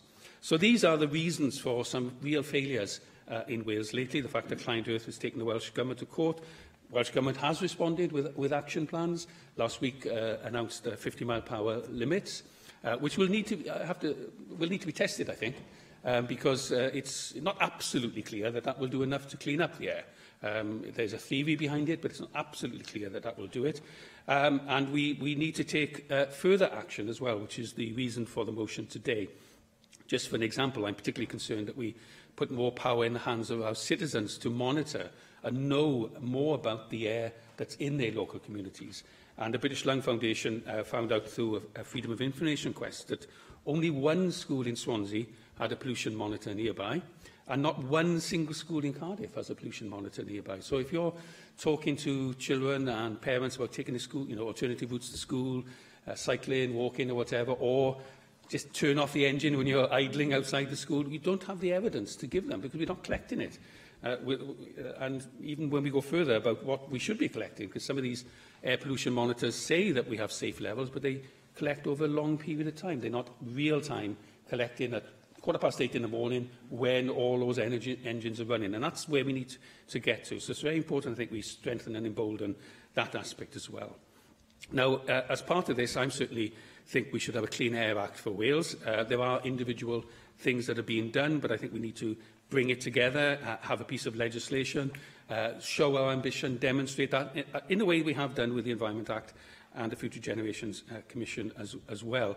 And that very much, I think, would turn around empowering clean air zones in towns and cities. Now, clean air zones are seen and known to work. The Awyr Iach Cymru, the coalition of bodies campaigning for clean air in Wales, say that they're the most effective way of reducing emissions and changing behaviours in the shortest possible time.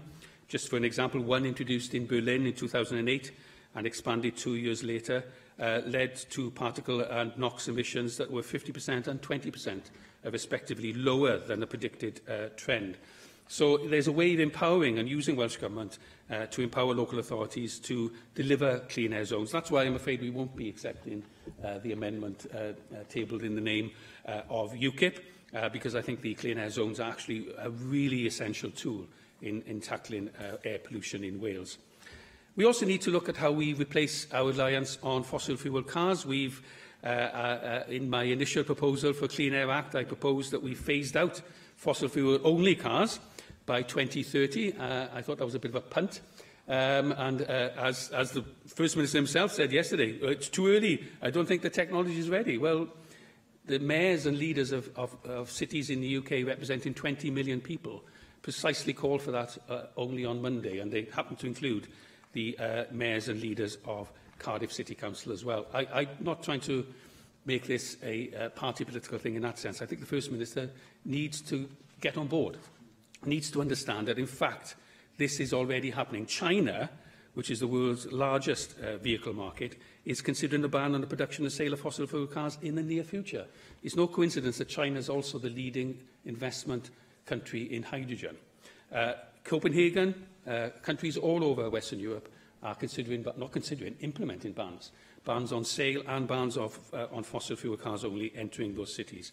Now, I think we can use technology to tempt people away from cars that are polluting, and we can use technology to encourage people to look at alternatives. So I think there can be a vision for a clean and green and non-polluting public transport sector powered by hydrogen. We'd like to see the franchise, Wales Trains franchise, is up and running now, but there are break clauses in it. I'd like to see that used as a way of putting pressure to get hydrogen trains introduced. They're already in Germany. They've already been developed. There's talk of Alstom building hydrogen trains in northwest of England. Let's be at the forefront of this technology. We already have an agreement with the Welsh Government on electric vehicles.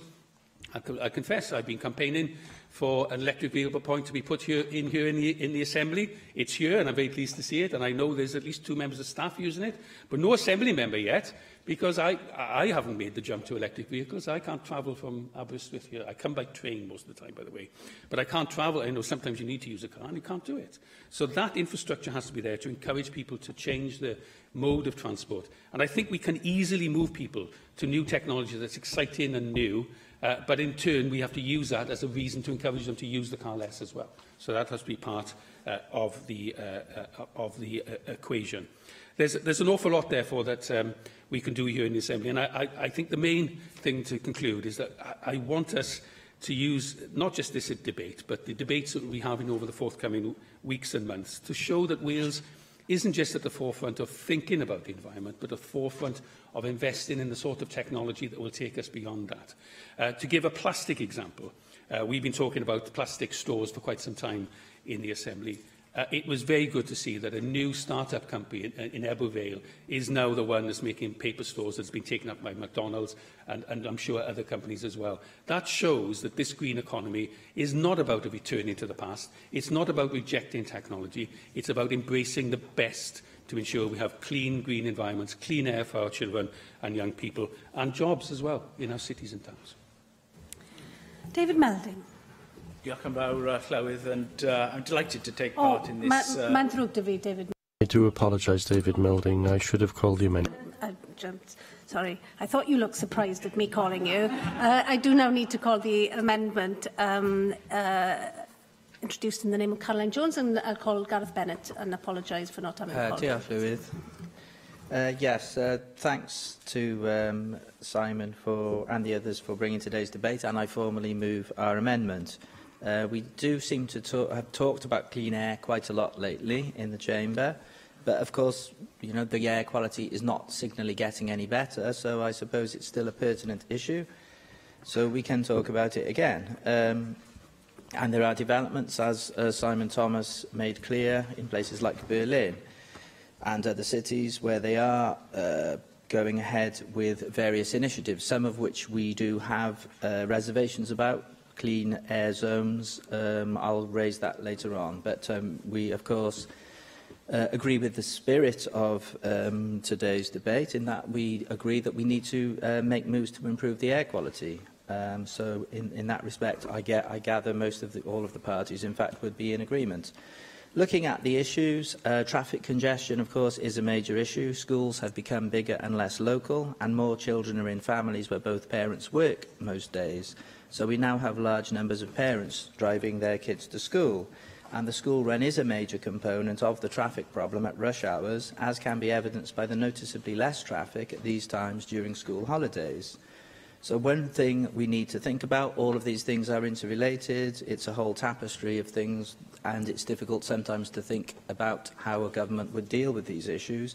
But one thing is we need to encourage more kids to walk to school through supporting initiatives such as the walking school bus and other similar walking patrols. We also need better public transport. In Cardiff, and no doubt in other major towns in Wales, we have business parks and such like built in places on the edges of cities without any real public transport links. This is a failure of the planning system. We need more arterial bus routes going around the edge of major towns. Certainly we need them in Cardiff. Probably in Newport and Swansea they would be an advantage as well. They have a lot of arterial bus routes in London. We don't really do them in Cardiff. Active travel is another key point. We need infrastructure such as cycle and footpaths, although of course there's always the physical difficulty of incorporating all of these elements in limited urban spaces. But there are opportunities. There are some disused railway lines which could be utilised. There's one in the west of Cardiff which runs between Fairwater and Craiger, which is still there from the, being cut in the beaching era, I imagine. The line is still there. It wouldn't take that much of an effort to actually clear the line and use it for some purpose. We do have the campaign to reopen the Rhondda Tunnel, which I asked a question about earlier today. So I'm hopeful that that scheme will progress. Another planning issue is the large number of fast food outlets which sometimes congregate closely together in certain parts of certain towns. Because of the large number of extractor fans in operation, this will tend to have a noticeably poor effect on the air quality. And this again leads to issues of planning, because my experience when I used to cover council meetings a long time ago, but I think the situation hasn't changed a lot, planning officers will sometimes face local opposition from members about planning applications, but they tend to say, well, the applicant will win this on appeal, so we have to push this through. So planning permission gets given. Then you have the next case comes up and they cite precedent and they say, well, we gave the planning permission to this one, so we have to give it to that one. So we then end up with large numbers of fast food joints in condensed areas, which certainly does not do the air quality a lot of good. So I think we do have to address a lot of these things through looking at the planning system. We do now have a Future Generations Commissioner here in Wales, which is potentially a good development. She's a very able person. I hope she will be able to have a meaningful input into these things. But she has to be able to have some, as I say, meaningful input into putting a stop to things like councils building willy-nilly on greenbelt land, on councils knocking down their bus stations to build huge office block complexes, which will drag more commuters into central urban areas. And the Welsh Government will need ultimately to take proactive measures in these areas, rather than simply talking about issues and sometimes passing legislation like the Active Travel Act, which doesn't seem to really do much to alter the situation, although I'm sure it was passed with good intent. But we need to look at how that active travel thing, how that actually works, that policy works, and make it work in a more meaningful way. Looking at today's motion, as I say, we support the aim of improving air quality. We do have an issue with clean air zones because we feel that we need to provide better alternatives first before we start banning people from driving particular cars into towns and cities. After all, if we banned all of the drivers with fossil-fuelled cars from driving into Cardiff and Swansea tomorrow, I'm sure there wouldn't be the capacity on the buses and trains for people to get into those places at all. And we don't currently have the infrastructure for electric cars. Sure, we need to progress with these things, and my sentiments are with Simon Thomas. Let's move forward with developing this kind of infrastructure. But at the moment, it's not there. So in UKIP, it does feel to us like putting the horse before the cart. So we don't really currently support that particular notion. So for that reason, we oppose today's motion unless it's amended by our own amendment, which raises that issue. Thanks very much. David Melding. Diolch yn fawr, Llywydd. Can I congratulate you on the alacrity with which you readjusted your position there? On 2 occasions, I forgot to call Anne Jones when she was the chair of a relevant committee, and I felt so bad on the second one, I bought her a box of chocolates. But I'm not suggesting I'm not buying that's you a a box of chocolates. It's not going to work. It's not going to work. I didn't correct myself very quickly, so my error was more egregious. Can I thank Simon Thomas for taking the lead in today's debate and getting a really good consensus. I thought we even had UKIP, but it seems unless their amendment passes, they won't quite come on board. But I mean, it is a largely constructive contribution that we've just heard. And I do think, you know, the motion as put this afternoon really does forcefully convey the feeling that it is shared, I think, across this chamber, but really strongly amongst the public, who again, I think, are pushing us harder on an important area of public policy than we have been in the past, and to some extent slightly, are ahead of us. And it's, you know, it should surprise no one, given the importance of clean air and its benefits for health and well-being. And can I just say that I will be referring to some of the Conservative Party's policy development, because we've looked at this and we believe tackling air quality is really, really essential, and we've put it at the heart of our urban strategy, Livable Cities, which we launched last month. But I raise this really as an example of how the consensus is forming, and not in a way of, look, we've done this, we're very clever, you should all copy it, because much of what's in the strategy builds on what's already out there and has been advanced by all people really in the, from around this chamber. So I think it's very, very important. And we've had, you know, particularly good response from some of the key stakeholders, such as WWF and the British Lung Foundation. And I know they work with all political parties. And again, I claim absolutely no specific endorsement from them. They are, you know, worthy organisations with excellent expertise that can help us improve our public policy. Having said that, I mean, there is a hard edge to this as well, because we do have some very poor air quality in Wales compared to other parts of the UK, and the UK doesn't do that well overall. Cardiff and Port Talbot have higher particulate matter levels than Birmingham or Manchester, and as we've discussed several times in the chamber, there's a road in Caerphilly with that's the most polluted outside London. And as the motion says, air pollution contributes to around 2,000 deaths per year. It's 2,000 premature deaths, and it is really a tragedy for those people and their families. A very, very big impact indeed. You know, these facts should trouble us, and I know that they do trouble members. But we do need, I think, to move on to some very specific ways forward and build on the consensus that we now have. So we're taking some very specific actions, because it is human activity that is largely driving that. I mean, there are some forms of natural activity that can affect air quality, but when we're talking about it, it's pretty much what we're doing in terms of carbon dioxide, sulfur dioxide, nitrogen dioxide. These levels of pollutants are pretty much determined by everyday human activity, and many of us undertake these things like travelling by train, using cars, to an extent perhaps that is way over what the optimum would be, given the consideration of reasonable alternatives. The type of power plants that are still in operation, Aberthaw, has been discussed several times in this chamber, down to household appliances and what we spray in the air to allegedly freshen it. And I could go on and on. The list is a very long one. So we need to come up with some specifics, and we've started to do that in our strategy by calling for clean air zones in Wrexham, Newport, Cardiff and Swansea, and a commitment to make Cardiff the UK's first carbon neutral city. You know, we could be leading the way. We could be really presenting Wales as a leader in this sector and attracting those young people that want to come and live and work in a very clean and innovative environment. And that's what we should be doing.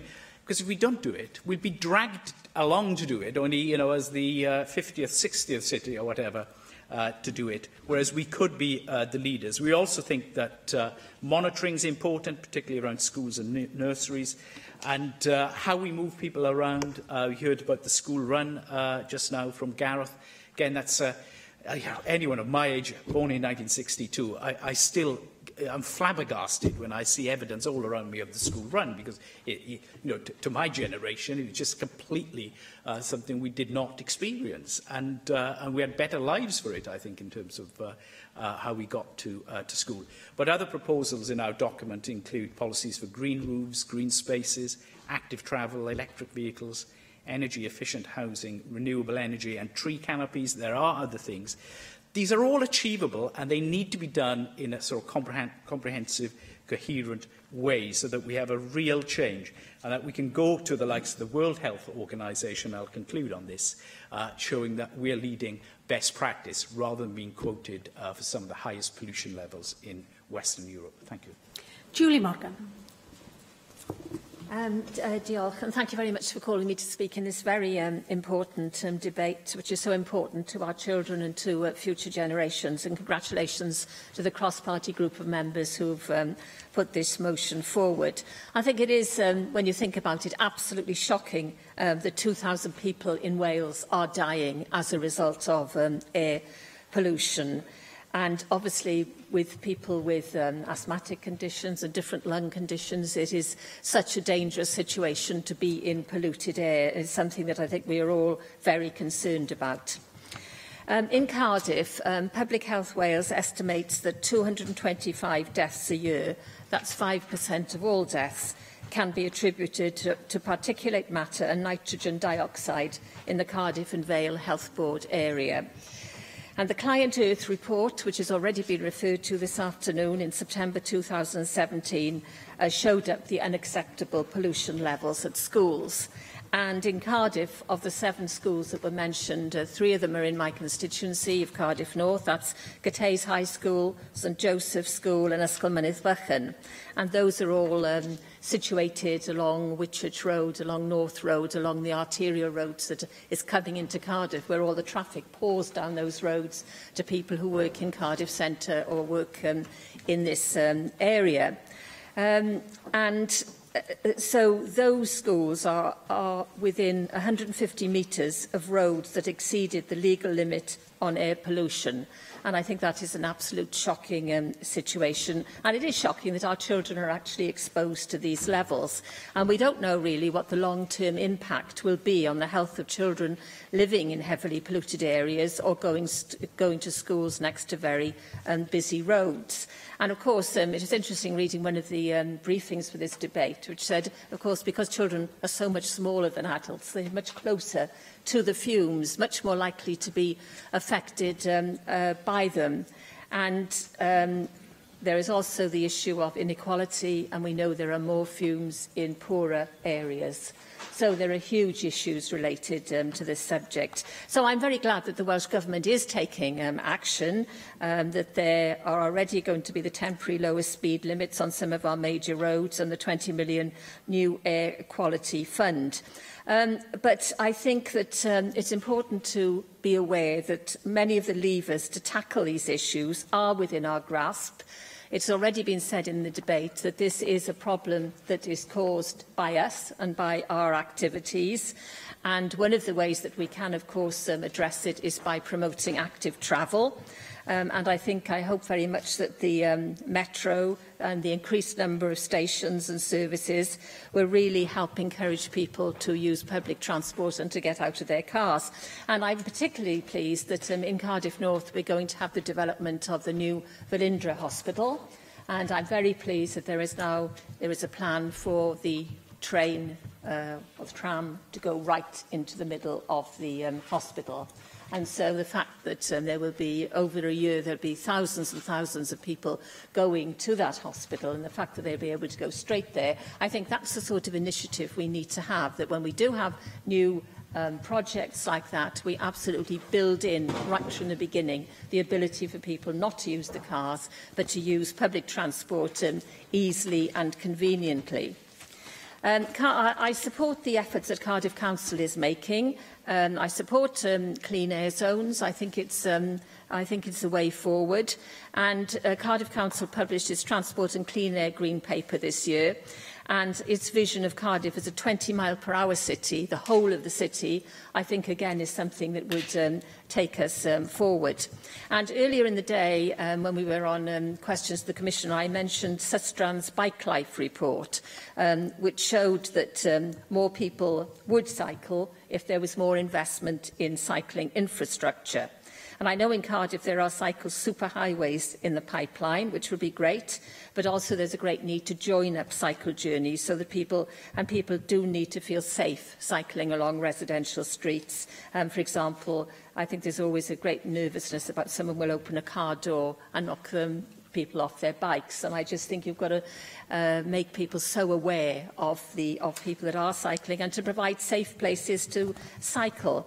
And I've also mentioned the importance of encouraging more women to cycle and referred to this particular report showing that women in particular are lagging behind in terms of using bikes and being involved in driving this forward. So I think this is a very important debate. I'm supported entirely, and I think this is something that the Welsh Government is behind, and I think we need to drive it to as much as we can with all our actions and with all the different levers that we have here to take it forward. John Griffiths. Diolch yn fawr, Llywydd.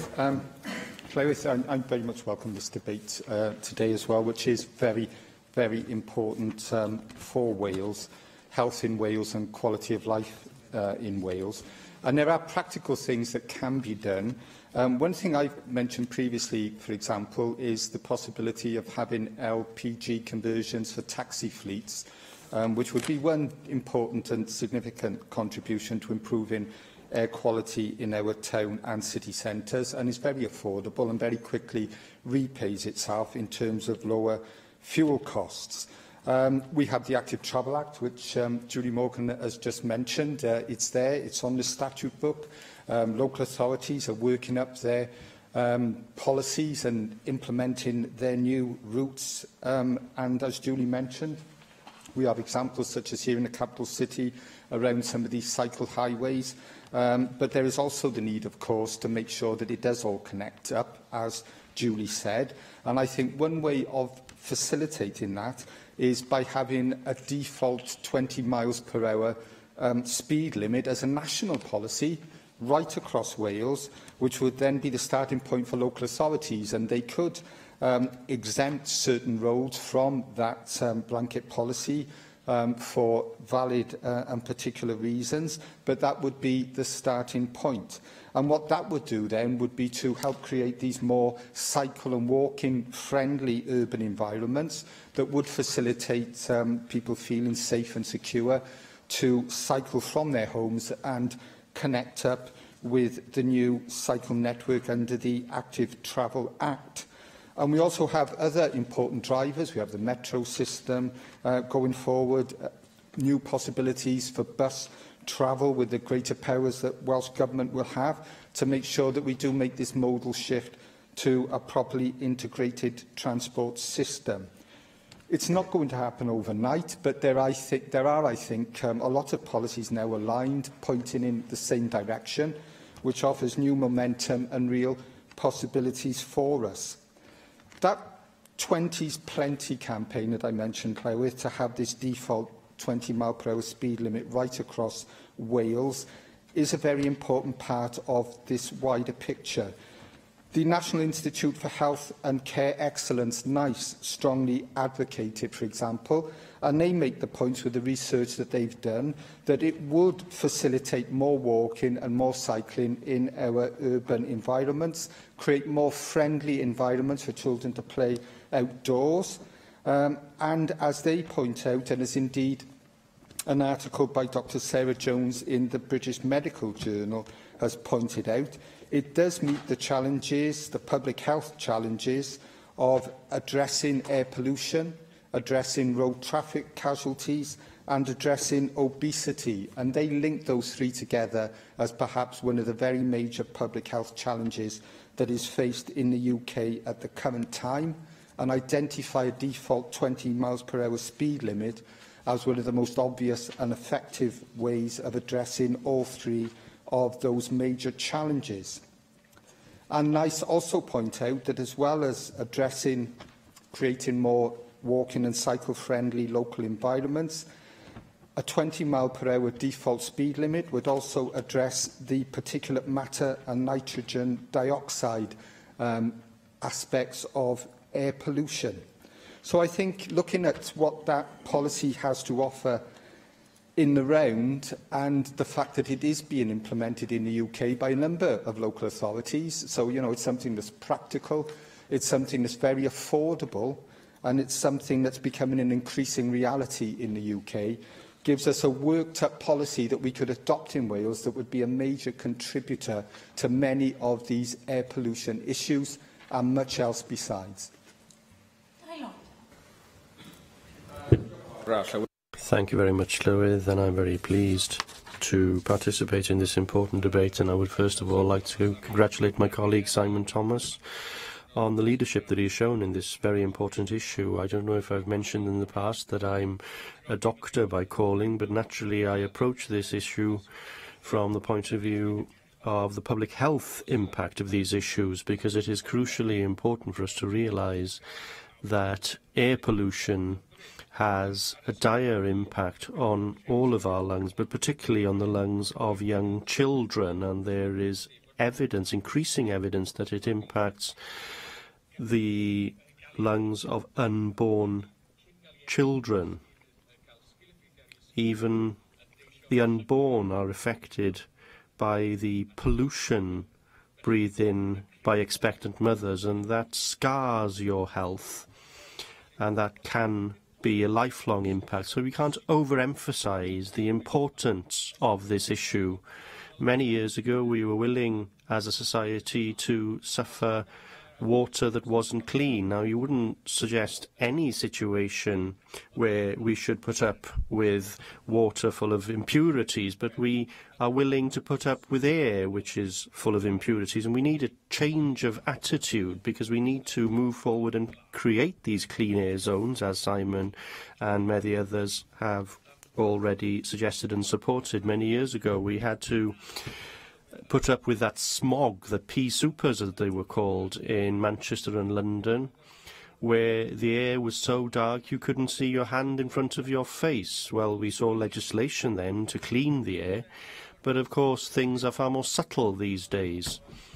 We are still suffering as a result of those impurities, but they aren't visible now. So on the face of it, we think everything is fine, but things aren't fine. They are a very long way from being fine, and we need to legislate to ensure that they are put right.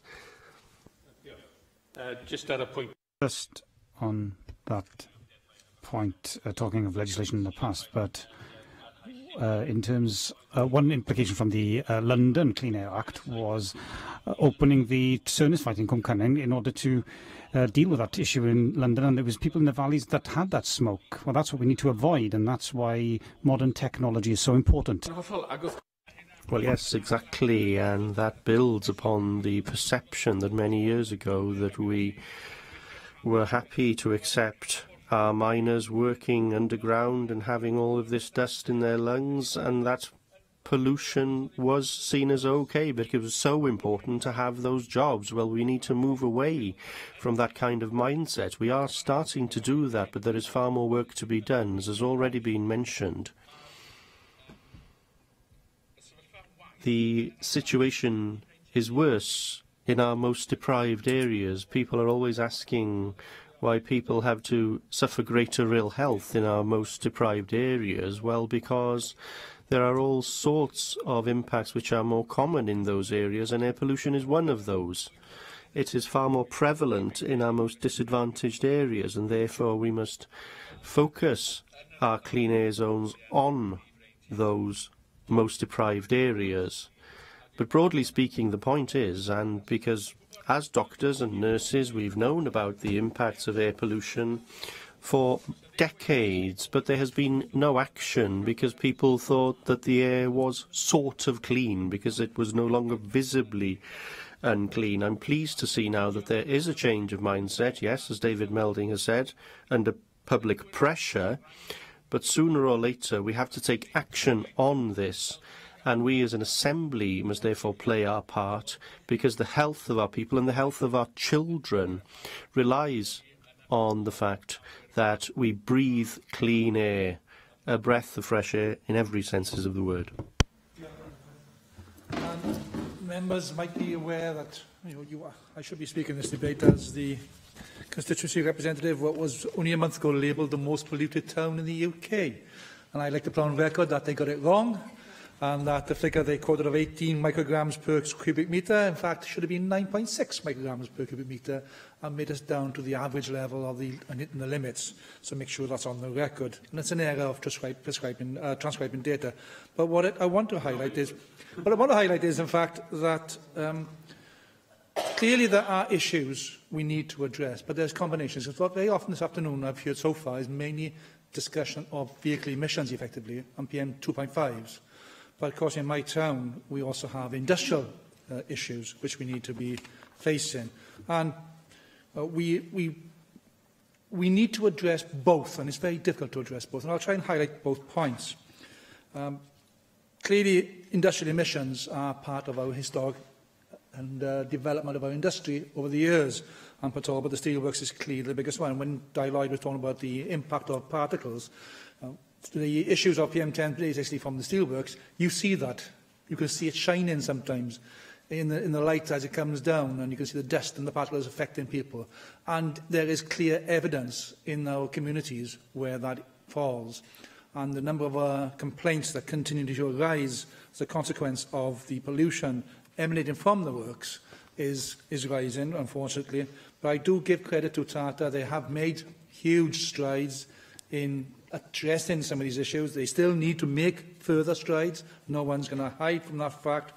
But then we have to look at the question as to what is our point of acknowledgement of an industrial past, an industrial future, which gives a strong economy, or one in which we basically get rid of that industry and remove that element of pollution. But, of course, we suffer the economic consequences of that.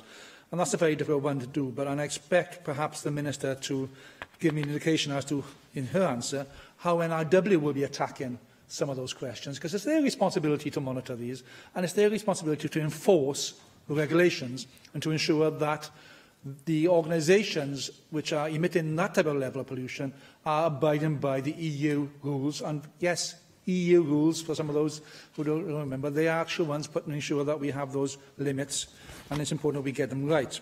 But can I... Yeah.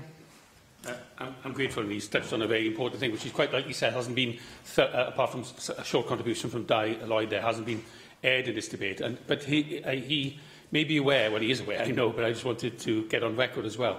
In his own area, of course, there is the start of some of the answers to this twin dilemma of vehicle emissions and industrial emissions. He has the hydrogen research at Baglan. I understand that Tata put out a lot of hydrogen as waste gas at the moment. If only we could capture some of that and use it in, I mean, it's right on the railway line. It could be used in a hydrogen train. I mean, the idea is just so exciting when you look at it that way. But as well as monitoring the pollution in his constituency, which is important for everyone in Wales, we need to build on some of the technology that's there to plot that cleaner future.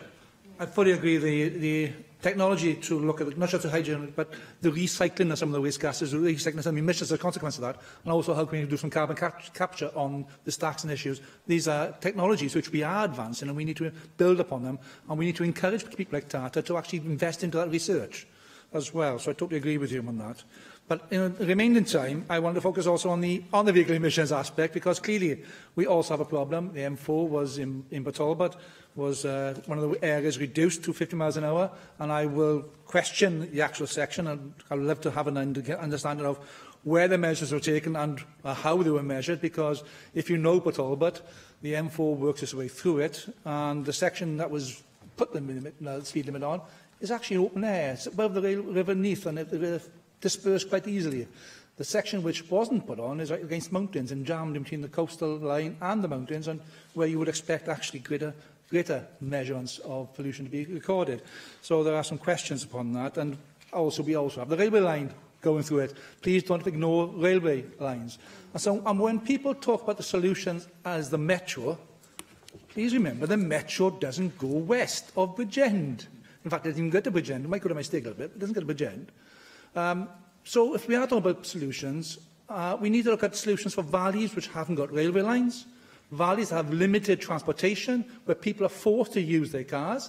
And if you're also looking at ways in which we can have better flows on motorways, which Junction 41, and I remember this, Junction 41, Susie will, Junction 41 was trying to be a solution to get traffic flowing easier, then the worst pollutant street, which is currently Caerphilly, out of about 4 or 5 would have beaten that easily, because of all the congestion that was created. So when you look at solutions, look at the wide solutions. Don't look simply at a simple solution to one problem, because you're creating more problems. So the air pollution is something we have to address. I welcome the £20 million Air Quality Fund. I really want to see how that works. I really want to see how the action plan in Talbot in particular will work, because even if we have now down to 9.6, we still have an issue to address. And the residents in Talbot clearly will tell you that we need to address it. So please, can you ensure me that the action plan that is being put into place is going to address both aspects of pollution, not just vehicles, and will also look at how we can ensure that we can live with an economy and the pollution simultaneously. Call on the Minister for Environment, Hannah Blyden. Deal, Clywyd. I'm grateful to members for tabling this, the latest in a series of debates on air quality. It's a subject that we've all said before, and I've said as Minister for the Environment, it's a top priority, not just for me and my own portfolio, but across government as well. I think today's debate, sponsored by members from all parties, is a testament to the consensus we have in this place and in Wales of the need to take action. And we must take action across sectors to reduce the impacts of air pollution on both the health of our communities, our environment and our economy. I support the motion as originally tabled. The Welsh Government marked the first Clean Air Day last year with the publication of statutory guidance for local authorities, reshaping their air quality management duties in the context of the Wellbeing of Future Generations Act. Today's debate, to mark the second Clean Air Day tomorrow, provides a platform for us to promote Clean Air Day and to encourage awareness and involvement both within this place but outside it as well. But I think we're all in agreement this must go beyond simply a day, and we must sustain the interest generated through Clean Air Day and the activity around it, and ensure that not only it stays at the forefront of people's thoughts, but more informally informs all of our actions. Reducing public exposure to air pollution is one of Wales's national wellbeing and public health outcomes framework indicators. Earlier this year, we issued guidance for Public Health Wales to the NHS. This acknowledges that the NHS in Wales makes a contribution at local, regional and national levels to dealing with air pollution risks. The guidance includes actions to support the assessment and mitigation of air pollution and its associated health risks. It also provides information on behaviour change, using the planning system, improving environmental sustainability and managing public health risks. Our local air quality management guidance to local authorities states that nitrogen dioxide and particulate matter are the pollutants of primary concern from a human health perspective. We're clear that we must achieve compliance with legal limits, but actually this is about going much further and striving to reduce levels of these pollutants across the board. And our consultation on Planning Policy Wales reiterates these points. The local air quality management guidance also identifies the role of schools in tackling air quality. The first is the contribution we've heard much of today by the school run, which David Melvin seems to be a modern phenomenon. I think when I went to school, the school run to me was actually me running away from my mum on the way home rather than cars around school. So we need to look at that, how in terms we tackle traffic congestion and air pollution, particularly during term time rush hours. And the second is educating both children and parents on air quality issues and exploring solutions collectively, such as car sharing and no idling policies around schools. And to support this guidance, I will provide funding to raise air quality awareness through the Eco Schools Initiative and the Young Dragons project. In fact, I met with pupils and staff at Pen y Bryn School in Cardiff just this morning to see what they were doing and how they were starting to implement this project and see in action and how to show my support for this scheme. Schools that are involved are receiving 10 diffusion tubes, and they're invited to put these at various locations around the school. The examples I saw today was by the main gates, by the car park, and one was right the way through across the field, by the trees, but it's also one to which is neighbouring a busy road that going past the side of the school. And then those results will then be sent off to be analysed and then come back to the schools, and the children can develop their own campaigns in terms of how they can tackle this and how they can encourage the adults around the school to take this on board. And they already had a great number of ideas today, so I look forward to hearing how they take them forward. The project introduced pupils to the causes and impacts of air pollution and how they can make these changes. In addition, our Clean Air Plan for Wales has set out key pollutants, including both nitrogen dioxide and particulate matter, and their effects on public health and the natural environment in Wales. I know a number of members brought around the issue in terms of how it impacts on children and how we need to take action for our children in future directions, including my colleague Julie Morgan. And this plan will help us to actually highlight specific activities that might be already underway to address air quality at sensitive receptor points such as schools and hospitals, but also determine what action could and should be done to take that further as well. So I refer to David Rees coming in terms of applaud your efforts to come in and actually correct once again on the record what the WHO's figures with respect as Port Talbot and labelling it the UK's most polluted town. And I think you're absolutely right that we corrected that, but I think, as we said, we must not be complacent and we know action needs to be taken in that area. And you acknowledge, as other members did, the particular challenges, that's the combination of both heavy industry and major roads, and actually how we strike that balance in terms of the economic and the environmental and health impacts as well in terms of the action we take. In terms of looking at the specific location on the M4, that's an extension where it is, and it's where the monitoring we have shows that we are exceeding our legal limits. I've had, as you can imagine, bringing in speed restrictions is not always the most universally popular move. I've had some interesting feedback, shall we say. Somebody said to me, we're obviously not familiar with this stretch of road. Dave knows that I am more familiar over the last couple of years with that stretch of road now, and I hopefully will continue to do so. The action, David, others have been familiar with the Welsh Government's action plan on clean air for Port Talbot, and this reaffirms our commitment to proactively tackling poor air quality in the area. I've already asked officials to re-examine this plan and the approach that it takes and the evidence that underpins it to make sure that it is still the best way to tackle the specific issues in the Port Talbot area and see what additional action we may need to take to bring that into line. And to actually emphasise the importance that I intend to meet with both Tatterstall and Natural Resources Wales and Neath Port Talbot Council as soon as possible to support this process and see what action we need to be taken collectively. Members also be aware of action underway to tackle persistent air pollution, as we to do in terms of clean air zones. Our Clean Air Zone Framework for Wales and the supplementary NO2 plan is aimed to address those problems of traffic pollution. And building on actions on air quality and soundscaping plan in Wales, I am pleased to inform members that the Welsh Government will also conduct a review of TAN 11 on noise. We will replace it in this Assembly term with a new technical advice note on air quality and soundscape. Our Clean Air Zone framework provides a consistent approach to the introduction of clean air zones by local authorities. It will help businesses and individuals and support cities to grow and transition to a low-emission economy. We know that clean air zones will deliver targeted action on air pollution hotspots to improve air quality and health and support economic growth. They encourage the replacement of old, polluting vehicles with modern, cleaner technologies, such as ultra-low emission vehicles. But a clean air zone may not always be appropriate outside some urban areas where no alternative routes are available. Other action may be required, and Welsh Government is working with local authorities to identify local solutions to both achieve compliance in the shortest time and the best for our communities in the long term. And we talked about actually the links to the decarbonisation agenda and the need to move to more move away from fossil fuels and modern technology. And I think you talked about the River Simple and hydrogen-powered cars, which is supported by the Welsh Government. And I think it's actually how we strike that balance in terms of being at the forefront and actually managing the transition to with those major car manufacturers that may already be in Wales to make sure that we manage that, and again balancing the economic and the environmental thing, but for us to be at the forefront.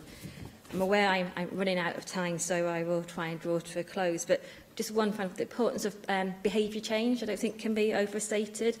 So work is underway to raise awareness of poor air quality, and we're working with the What Works Centre for Wellbeing to develop a communications plan and raise awareness of the impacts of poor air on health. And I've committed £70,000 worth of funding for this. Can I close by just thanking members again for bringing forward this debate? And I think, as we make clear, it's not simply about the environment. I think it's a pressing social issue as well, as we've heard, and has implications for our children and future generations if you don't take action.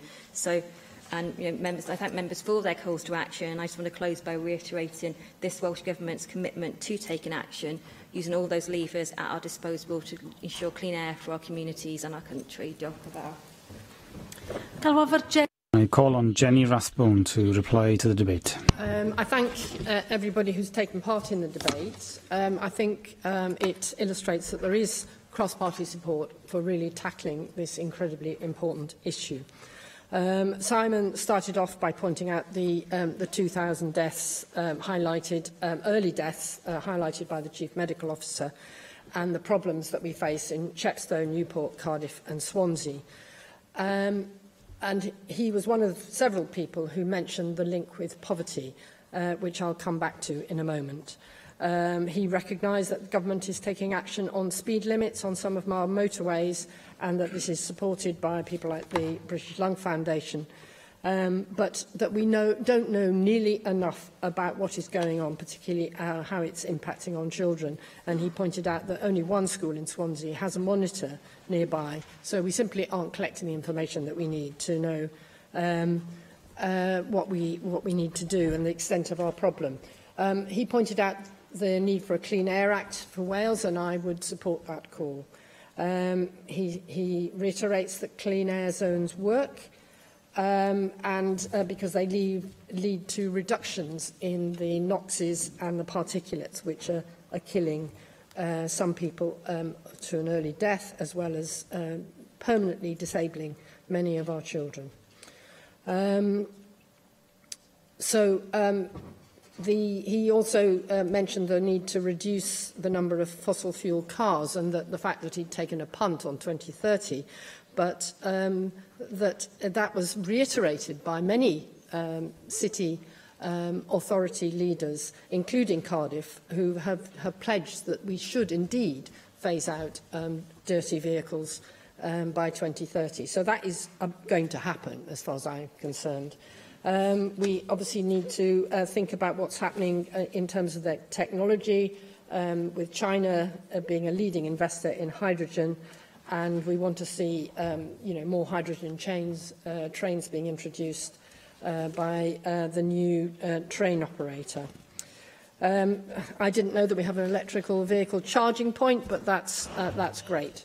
Now, Gareth Jones is resisting the idea of clean air zones, but nevertheless he made some important points that I think we can all support about the school run being a major cause of pollution. But I don't think there's a causal link between both parents working. I think it's much more to do with attitudes about what is the appropriate way for children to get to school. When I was 7, I always went to school on my own. I crossed busy roads. I got on a bus or I walked. It's just a mindset that children are not capable of taking themselves to school, and they are. And we need to... Sure. I accept that point, but I think it's also fair to accept that the roads are far more dangerous than they were when you and I were going to school, and drivers themselves are not always aware of what is on the pavements today. So it's not just one, it's a combination of things. I agree, but I think 20-mile-an-hour zones in urban areas would tackle that problem. Although I appreciate that some of the most dangerous riding is done on infrequently used rural roads. Gareth also made the point that fast food outlets mean there's a cluster of additional vehicle movements, and I agree that more attention needs to be paid to this sort of thing in planning considerations. Councils building on green spaces without the transport links is absolutely a no-no as far as I'm concerned. He also questioned whether the Active Travel Act had been effective. He also said that if we banned diesel and petrol cars tomorrow, we'd have chaos. We simply don't have the infrastructure. I'd just like to point out to him that tomorrow there will be a clean air zone in force in Cardiff. for 4 evenings this week, starting tomorrow, in order to manage the Ed Sheeran concert at the Millennium Stadium. So it's perfectly possible to do if we have the will to do it. And I'd like to encourage Cardiff Council to do this more often, and not just when there are major entertainment events on, when we wouldn't need to be disrupting the public transport, which is a major disincentive to people leaving the car at home. We then, David Melding rightly pointed out the important contribution to public policy that the Conservative Party has made with its urban regeneration strategy, and that's been supported by various organisations like WWF and the British Lung Foundation. And he also pointed out that Cardiff and Port Talbot have higher levels of air pollution than Birmingham and Manchester, and that should trouble us. He acknowledged that it was human activity driving the problem, and therefore it's perfectly possible that we have solutions. Julie Morgan pointed out that the numbers of people in schools in her constituency who are close to major roads, particularly around the Gabalfa roundabout, and the people travelling into Cardiff by car. I have to say that's a feature of the 9 most polluted schools in Cardiff are all near major roads. Some of them we can imagine proposals to dampen that down, but in other cases it will be about reducing absolutely the number of commuters. John Griffiths talked about the need to convert our taxi fleets to LPG, and I'd point out that taxis in London will have to be clean by next year, private hire vehicles will have to be clean by 2020. So if they can do it, there's no reason why we can't do it. This is something where we're oversupplied anyway, so we need to raise the bar. We obviously need to, he pointed out about the Metro could have a possibility of achieving modal shift, but it won't happen overnight. Sadly not. No, many of the proposals that are being offered are things that won't happen for the next 5 years, so we have to do other things in the meantime.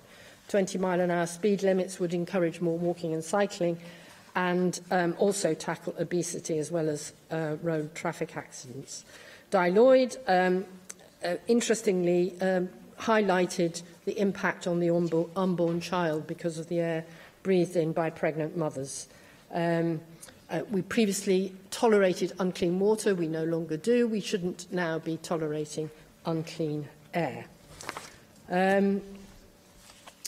Di Rees reminded us that Port Talbot is not the most polluted town in the UK, but I would remind him that the plume goes up to Maesteg, where one of the highest levels of child asthma is being suffered, so that there are some problems around industrial pollution, which some are historic and some are current, and there are complex issues on how we resolve them.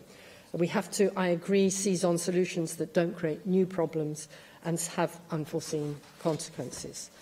The Minister agreed that we need consensus, that we've got the consensus to take action, and certainly amongst those who spoke, and we need to ensure all our colleagues are doing the same.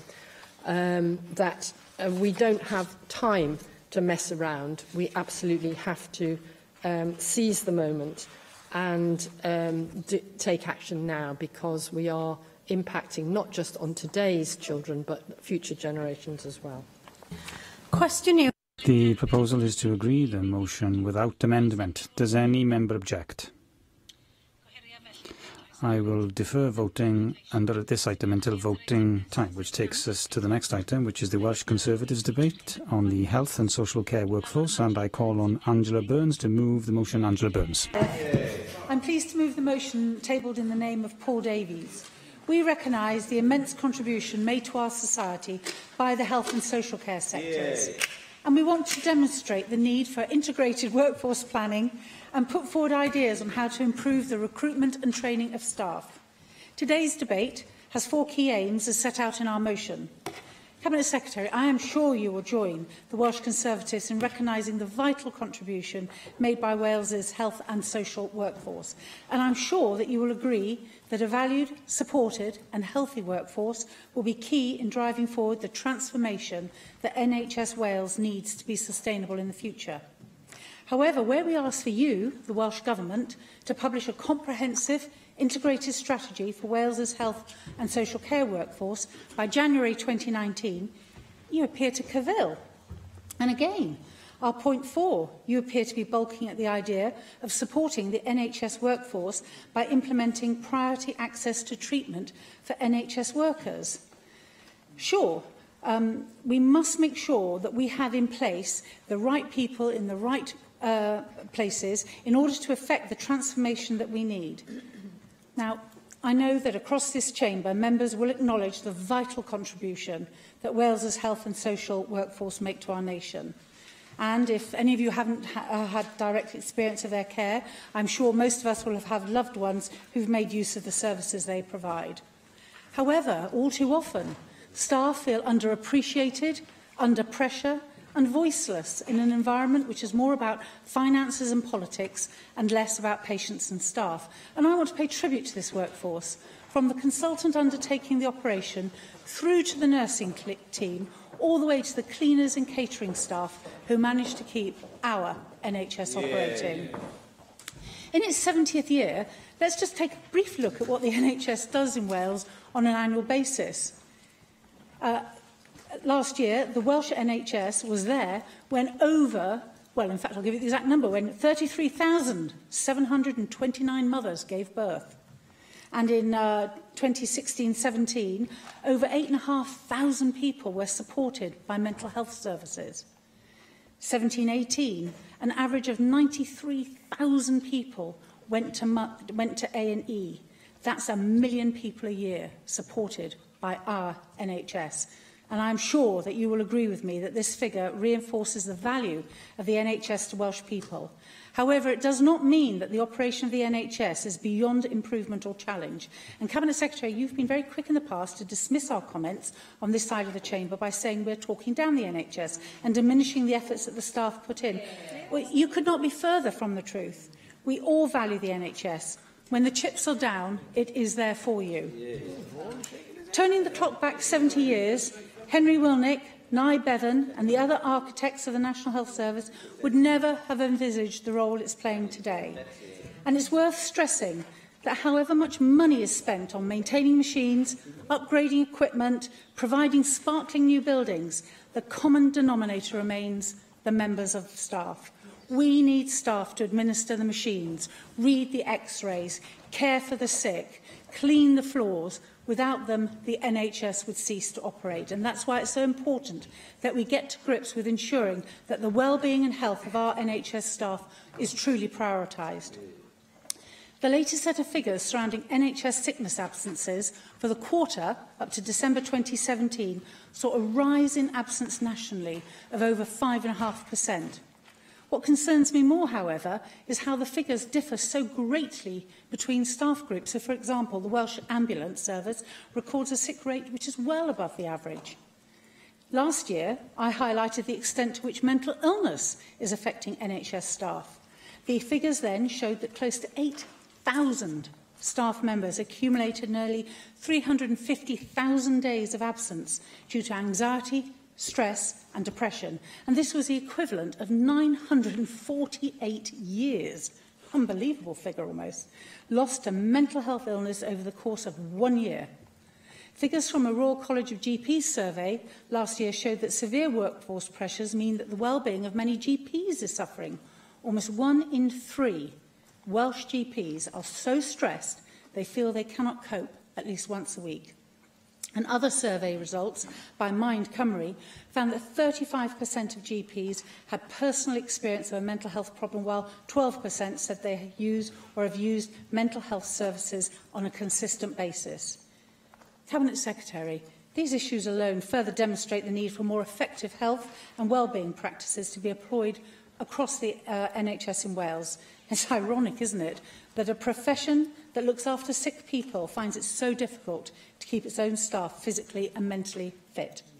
I believe there is a very good case for NHS staff to receive rapid access to treatment and rehabilitation. An NHS employers publication in January 2016 demonstrated the case for rapid access with clarity, saying that it will contribute to substantial savings for the NHS, it will lead to a more consistent and healthy workforce, resulting in better patient care and reduced pressures on colleagues resulting from sickness absence.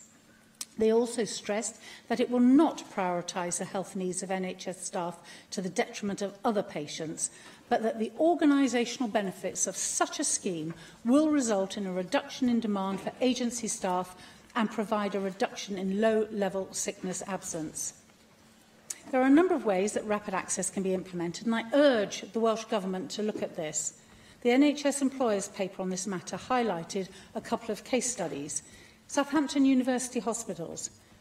The Occupational Health and Human Resource team ran a Return to Health scheme which offers employees a tailored package of care from treatment and personal consultation through to follow-up and continued support. The project helped to minimise the adverse effects of long-term sickness on both staff health and well-being and on the finances, and it created a personal service where employees felt cared for. The benefits to the organisation were seen in a reduction of the overall absence rates down to 3.1% from over 4.5%, and in the reduction in agency costs by 26%. Imagine how much the NHS would save in Wales if our agency costs were cut by 26%. Colchester University NHS Foundation Trust, they introduced a triage looking at supporting staff that are off sick, which also reduced absence. When an individual reports a sick, their line manager contacts the Occupational Health and Wellbeing Department with details of the absence. That department conducts a 5 to 10 minute telephone call with a member of staff to establish any support that is required and signpost them to relevant resources. This has resulted in mental health and musculoskeletal conditions being identified on day one, enabling early support and intervention to support staff.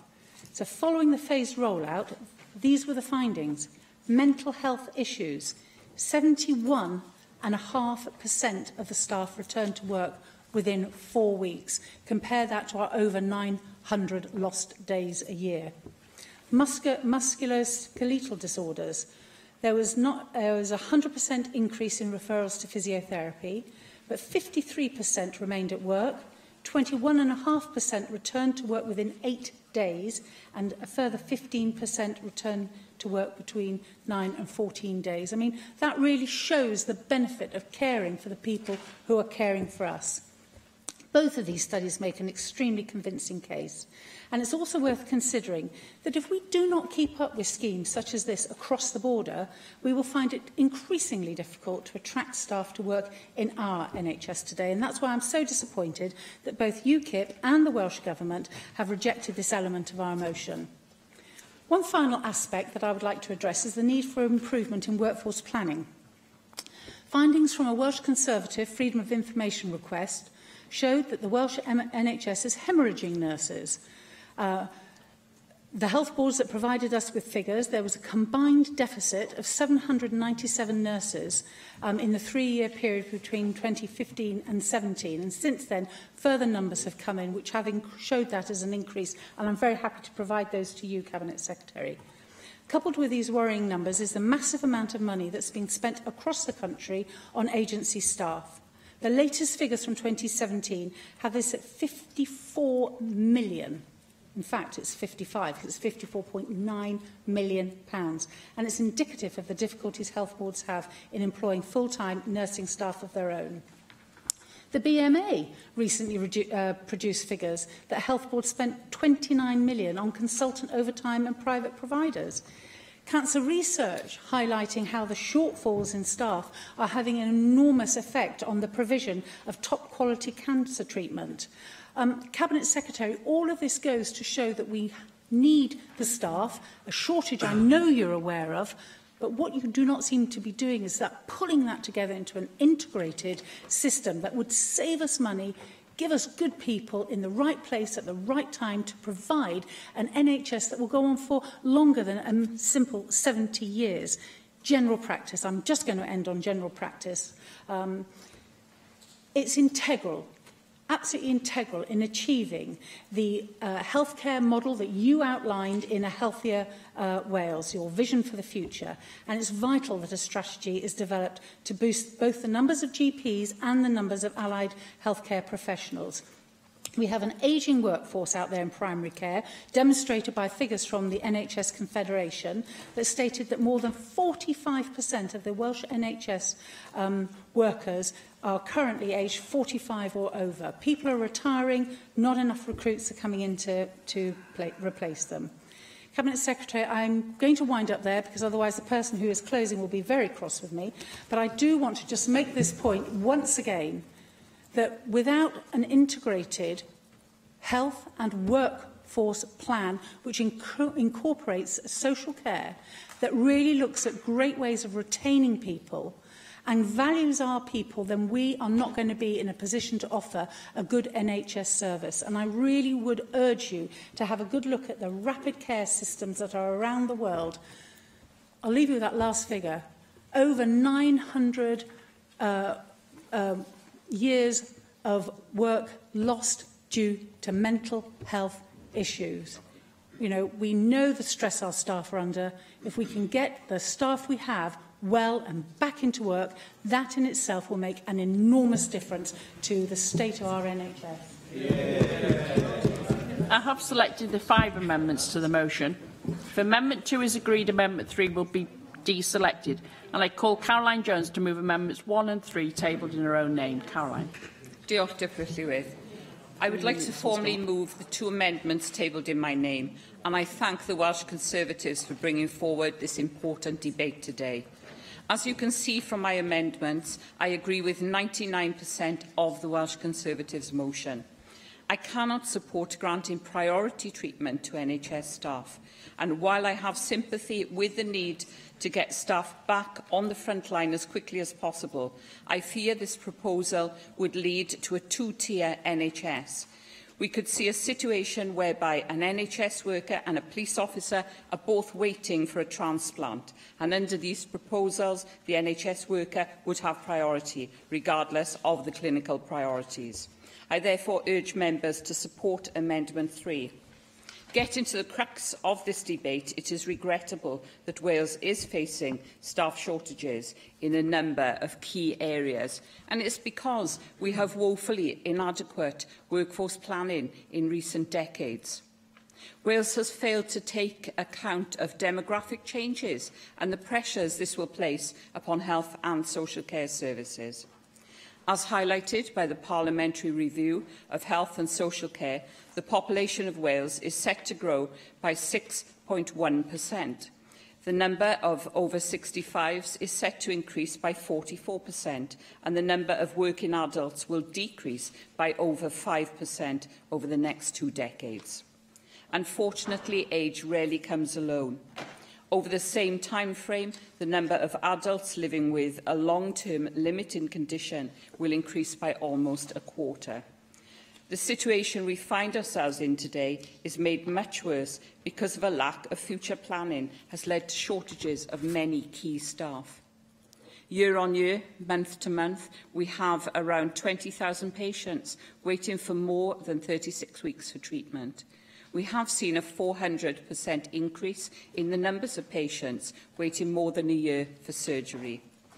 39% of Welsh people find it difficult to make a GP appointment. And according to the Royal College of GPs, we are suffering from a severe GP shortage. Wales has 136 training places. And if we are to consider training places per patient, we should be training 184. The Royal College believes we need to train 200 new GPs each year in order to meet the demand and account for the large number of GPs approaching retirement age. But it's not just GPs we're short of. Wales has the lowest number of consultant psychiatrists per head of population, despite Wales having a higher than average proportion of people suffering from mental ill health. Wales has some of the worst cancer survival rates in the Western world, yet we are desperately short of clinical oncologists, medical physicists, radiographers and diagnosticians. We're desperately short of nurses. The NHS is currently spending £1 million per week on agency nurses just to cover shifts. Could you take the intervention? Yes. Thank you very much indeed, Caroline Jones, for taking the intervention. Certainly, Aunt. You've highlighted the case exceptionally well for why we have such a big shortage everywhere, which is why, and I'm going to read the figure out again, 948 years lost because of mental health illness. If only some of those people were put back into the workforce more quickly, instead of having to recruit people, we can't magic them out of thin air. We've got them there. Let's make them well. Let's get them working. I take your point, but for the reasons I highlighted in the beginning, I can't accept your. I have to put my amendment in, so I do apologise. Thank you. She's so nice. These shortages don't just contribute to longer and longer waits for patients. They are placing existing staff under unbelievable strain.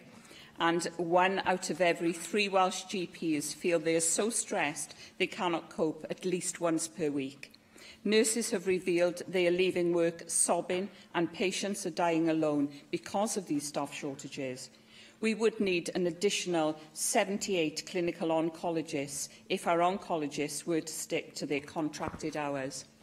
Our NHS is being tested to breaking point and the pressures are due to continue to pile up. Yes, the Welsh Government are to implement new ways of working, but we need the staff to carry out these roles. We have to plan for future need. We can't just recruit doctors and nurses overnight. They take years of training. Our health and social care workforce are our most valuable resources. Let's support them by ensuring they are not overworked and undervalued. We need an urgent national workforce plan, and I urge members to support the motion and my 2 amendments. Thank you. Thank you. I'm going to call Cabinet Secretary for Health and Social Services to formally move Amendment 2 tabled in the name of Julie James. 4. Thank you. I'm going to call on Rhyn ap Iorwerth to move Amendments 4 and 5 tabled in his own name. Rhyn. Diolch yn fawr iawn. Many times here about the importance of workforce planning, and I'm very pleased that we are now talking regularly about health and social care workforce planning. Both are vital, of course. Look at many of the problems that we face in terms of health and care, capacity, waiting times, integration.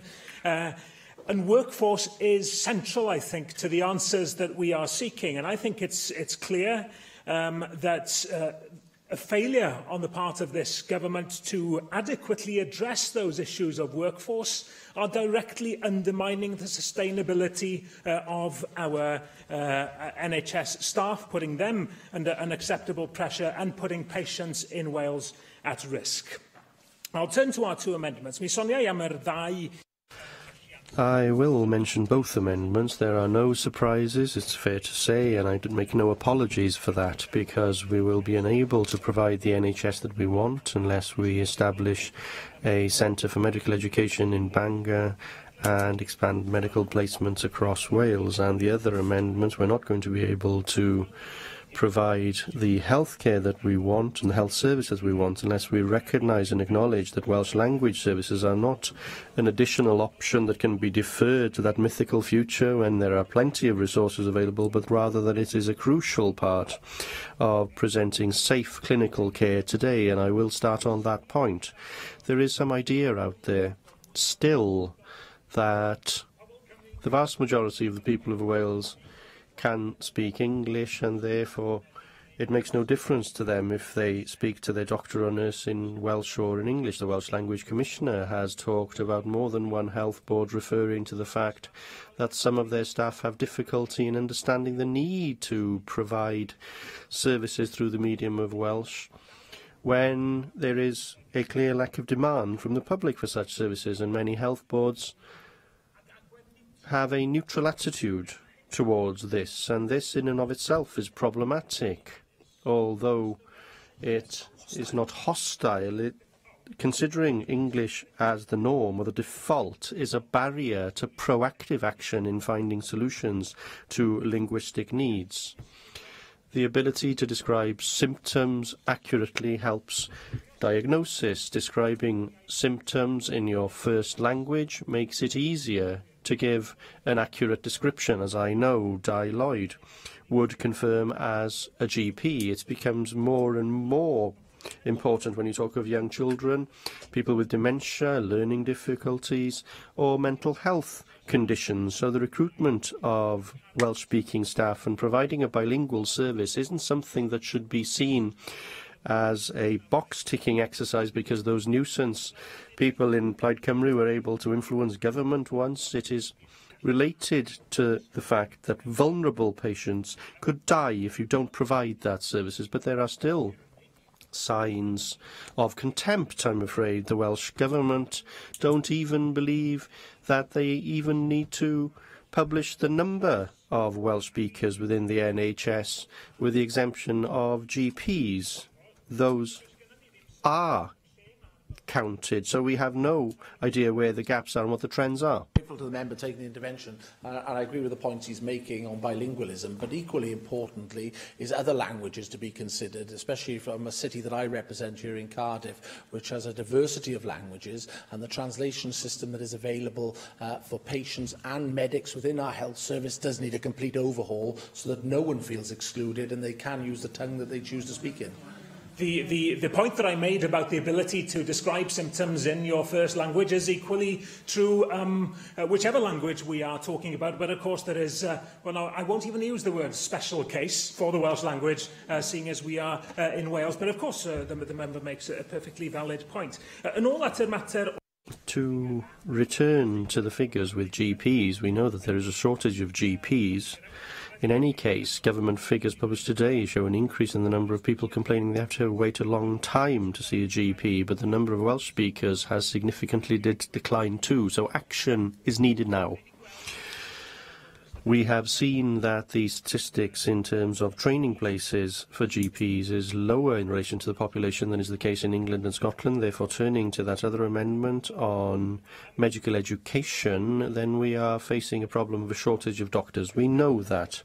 So let's start to overturn this by investing and setting an ambition in terms of increasing the number of medical students and the number of placements available for medical students. We have a whole host of examples which demonstrate the value of training in a rural area in order to persuade people to work in rural areas. Examples from Norway, Calgary, from the USA, indeed from across the world, if truth be told. There is good work being done in Swansea and the university there to expand the number of training places in West Wales.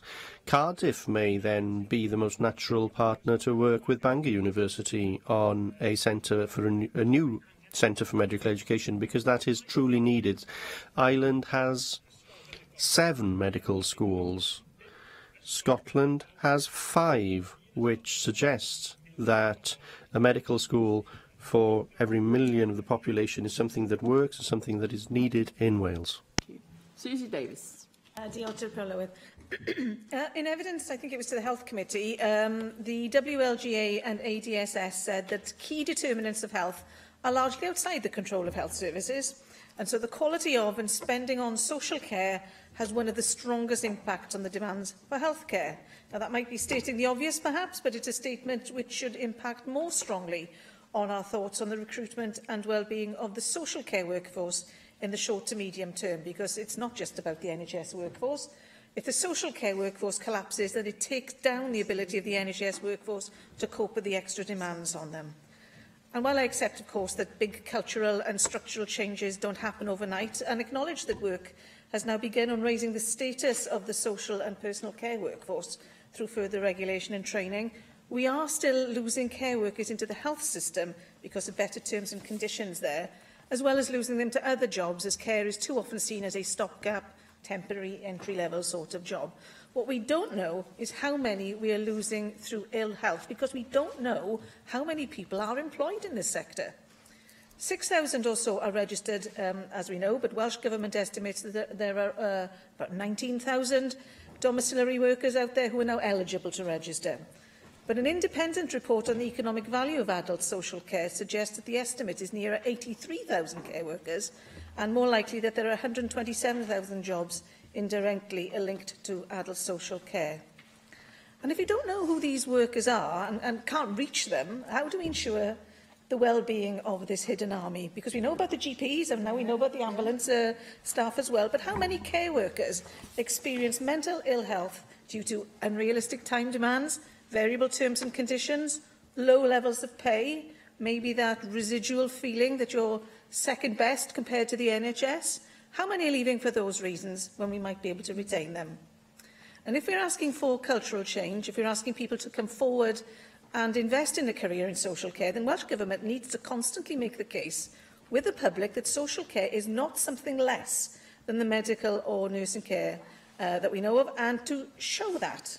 So while ministers may expect Health, Education and Improvement Wales and Social Care Wales to work as one, to quote them, there is a real question for me about the value of the education streams of these organisations being separate from each other, retaining the risk of one overshadowing the other. New entrants should be coming into the beginnings of this integrated service with none of the trappings, the old trappings of healthcare being more highly valued than social care, and certainly in the generalist areas of primary care, new entrants shouldn't be even aware of any difference, even if they do go on to be more specialised as their careers progress.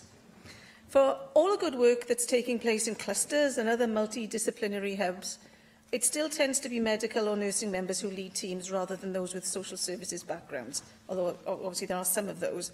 Without role models, new entrants will inherit this existing sense of inequality between the two necessary parts of care. And as we've lost 5,000 jobs in social services departments in the last 7 years, who is it that's encouraging those that have taken the social services route to push for leadership in those integrated services? Now, care is the word we're using here, and primary care cannot continue to be seen as purely medical, nursing, or even about allied healthcare professionals. Social and personal care must be valued equally within that definition. Now, yesterday we were lucky enough to be visited by Griffithstown Primary School, who came to the CPG on dementia to talk about some brilliant intergenerational work that they're doing. And some of the girls, none of the boys interestingly, said that they'd like to become dementia nurses. No one mentioned becoming a consultant or a researcher or a care worker or someone running a care home or domiciliary service or someone who helped keep people well at home when they had dementia. And I am not blaming those children at all, but they've heard of nurses.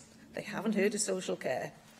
And without clarity on what the future looks like, I think it's pretty difficult to prepare new entrants and persuade existing workers to change what they're doing, which is a pretty stressful experience in itself.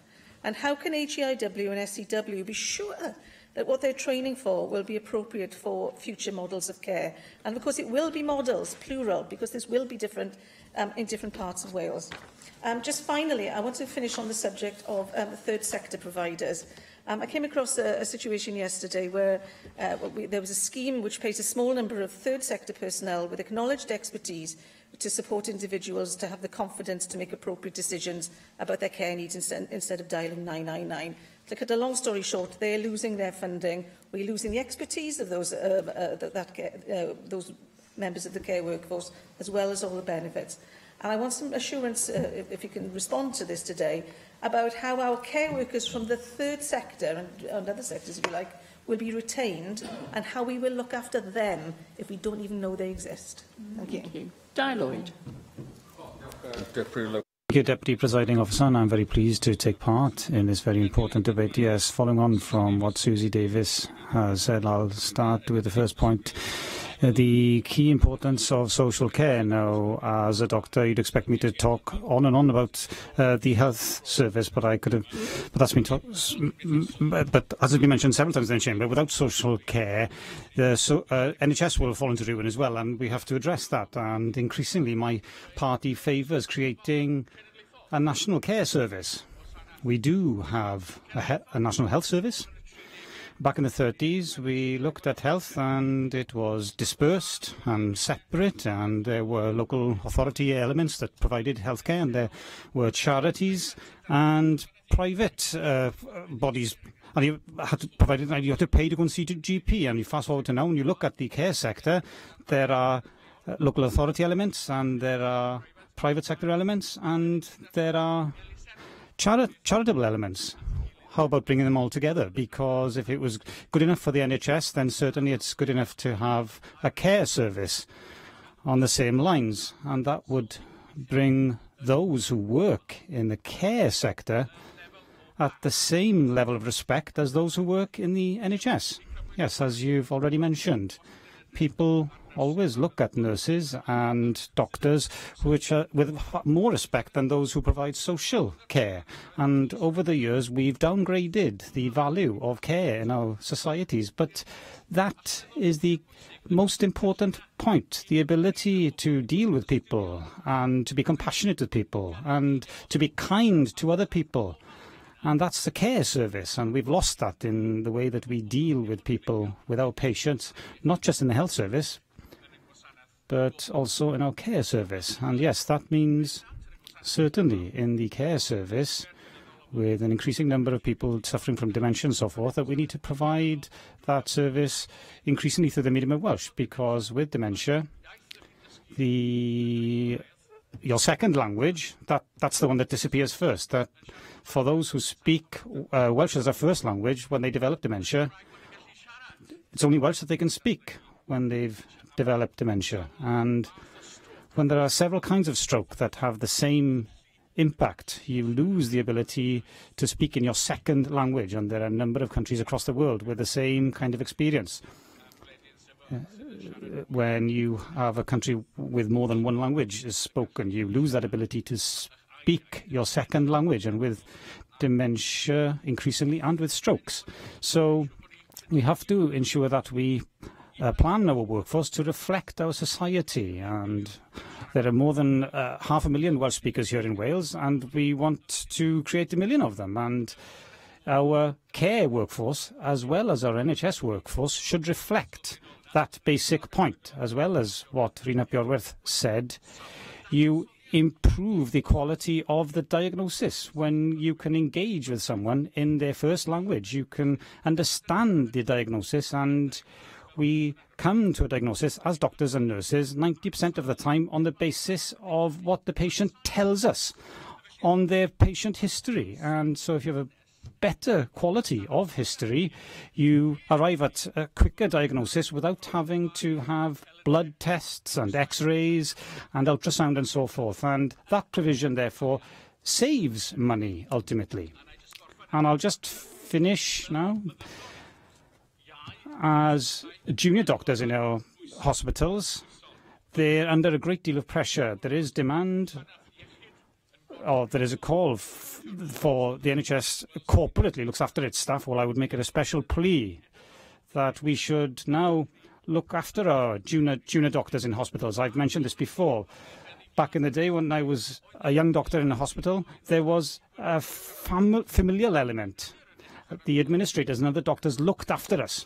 Everyone looked after us, and we've lost that element. Our junior doctors complain that they're overworked and they have to fill gaps in the rota when they're already on their knees, and they have to fight for days off to study, fight for days off to sit exams, and fight for days off even to get married. This is not fair, and people think, well, this is the future of our workforce. Future GP workforce. We all start off as junior doctors in hospitals, but if we lose those, they'll go over the border to be, or they'll move abroad to be doctors in Australia and so forth, where they can work fewer hours for more money, and Bondi Beach isn't far away. And it's no wonder that the workforce is leaving. We need to prepare for the future by dealing with our junior doctors in a far better way. Thank you very much. Thank you, Deputy Presiding Officer. This year marks the 70th anniversary of the creation of NHS service. It is likely that everyone in Wales will, at some time, need the services of the NHS. I know from my own personal experience how important NHS is. In April this year, my wife suffered a series of strokes, and it was a great comfort to know that the excellent care she received is available to everyone, irrespective of their background or financial circumstances. The NHS faces many challenges. We have an aging population. The number of people with long-term health conditions is rising and the cost of treatments and medical technology is growing. The NHS needs to adapt and to modernize the meet that these challenges if it is to flourish and provide the world-class services we all want to see. But its core principle must be remained. A free health service available to everyone is still the envy of the world. We all want to see the NHS in Wales delivering high-quality healthcare to everyone. To achieve this, we need well-resourced and high-performing workforce, a workforce that feels valued and supported. However, it is clear that the recruitment and retention of staff has become a major challenge facing the NHS in Wales. The Welsh Government has constantly failed to train enough staff for the future. Training places offered by NHS health boards remain unfilled. The number of Welsh domiciled students applying to medical school is declining. And in spite of the Welsh Government offering an NHS bursary for the last 4 academic years, Wales has failed to fill all commissioned places. Recruiting staff has proved a problem. The impact of Welsh Government flagship Train Work Live scheme has been difficult to measure with vague measures of success. I welcome the decision by UK Government to relax immigration rules to allow more non-EU skilled doctors and nurses to work in our NHS.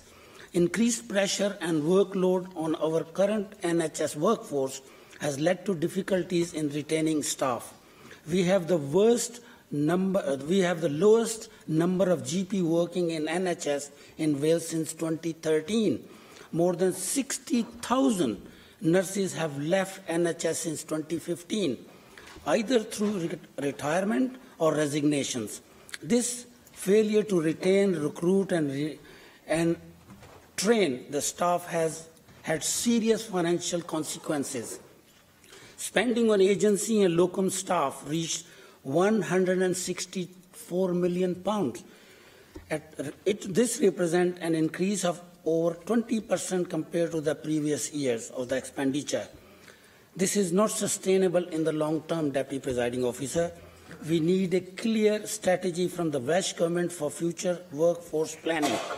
Closer cross-border working and effective incentive must be used to fill geographical and specialist gaps in our health service. The delivery of healthcare is a fast-changing world.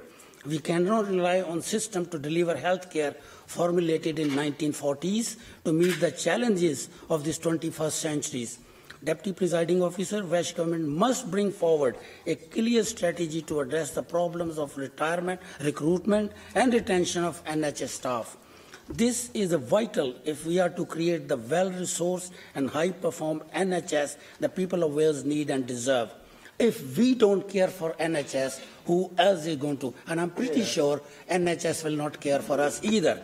There are certain areas, NHS and care. Mental health is the biggest issue which we have to be looked at, especially our veterans. We have to look after them. NHS also, not long ago, a couple of months ago, when there was a problem in computer, doctors could not get in touch with their patients. That's not good enough. A lot of patients suffered and a lot of hospitals were without work. That is not development. That is, we have to have a plan B. Hospital to hospital, standard is a bit different. So doctors to doctors, different pressures. Quality of our service is great, but delivery is a little bit slacking in certain areas. To modernize our system, pay system must be equal. The pay must be given to our own doctors and nurses in a way they should work in a comfortable and suitable environment in their best hospital in the world. And finally, Deputy Presiding Officer, as I said, and I will always be proud of NHS, this is an envy of the world. We must care for our NHS in any cost, and then NHS will look after us. Thank you. Thank you. Mark Reckless. Diolch. I listening to Dai, I think it speaks with greater sort of practical authority than perhaps any of the other of us can as a doctor. All I really know about the NHS is from my family who work in it. My father was a doctor, my brother's a doctor, and my sister-in-law, my father-in-law, my mother was a nurse. It goes on. I haven't taken that path myself, but I'm proud of what was announced over the weekend and clarified earlier this week, that the NHS, at least in England, is going to get a 20 billion real terms increase in its funding, 3.5% per year.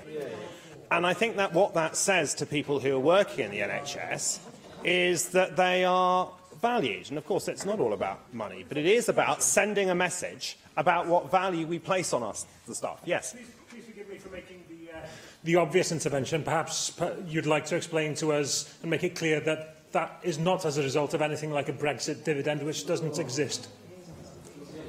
I was indeed coming on to deal with that. The government said that identified, I think, two sources of funding. Firstly, I think 20 billion gross, 10 billion net we give currently to the EU. A significant proportion of that would be redirected in future to the NHS. But in addition to that, and I think this is a really significant thing politically for a Conservative government at Westminster, they said that the rest would have to be funded through tax rises. But because of the value we put on the NHS, not only are we redirecting funds that we currently pay to the EU, but in addition, at least for England, taxes will be increased.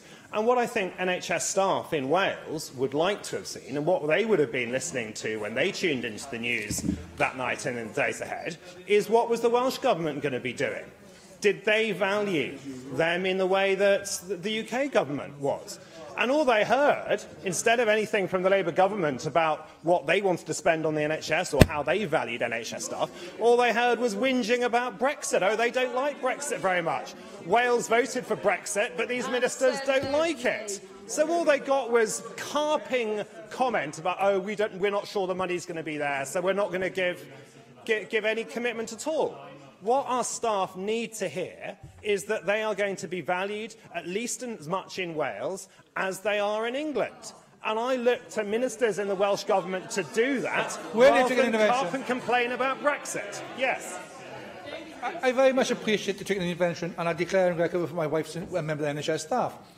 Can you therefore tell the Welsh NHS staff when they will have that increase and what it will be paid for by? Because at the moment, your own government in London is saying tax raises, that's it, full stop. But with no indication as to when it's going to come or the details of this. It's all pie in the sky at the moment. Well, it's been announced that it will be a 20 billion real terms increase, a 3.4% real terms increase per year, averaged over 6 years. And then it will come partly from the money we currently pay to the EU, but the rest, and potentially even the larger part of it, to come from tax rises. And given how the Barnett formula functions, that spending then comes through to Wales, where we would look to the Welsh Government and this Welsh Assembly to tell our NHS staff, you are valued at least as much in Wales as you are in England, and we will be spending that money on you here as well. Unfortunately, that has not happened. I would like to address the rest of my remarks to other things aside from money, because actually it is quality of life and quality of their working life that our NHS staff value. Many of my constituents who will go to the Royal Gwent Hospital find the transport of getting there very difficult. Many of the consultants at the Royal Gwent actually commute from Cardiff to Newport to work at that hospital. Many of my constituents from the South East Wales region will come in and work at the Heath Hospital in Cardiff and find they're being fined hundreds of pounds for trying to park their car. There are huge challenges for the transport, and we need not just the Metro, which is a wonderful concept, and I congratulate the government on the new franchise, but we also need an M4 relief road, and we need it quickly. But not only that, we want to see hospitals designed and working with local government and other partners to make sure those hospitals work for the staff as well as the patient. It's fantastic we have the Grange University Hospital, and it's at least as important that it's made an attractive place for staff to work and hopefully live nearby to reduce the difficulties of commuting. Yet at the same time, we have this new hospital proposed. We have the Torfaen LDP, which has only now 300 houses there. It used to be about 3 times that many. They're building less than 200 houses a year over the planned period compared to the 300 plus that they should be. We have the latest review only looks at house prices up to July last year, even though it was published in April. And in the year to April, we've seen house prices in Torfaen go up by 12.7%. They should get on with providing more infrastructure, more facilities and more accommodation, as well as the hospital. Yet the LDP for Torfaen says the delivery of the strategic site should come forward in a phased way, with enabling works for the hospital, including any necessary highway improvements, delivered first, followed by the hospital itself. Only then does it say the nature, timing and order of remaining uses will be determined by market conditions and further studies. Surely they need to get on with delivering the housing, delivering the infrastructure to help all those workers who are going to be coming in, being able to live so they can easily commute to work and enjoy a good quality of life. Welsh Government needs to back our NHS, but also work with partners to ensure that when it is back in the NHS, as with the University Grange Hospital, we get the support from Torfaen Borough Council and other partners we need to. Can I now call the Cabinet Secretary for Health and Social Services, Vaughan Gethin? Thank you, Deputy Presiding Officer. I'm grateful for the opportunity to respond to today's debate. And of course, this Welsh Labour-led government supports and values the National Health Service that my party helped to create 70 years ago. And I'm grateful to hear Tories coming on board and say they value the National Health Service too. There's much in the motion that we can agree upon. There are, of course, points that we disagree, hence a government amendment. I do want to refer back to Angela Burns' opening and the figures that she quoted underlining the significant scale of NHS Wales activity. That isn't delivered by me, and that's a good thing for the people of Wales. That is delivered directly by our staff, and it's the staff that people refer to when they talk about what they value within the National Health Service and indeed within our social care system. It is a fact, of course, that we have more NHS staff than ever before. It is their skills, experience and values which are fundamental to a successful NHS and social care system. Now, the differences that we have are one thing, but we do all agree that we want to support our staff. And this government fully recognises that fact, and that's why in Healthier Wales, our long-term vision for health and social care, we've ensured that the health and care workforce are at the heart of the way that we expect to shape future services. That's why we'll implement the quadruple aim recommended by the Parliamentary Review. We're committed to ensuring that with the workforce, we improve well-being, capability, engagement and leadership. Those are part of the 4 interlocking aims that will drive the changes that we would all want to see, to ensure that we're achieving our future vision of a whole system approach to health and social care here in Wales.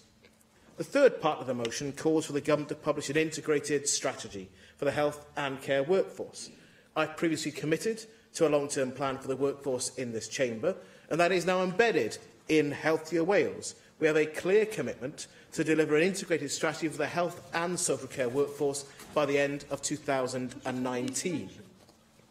I just wondered why you were not able to commit to delivering it by January 2019, because I fear that unless there's a real target on it, it could drift. There is a real target. 2019 is a real target. I want to make sure that we have a workforce strategy that is within the time that it really is achievable, and indeed by making proper use of health education and Improvement Wales. That has been established to lead on workforce planning, and they will be responsible for developing the strategy as one of their first priorities. HIW will become operational in October this year, and whilst it will be one of their first objectives, it is not possible to deliver such a detailed and important piece of work within the first 3 months of their lifetime. I've already given a commitment to expand medical education and the training landscape in North Wales and indeed in West Wales. Work is progressing between myself and the Cabinet Secretary for Education to consider proposals submitted by universities to take this work forward, and I hope to have more to say in the near future on that. The Parliamentary Review, of course, recognised that a key factor in delivering high-quality health and social care is the well-being and engagement of our staff. And there is already significant work underway. North Wales has been in the highlight recently, and I have managed to highlight 20 specific programmes of work currently undertaken by Betsy Cadwallader on the well-being and engagement. And this level of activity is replicated across health boards and trusts here in Wales. But we recognise that we need to do more. That's why in our long-term plan we committed to making NHS Wales an exemplar employer in its support for well-being at work and a healthy workforce. We want to see the NHS leading change in this area across health and social care, and in other sectors too, by sharing good practice, guidance, online promotion and evaluation. And indeed, further steps forward this week with the agreement between ourselves, the NHS Confederation and BMA Cymru to create a fatigue and facilities charter for doctors and clinical staff, building on the good relationships we have here in Wales and a first within the UK, warmly welcomed by staff within the service. In terms of the call for implementing priority access to treatment for NHS workers, I've already made my position clear in this chamber before. We need to think carefully about the issues if we decide to advantage groups of staff wherever they're from, the NHS, emergency services or carers, and on the basis of their work rather than their clinical need. But as I have made clear, work is underway to consider this, and the approach has been taken in some parts of England, and I will consider the issue further once it is complete. But I really can't leave the nature of this debate without reminding people in this chamber, particularly Conservative politicians, that the issue of stress, strain and funding facing our staff across health and social care comes from the real impact of austerity. The 8 years of austerity that public services have been subjected to has caused real harm. Don't take my word for it. Ask frontline staff within our health and social care services, and they will tell you they understand very well where austerity comes from. They understand the political party responsible for that choice. No, I won't take an intervention from the grinning member opposite, who has been laughing through this debate about choices that he has championed. 3 successive general elections, you've championed austerity. Here in Wales, we have made choices to put more money into our National Health Service, more money per head, a higher rate of growth than in England. You dare to say that you are the party of the National Health Service. Nobody buys it, not even people in your own group. I am happy to support both of the Plaid Cymru amendments. Firstly, the amendment on medical education in North Wales, as I've given that commitment on a number of occasions. And secondly, of course, the 10-year workforce plan will contain actions to increase the numbers of Welsh language healthcare professionals. Now, we of course want to train and retain more of our staff. We invest record amounts in both medical and non-medical staff training. In the 8 years of austerity we've been subjected to, the NHS is the only public service to increase its staff, with a continuing appetite and demand for more. We still face real risks to recruitment from EU nationals in particular to our NHS, and the reduction of EU nurses entering the NMC register is a matter of real concern to all of us. It highlights how the terms of a Brexit deal will be crucial to the future of our health service workforce. I do, though, want to welcome a change of heart and change of approach from the UK Government on Tier 2 visas for doctors and nurses. The Welsh Government has consistently called for change, together with virtually every organisation representing health and care workers. I hope for similar common sense in our approach to Brexit and NHS staff. I also want to mention the fact that before we celebrate NHS 70, we will, of course, as Julie James highlighted this week, be celebrating Windrush 70. A generation that helped to rebuild Britain, a generation that helped to create our National Health Service and staff our social care system, and a generation that has been poorly rewarded. We look for action and justice to be delivered for the Windrush generation and for promises to be delivered upon. At this point in time, we cannot have confidence they have been. As the NHS marks its 70th year, we know it is an NHS that needs to transform to meet the needs and demands of today. But one thing will remain as it always have over the past 70 years. The NHS will continue to be delivered by passionate, committed and talented people. And we owe it to each and every one of them and the wider population of Wales to support and value them and their colleagues in social care in the best way possible. I urge members to vote for the Government amendment and support us in delivering our unified vision for health and social care here in Wales. Thank you. Call on Mark Isherwood to reply to the debate. Diolch. Well, thanks very much to everybody for contributing. Angela Burns for opening the debate. A tribute to the immense contribution made by the Health and Social Services workforce in the 70th year of the NHS. But as she said, even the NHS is not beyond challenge and improvement. Caroline Jones, who said the situation was made worse by a lack of future planning, putting the workforce under considerable strain.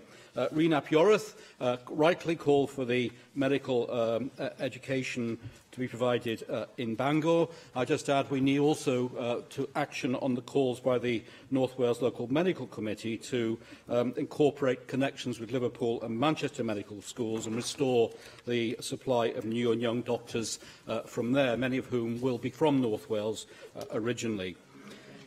We heard about, from him, the Welsh Government contempt in not publishing a number of Welsh language speakers in the NHS, and his highlighting that Wales has the lowest level of GP training places per 100,000 patients amongst all UK nations. Susie Davis said we're losing care workers. We need to know how many are experiencing mental health problems. We need to show that social care has equal value with healthcare careers, and for leadership and integrated services. Dr Di Lloyd, we need the same level of respect for people working in care service as in the NHS. And he talked about the pressures on junior doctors and the risk of losing them if we don't address that. Mohammed Asghar, the pressures of patient numbers rising and an ageing population.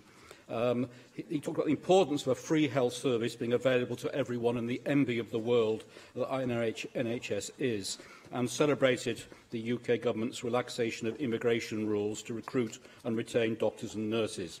Mark Reckless told us about his family connections, coming from a family of doctors and nurses, about the UK Government's announcement of a 3.4% real terms increase in funding for the NHS annually, which compares to the 2.2% committed to by Labour at the last UK general election.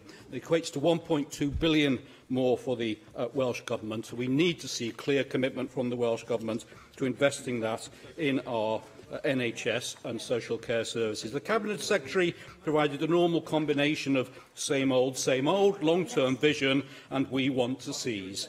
I won't debate the austerity issue other than to point out that under Labour, Wales has been the only UK nation to see a real terms decrease in identifiable expenditure on health. You caused austerity, your policies would make it worse, but even with the money you've had, you're the only government anywhere in the UK to have ever cut the NHS in real terms. The Royal College of General Practitioners tell us that almost 1 in 3 Welsh GPs are so stressed they feel they can't cope at least once a week.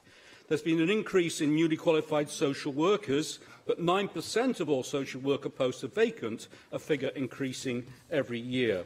Latest Nursery and Midwifery Council figures say that although nursing and midwife registered numbers are at the highest level for 5 years, the number leaving the register outstrips those joining. And they say there's 3,000 vacancies, including those in the independent care and GP surgery sectors. So I will call on you to endorse the motion as unamended, and I regret, as did Angela, the removal of January prior to 2019 in the Welsh Government amendment calling for an integrated strategy for our health and social care workforce. We need clear commitment, and I hope we heard it from the Minister or Cabinet Secretary, that that does mean we're guaranteed a plan next year. Thank you. Thank you. The proposal is to agree the motion without amendment. Does any member object? Therefore, we defer the voting until voting time. We will reach voting time, so unless 3 members wish for the bell to be rung, I'm going to proceed directly to the first vote. So we call for a vote now on the motion tabled in the name of Simon Thomas, Di Lloyd, David Meldon and Jenny Rathbone. It's the individual members' debate under Standing Order 11.21. If the proposal is not agreed, we will vote on the amendment tabled to the motion. Open the vote.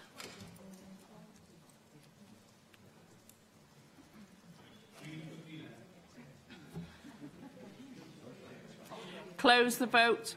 For the motion, 48, no abstentions, 3 against. Therefore, the motion is agreed. We now move to the vote on the Welsh Conservative debate on the health and social care workforce. And I call for a vote on the motion tabled in the name of Paul Davies. Again, if this proposal is not agreed, we will vote on the amendments tabled to the motion. Open the vote.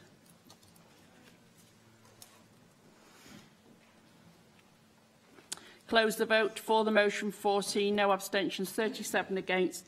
The motion is not agreed. Therefore, we go to vote on the amendments. And I call for a vote on Amendment 1, tabled in the name of Caroline Jones. Open the vote.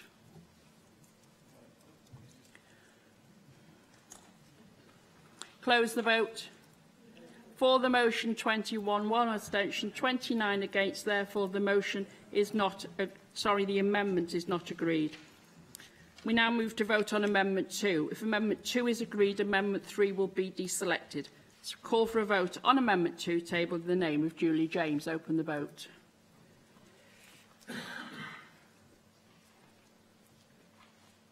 Close the vote. For the motion, 29, no abstentions, 22 against. Therefore, Amendment 2 is agreed. Amendment 3 is therefore deselected. We call for a vote on Amendment 4, tabled in the name of Rhys ap Iorwerth. Open the vote.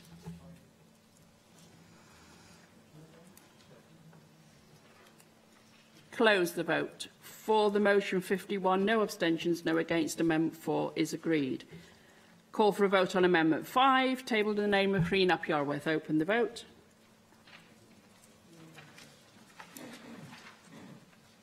Close the vote. For the motion, 51, no abstentions, no against. Therefore, that Amendment 5 is agreed. I now call for a vote on the motion as amended. Open the vote.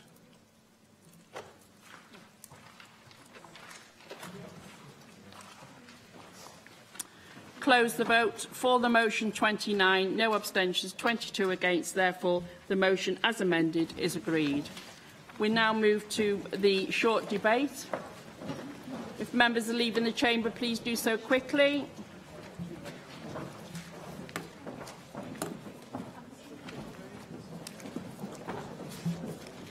We now move to the short debate, and I call on Mick Antonoff to speak on the topic he has chosen. Mick. Thank you, Deputy Lewis. I'm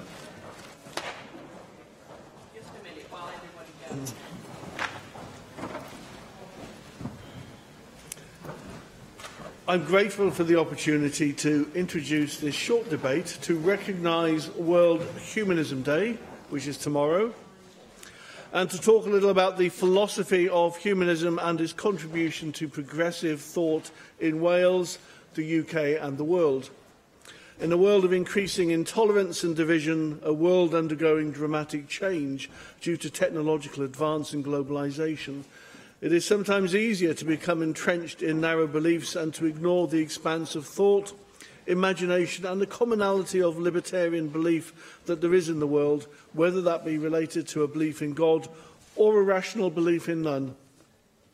Humanism is the outcome of a long tradition of free thought that has inspired many of the world's great thinkers, from scientists to social reformers. Humanists believe that we have one life and aim to live ethical and fulfilling lives on the basis of reason and humanity, placing human welfare and happiness at the centre of their ethical decision-making. Humanism is a philosophy which supports democracy and human rights. It seeks to use science creatively, not destructively, to seek solutions to the world's problems through human thought and action rather than divine intervention. Bertrand Russell, a great British philosopher and humanist who made his home in Penrhyn Dydriaith, said, "If we are to live together, not die together, we must learn a kind of charity and a kind of tolerance which is absolutely vital to the continuation of human life on the planet." To this extent, humanism has many philosophical and ethical similarities with basic Christian, Buddhist, Jewish and Islamic religious beliefs. Humanists often share values with religions, with many similarities with the philosophy and ethics of Christianity, Judaism, Islam and Buddhism. But humanism is not based on the existence of God or bound to any set of religious teachings or beliefs. It is a belief in reason and autonomy as foundational aspects of human existence. Humanists make their ethical decisions based on reason, empathy, and a concern for human beings and other sentient animals. Humanism has been around for millennia, but the connections between humanist thought and social reform developed substantially in the 19th century when a new generation of social reformers and activists were influenced by philosophers and intellectuals who wrote about people making a difference to the world and looking out for each other without regard for religion. And Ivan Bevan rejected the beliefs of his nonconformist parents to become a secularist socialist. And Newtown-born humanist Robert Owen was one of the founders of the cooperative movement. Today we live in a world where it is predicted by 2030, 50% of the world's wealth will be in the hands of 1% of the population. Half the world flourishes while half the world starves. As inequality increases, societies become increasingly unstable, growing nationalism set people against people, barriers erected, and the seeds of conflict are sown. Humanism, as with ethical socialism, is about the belief that the power to resolve all these problems lies in our hands through rational analysis, the use of science for the benefit of all, and a recognition of our common humanity and obligations to one another. Humanism is perhaps the default philosophical position for millions of people in the UK today, and many humanists improve society by strengthening our democratic freedoms, involving themselves assiduously in charity work, increasing our body of scientific knowledge, and enhancing our cultural, creative and our civic life. In Wales, 53% of our population say they don't belong to any religion, and this includes 73% of 18 to 24-year-olds and 69% of 25 to 34-year-olds. To ensure a fully inclusive civic ethic in our society, we must recognise the rights of non-religious people. In 2015, Lord Williams of Oystermouth, the former Archbishop of Canterbury, called for humanism to be included in the English religious studies curriculum alongside Christianity and Islam. He was among signatories, including prominent Jewish, Muslim and Sikh representatives, arguing that the inclusion of non-religious ideas would be a more accurate representation of modern Britain and allow young people to study a more representative sample of major worldviews that are common in Britain today. So we can take pride in the moves in this direction in Wales. Humanism is now on the religious education curriculum in Wales. Following a legal challenge, the Cabinet Secretary for Education has recently written to all of Wales' 22 local authorities to advise that representatives of non-religious belief systems must be given the same right as religious representatives to sit on the SACREs, the local authority bodies responsible for overseeing religious education in schools. So in Wales, we are making progress, but there is still a long way to go. Humanist marriages are legal in Scotland and Jersey, but not in Wales, where the law remains non-devolved, and only 4 hospitals in Wales have agreed to accept volunteer non-religious pastoral carers as part of their chaplaincy teams. Recognising the role of humanism in Wales as part of our belief system is also about ensuring a fully inclusive civic ethic in all our social and public institutions. Those who are not religious, and I'd say this is probably a majority of people in our present-day society, have much to contribute to the values on which our society is based, on the direction it takes in the future. In Much Ado About Nothing, William Shakespeare says, "Love all, trust a few, and do wrong to no one."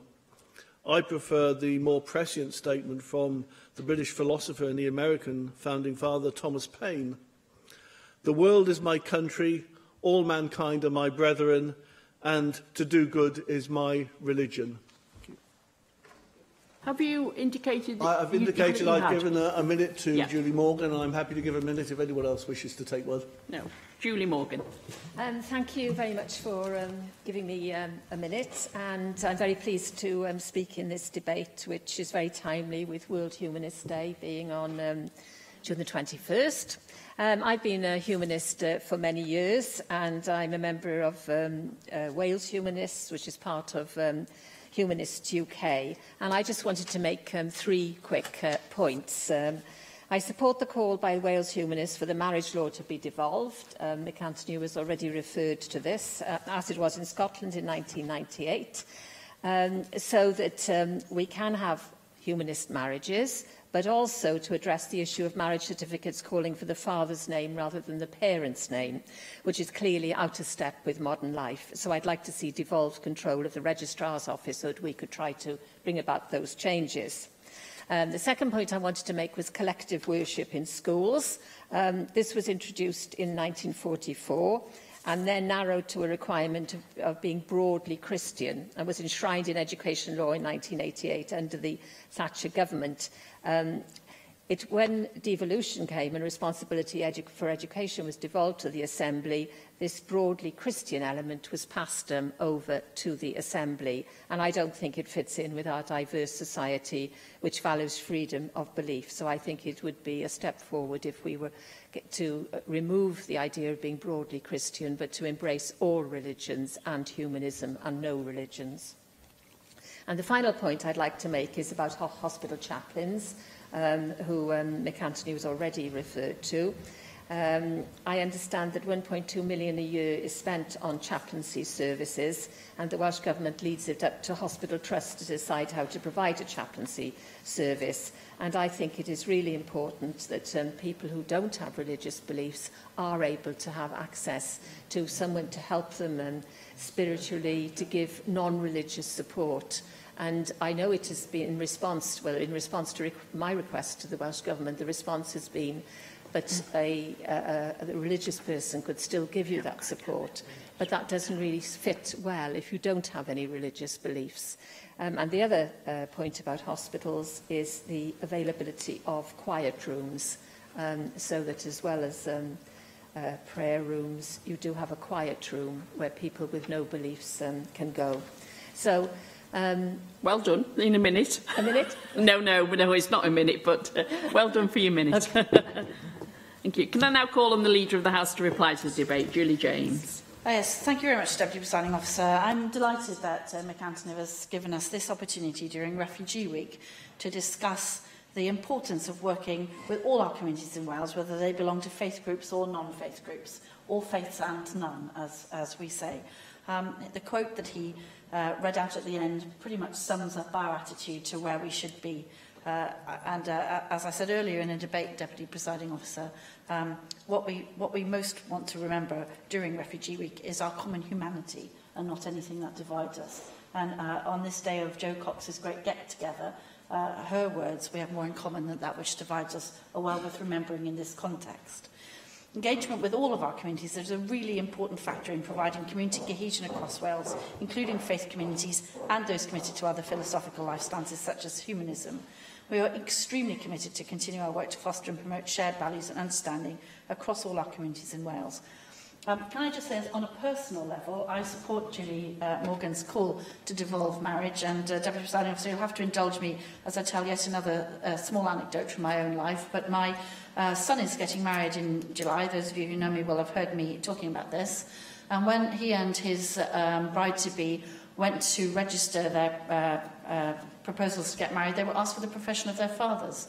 I'm delighted to say they're both well-brought-up young people. They were able to say the profession of their mothers, but neither of them knew the profession of their father, which I was very comforted by. But, of course, they were not allowed to list the profession of their mother on the bands, which I think is outrageous. So, for that reason alone, I would like to see it. But there are a number of modernising things that could happily be brought to bear in this regard, including the ability to have ceremonies which are not currently recognised in the humanist way. Because it's very important we're all able to express our views, to listen with respect to the views of others, and to improve how we can work together to help keep Wales a very tolerant society. This year's Interfaith Week, 12th to 16th of November, is an opportunity for us to celebrate and strengthen tolerance and understanding of shared values across all faiths and none. I think that's a very important point. At the meeting of the Faith Communities Forum on the 3rd of April of this year, the Interfaith Council said that it's considering a way in which the views of unrepresented faiths could be heard and served at forum meetings through the Interfaith Council.